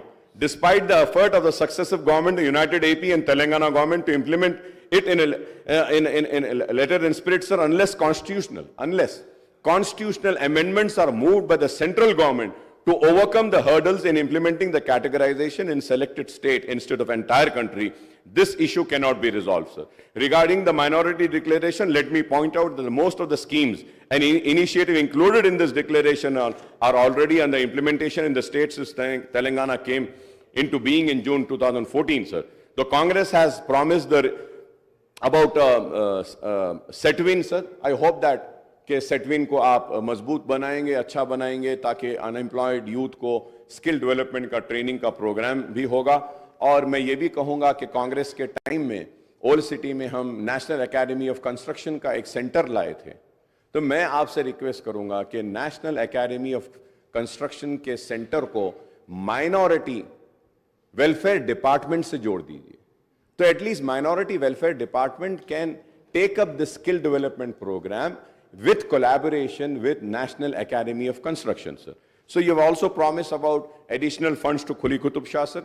And Khuli Qutub Shah has been given the responsibility by the TRS government, then TRS government, for the development of Charminar pedestrianization project. But it is still not yet completed. I would say it's in between, sir. मैं उम्मीद करता हूं कि आप उसको भी देखेंगे, sir. Sir, उसके साथ ही साथ, sir, मैं ये भी कहूँगा कि पुराने शहर में 100 बेडेड हॉस्पिटल्स के लिए याकुतपुरा एसआरटी कॉलोनी में एक 100 बेडेड हॉस्पिटल सैंक्शन हुआ है. काइंडली आप उसका काम करा दीजिए. पालम रोड ओल्ड सिटी में एक दवाखाना मंजूर हुआ है, उसका भी काम वैसी है, उसको भी करा दीजिए. मेरी कॉन्स्टिट्यूंसी में बारकस में और बल्लागुड़े में एक 40 बेड एक 100 बेड हॉस्पिटल आया है, उसका भी अगर आप काम करा दिए तो बेहतर होगा. और इसके साथ ही साथ हैदराबाद की पहचान, हैदराबाद की शान में कहूंगा कि उस्मानिया हॉस्पिटल के लिए हम बार बार कह रहे हैं कि उसको भी आप हेरिटेज को बरकरार रखते हुए बनाइए, या जैसा भी बनाना है बनाइए, बहरहाल बनाइए. मैं उम्मीद करता हूं कि आप उस्मानिया हॉस्पिटल को लेंगे. उसके साथ ही साथ ऑनरेबल स्पीकर सर, आपके जरिए मैं हुकूमत की तवज्जो इस बात पे दिलाना चाहता हूं कि निजामिया तिबी कॉलेज जो मक्का मस्जिद के सामने है, it is the only medium of medical education in Urdu, sir. It has been neglected. The building is in dilapidated condition. I request the Honorable Health Minister Saab, Honorable Chief Minister Saab, kindly give us some time, sir. Let us go and visit that hospital and see that hospital, how a bad shape that hospital, that building is in, sir. So उसके लिए भी 72 crore sanction है. अगर उसका tender बुला के अगर contractor को देंगे तो वो हॉस्पिटल का भी काम मुकम्मल हो जाएगा, सर. और इसके साथ ही साथ, सर, जीएचएमसी के बारे में मैं कहूँगा कि जीएचएमसी के जितने भी एरियाज में जो काम हुआ है, कॉन्ट्रैक्टर्स का अमाउंट नहीं दिया गया है, सर. और ये बिन फ्री एक प्रोग्राम लाए थे मेरे दोस्त लाए, बिन फ्री. वो बिन तो उड़ गया लेकिन कचरा वहीं फेंकने लगे लोग. बिन नहीं है लेकिन कचरा तो वहां आ रहा है. तो सर, मैं आपसे रिक्वेस्ट करूंगा, ये बिन फ्री क्या है, इसको रिव्यू करिए. देखिए हर जगह पे कचरा आ रहा है. Sir, we are for the development. We want development. We want the old city to be on par with new city. We want flyovers. We found underpasses. We want the metro train. I thank the Honorable Chief Minister Saab for other day when I was sitting with him. He had called for a meeting on आपकी दावत पे हम आए थे. लोग समझ रहे हैं कि हम आपके पास भाग के गए थे. भाई, आप दावत दिए थे, आप बुलाए थे, हम आए थे. और मैं आपका शुक्रिया अदा करता हूं कि आपने कहा कि मेट्रो ट्रेन को जो पुराना रूट है उस पर लाएंगे और उसके साथ ही साथ आगे भी जो चंद्रायन गुट्टे से, sir I am concluding sir, आगे भी उसको चंद्रायन गुट्टे से एलबी नगर से लेते हुए इंटरनेशनल एयरपोर्ट को लेके जाकर वहां पे ख़त्म करेंगे बोले, इसके लिए भी मैं आपका शुक्रिया अदा करूंगा। सर मैं उम्मीद करता हूं कि आप जो है सो हम जितने भी मसाइल जो उठाए हैं इस पर भी आप गौर करेंगे। और एक सबसे बड़ा मसला है हैदराबाद मेट्रो वाटर वर्क्स और सीवरेज का। सर ये हैदराबाद को जो पानी आता है, जो पावर जो हैदराबाद मेट्रो वाटर यूज करती है, ऐलान किया गया हमारी नुमाइंदगी पर कि उसकी रेट को कम करेंगे, सब्सिडाइज रेट देंगे, लेकिन अब तक नहीं किया गया। जरा नहीं, ऑर्डर हुआ लेकिन हो रहा नहीं है साहब उसमें। तो मैं उम्मीद करूंगा कि आप उसके ऊपर भी आप गौर करेंगे और उस पर भी तवज्जो देंगे sir. Also sir, the Telangana government has been facing, sir, I'm concluding sir, this is a state finances and financial implication of the scheme's initiative and hike proposed under Congress manifesto, sir. This is important since the Telangana government has been facing resource crunch and growing financial deficit due to tight fisted approach of the central government towards the state, sir. In the first 7 months of the current financial year, the total receipts of the Telangana government added up to rupees 1,33,174 crores, sir. That is 51.25%, sir. And the annual budget estimate and the total expenditure reached to rupees 1,22,553 crores. That is 51.58% of the budget estimate, sir. However, Honorable Speaker, sir, the state share of union taxes came to rupees 7,139 crores as against the budget estimate of rupees 14,528 crores, sir. The state had budgeted the grant in aid and contribution amount to be rupees 41,259 crores, but only rupees 3,836 crores were received from the central government during the 7 months period, sir. The state net borrowing during the 7-month period have reached rupees 33,378 crores as against the budget estimate of rupees 38,234 crores, sir. That is 87.3% of budget estimate, sir. The November data on the state budget is not available in the public domain, sir. ये साहब, ये इसको देखिए साहब, ये public domain से गायब क्यों कर देते हैं? I don't know. ये लोग के टाइम होता था साहब, आप थोड़ा उसको देखना साहब. And we have 4 more months before the financial year comes to a close on March 31st, sir, 2023, sir. I may be wrong, but I was just going through. I'm not sure, but I believe कि 3-4 दिन पहले 500 करोड़ रुपया आप लोगों ने कुछ loan लिया है.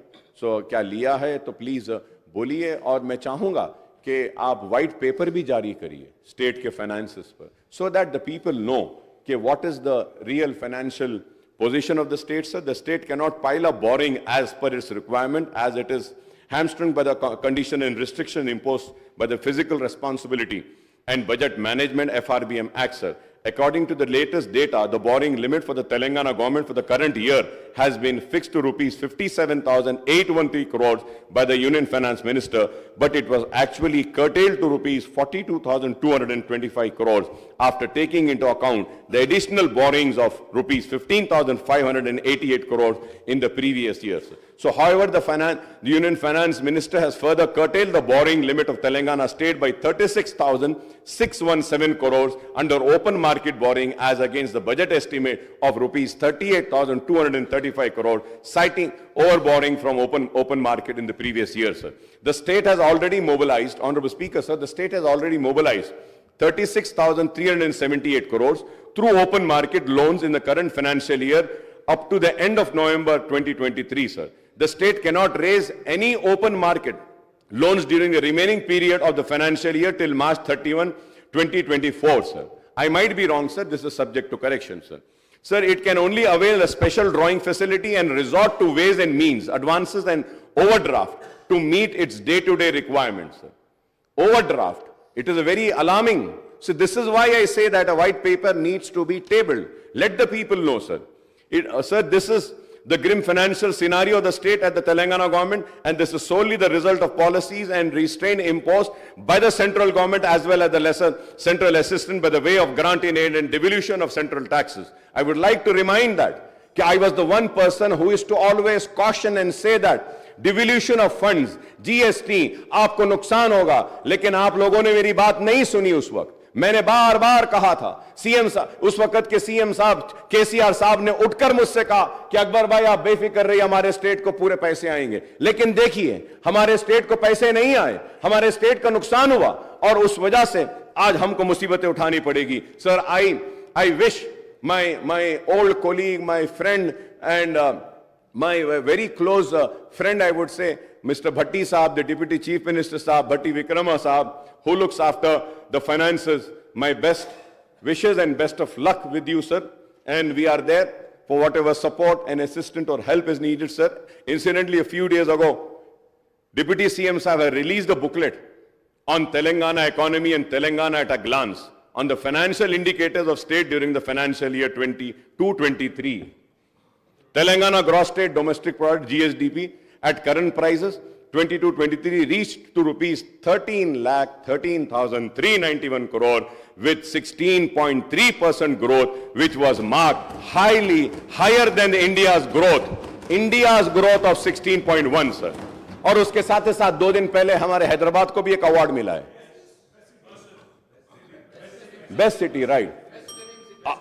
ऑपरेशन को तो नहीं था अवार्ड वो, right, it was an award, good. So I congratulate the officials who are responsible for this award, and I also congratulate the then government TRS also, sir.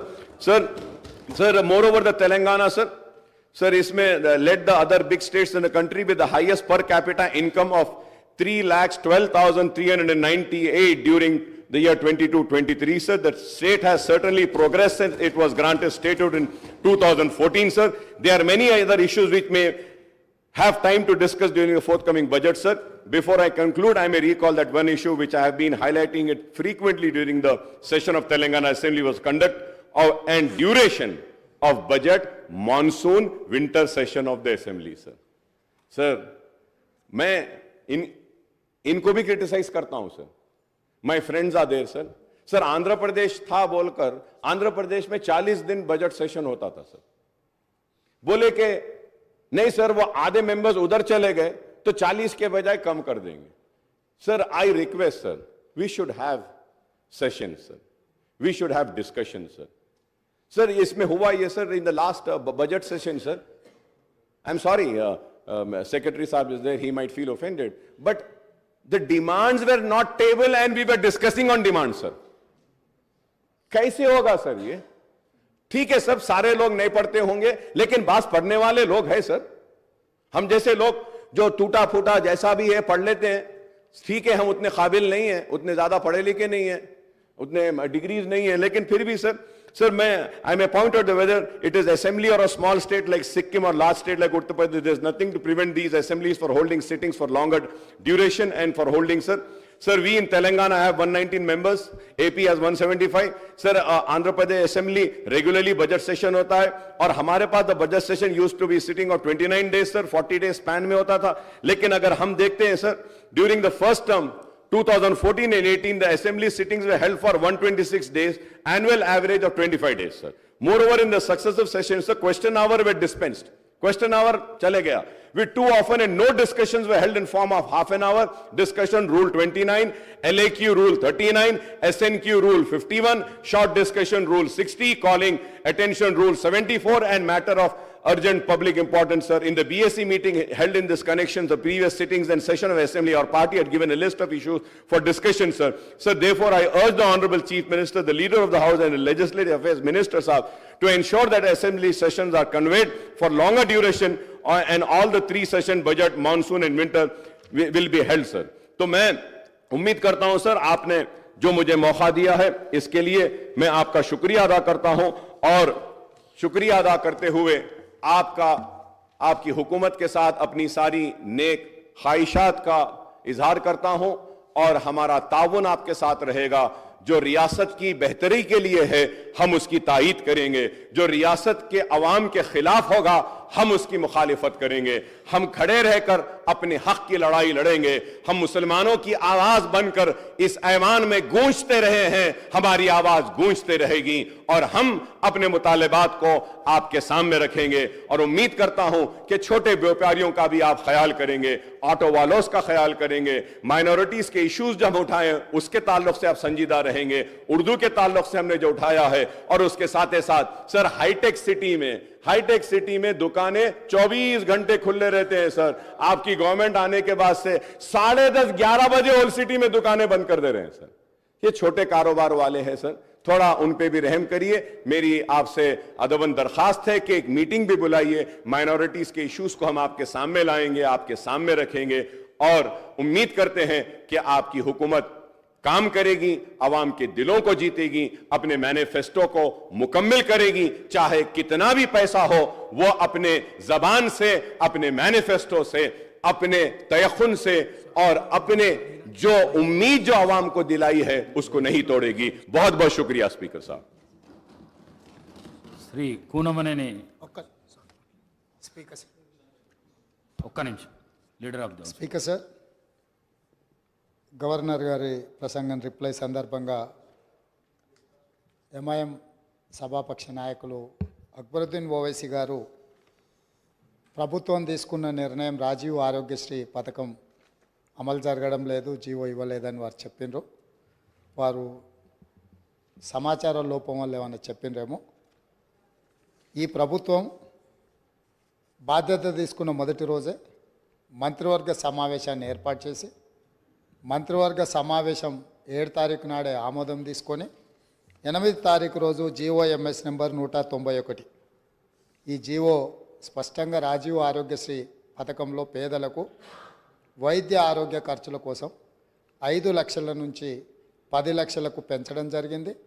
ఈ 10 లక్షల క్లెయిమ్ చేయడం అనేది ఎవరైనా బాధితులు లేకపోతే వాళ్ళు ఏం క్లెయిమ్ చేసుకుంటున్నారో వాటికి సంబంధించిన ఏవైనా ఎవరైనా రాజీవ్ ఆరోగ్యశ్రీ పథకంలో భాగంగా ఇందులో ఎంపానల్మెంట్లో ఉన్న హాస్పిటల్స్ ఎవరైనా హాస్పిటల్లో చేర్చుకోకపోయినా 10 లక్షల వరకు వాళ్లకు ఆరోగ్యశ్రీ ఈ కవరేజ్ ఇవ్వకపోయినా ప్రభుత్వం దృష్టికి తీసుకొస్తే తప్పకుండా ఆయా ఆసుపత్రుల మీద ఈ రాష్ట్ర ప్రభుత్వం కఠినమైన చర్యలు తీసుకుంటుంది. కాబట్టి దయచేసి మా సహచర సభ్యులకు నా సూచన, రాజీవ్ ఆరోగ్యశ్రీ పథకాన్ని 7 తారీఖు నాడు ప్రభుత్వం బాధ్యత తీసుకున్న రోజే మంత్రివర్గ సమావేశంలో ఆమోదం తీసుకున్నాం. 8 తారీఖు రోజు జీఓఎంఎస్ నెంబర్ 191 ఆల్రెడీ 5 లక్షల నుంచి 10 లక్షలకు పెంచుతూ విధానపరమైన నిర్ణయం తీసుకొని జీవో ఇవ్వడం జరిగింది. కాబట్టి మీ ద్వారా సభ్యులందరికీ 119 మంది సభ్యులకు తెలంగాణ రాష్ట్ర ప్రజలందరికీ కూడా ఈ వివరాలను తెలియజేస్తున్న అధ్యక్ష. ధన్యవాదాలు.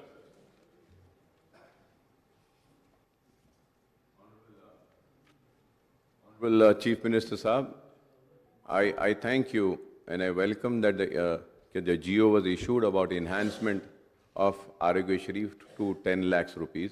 लेकिन आप मेरी बात को समझिए, मैं ये बताना चाह रहा हूँ कि किस तरीके से ये 10 लाख रुपया एक पेशेंट को दिया जाएगा वो तफसील अब तक नहीं आई है। सिर्फ 10 लाख का ऐलान हुआ, लेकिन आपके इस ऐलान से एक भी पेशेंट को नहीं फायदा हुआ। क्या ये 10 लाख आपका सीसीयू में इन्हांस होगा? क्या 10 लाख कैंसर के पेशेंट को होगा? 10 लाख क्या अगर एक पेशेंट 4.5 लाख अगर अब हो गए तो नेक्स्ट एडमिशन उसको डिनाई होता था कि he has absorbed his amount, तो क्या वो फिर से आएगा? तो फिर उसको आप 5.5 का ट्रीटमेंट देंगे क्या? ये चीजें नहीं आई हैं। मैं ये चाहता हूं कि अगर क्लैरिटी से आ जाएगा तो वो 10 लाख का फायदा आवाम को मिलेगा। आज बेशक आपने जियो दिया, लेकिन किसी पेशेंट का इससे फायदा नहीं हो रहा। मैं ये आपके इल्म में लाना चाह रहा हूं। శ్రీ కూనమనేని సాంబశివరావు గారు. Thank you sir. ఈరోజు అసెంబ్లీలో అధికార పక్ష ప్రతిపక్ష నాయకులు సభ్యులు మాట్లాడిన విధానం చాలా ఆరోగ్యదాయకంగా ఉంది. భవిష్యత్తులో కూడా ఈ పద్ధతుల్లోనే ఆరోగ్యదాయకంగా, విజ్ఞానదాయకంగా, నిర్మాణ పద్ధతుల్లో మాట్లాడారు. ఇలాగే ఉండాలని కోరుకుంటా ఉన్నాను. ఇంతకు మించి వ్యక్తిగత దోషణలు, భాషణలు వాటి జోలికి వెళుతూ పవిత్రమైనటువంటి సభను పక్క మార్గాలు పట్టించకుండా ఉండాలని, అటువైనా ఇటువైనా మార్షల్స్కి పని పెట్టకుండా ఉండాలని, బలవంతాన బయటికి నెట్టివేయబడకుండా ఉండాలని కోరుకుంటూ, ఇటువంటి గొప్ప సభ, గొప్ప నిర్వహణ మన తెలంగాణ ప్రజల ఆశల ఆకాంక్షలకు అనుగుణంగా ముందుకు వెళ్ళాలని కోరుకుంటూ ముందుగా మీకు నా నమస్కారాలు తెలియజేస్తా ఉన్నాను. అలాగే కొత్తగా ప్రభుత్వంలోకి వచ్చినటువంటి కాంగ్రెస్ పార్టీకు, ముఖ్యమంత్రి రేవంత్ రెడ్డి గారికి, వారి మంత్రివర్గ సహచరులకు నేను మనస్ఫూర్తిగా అభినందనలు తెలియజేస్తా ఉన్నాను. కేటీఆర్ గారు మరెవరు మాట్లాడుతూ మీరు 65 మంది, మేము మిగిలిన 54 ఏదో చెప్పారు. అంటే నన్ను కూడా అటు కలిపేశారు. 23 కలిపేసుకున్నారు. ఎంఐఎం, బీజేపీ,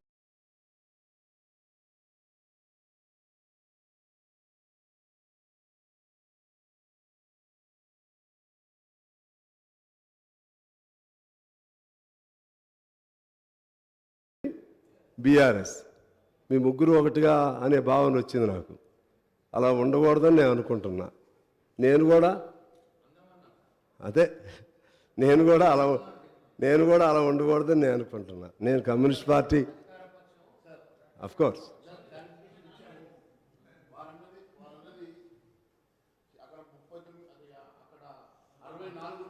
ముప్పై ఉన్నాం.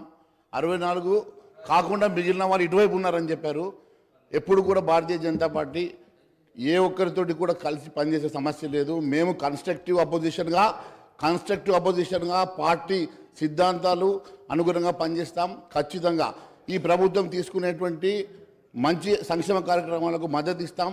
ప్రజా వ్యతిరేక కార్యక్రమాలకు మేము ఎప్పటికప్పుడు ఎండగడతామని తెలియజేస్తున్నాం సార్. సిద్ధాంతాలు ఏవైనా కలిసి ఉండటం మంచిది. అందరం కలిసి నిర్మాణపరంగా చర్చించుకోవడం మంచిది. అలాగే ముఖ్యంగా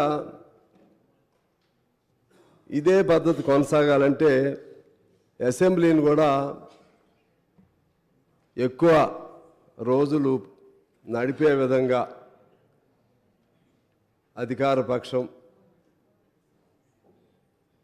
శ్రద్ధ పెట్టాలి, ప్రతిపక్షం సహకరించాలి. మీకు గత అసెంబ్లీది అంటే జరిగిపోయినటువంటి 5 ఏళ్ల లెక్కలు చెప్తే 2019లో కేవలం 19 రోజులు మాత్రమే అసెంబ్లీ నడిచింది. 2020లో కేవలం 17 రోజులు మాత్రమే అసెంబ్లీ నడిచింది. 2021లో 16 రోజులు, 22లో 10 రోజులు, 23లో 11 రోజులు మాత్రమే అసెంబ్లీ నడవటం జరిగింది.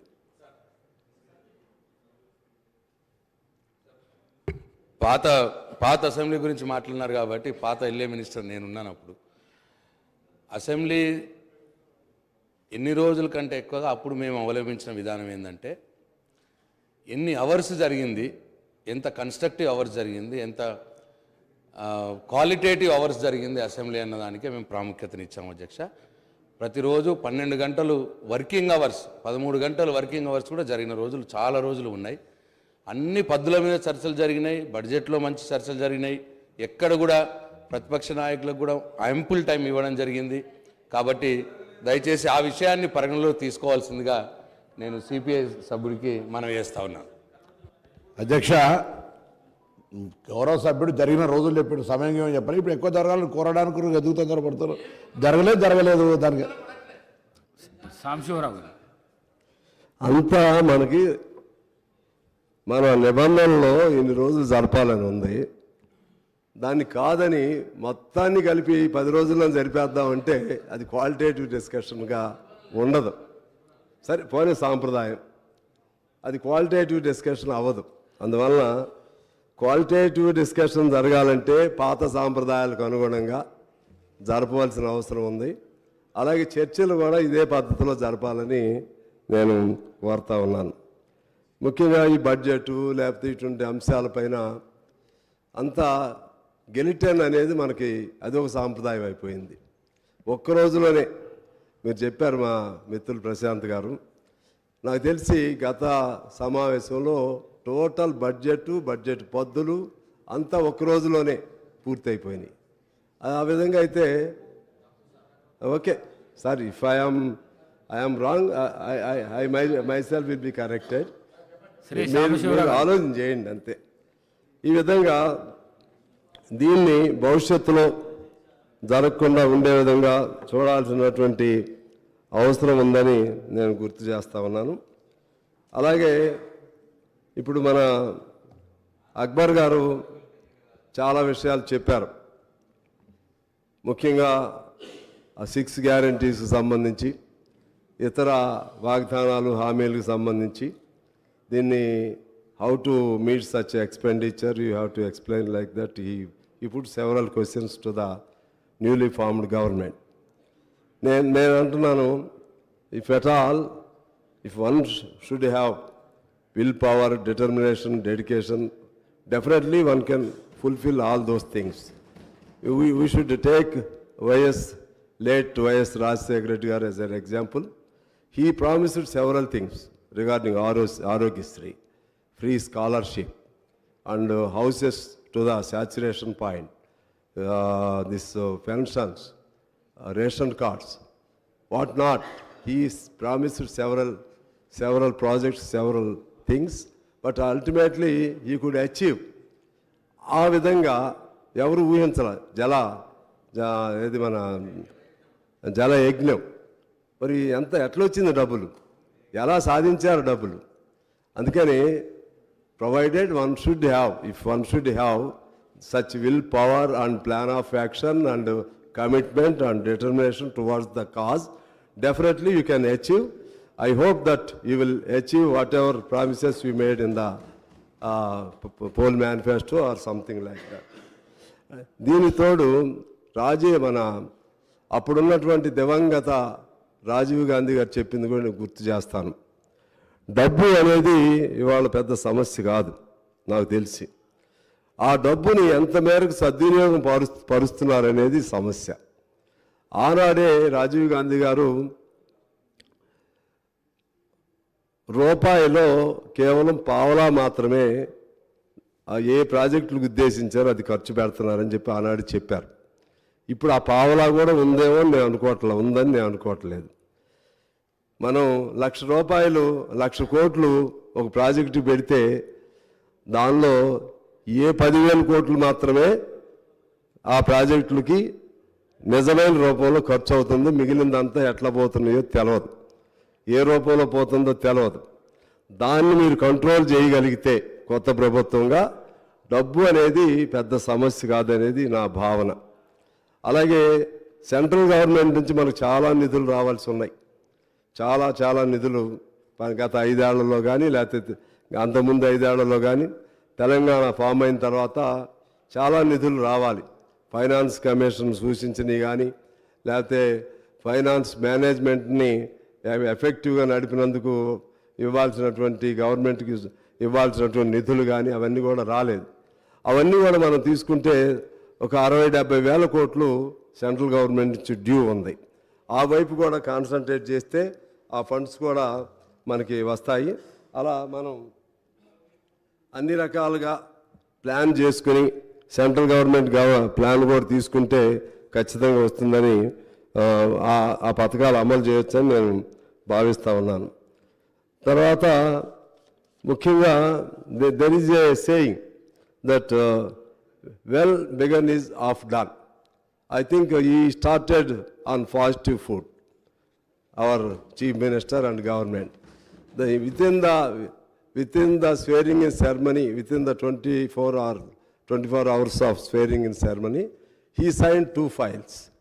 ఒకటి ఆరోగ్యశ్రీ, ఇంకోటి మహాలక్ష్మి. దానిలో సరే ఇంకా కొన్ని ఉండొచ్చు. తర్వాత ఇంకోటి కూడా వాళ్ళు ఒక ప్రకటన కూడా చేశారు, ఫైల్పై సంతకం కూడా, as per my knowledge is concern. 6 హామీలకు కూడా చట్టబద్ధత తీసుకురావడానికి ఒక ఫైల్పై కూడా సంతకం చేశారు. ఇంకా 100 రోజులు టైం ఉంది దానికి. ఈ లోపు I think again you will call assembly meeting, and in that meeting what ever plan you have in mind, just you will put forth for voting. I hope that within the coming 100 days ఆ 6 guarantees కూడా లీగలైజ్డ్గా చట్టబద్ధత వస్తుందని చెప్పి నేను భావిస్తున్నాను. ఆ విధంగా కూడా చేయాలని నేను కోరుతా ఉన్నాను. అలాగే ఇప్పుడు ఈ కొత్త ప్రభుత్వం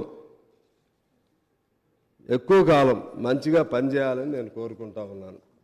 ఏ ప్రభుత్వాన్ని కోరుకుంటాం. టీఆర్ఎస్ ఉన్నప్పుడు టీఆర్ఎస్ని కూడా కోరుకున్నాం, ఇప్పుడు కాంగ్రెస్ ఉన్నప్పుడు కాంగ్రెస్ని కూడా కోరుకుంటాం. ప్రభుత్వం అనేది it is a continuous process, continuous governance. వాళ్ళు చేసిన మంచి పనులు ఉంటాయి, దాన్ని మీరు కొనసాగించాలి. వాళ్ళు చేయలేనటువంటి పనులు ఏమన్నా, మంచి పనులు చేయలేకపోతే వాటిని మీరు టేకప్ చేయాలి. వాళ్ళు చేసినటువంటి తప్పులు ఏమన్నాయో అది మీరు అర్థం చేసుకోవాలి. ఆ తప్పుల్ని చేయకుండా మీరు ముందుకు వెళ్ళాల్సిన అవసరం ఉంది. ఇందాక లాంగ్ డిస్కషన్ జరిగింది. గత అనేక సంవత్సరాలు, 50 ఏళ్ల చరిత్ర, మళ్ళీ ఈ 10 ఏళ్ల చరిత్ర, దేన్ని పారామీటర్గా తీసుకోవాలనేది. 50 ఏళ్ల చరిత్ర ఏది చేయకుండా ఈ దశకి ఏది రాదు. అది నేను weather that was Congress government are Janata government or any other government, అది ఒక ఫుట్టింగ్, అది ఎప్పటి నుంచో అలా చేసుకుంటూ వస్తుంది. దానిపైనే ఆధారపడి కొత్త గవర్నమెంట్ ఇంకొన్ని నిర్మిస్తూ ఉంటుంది.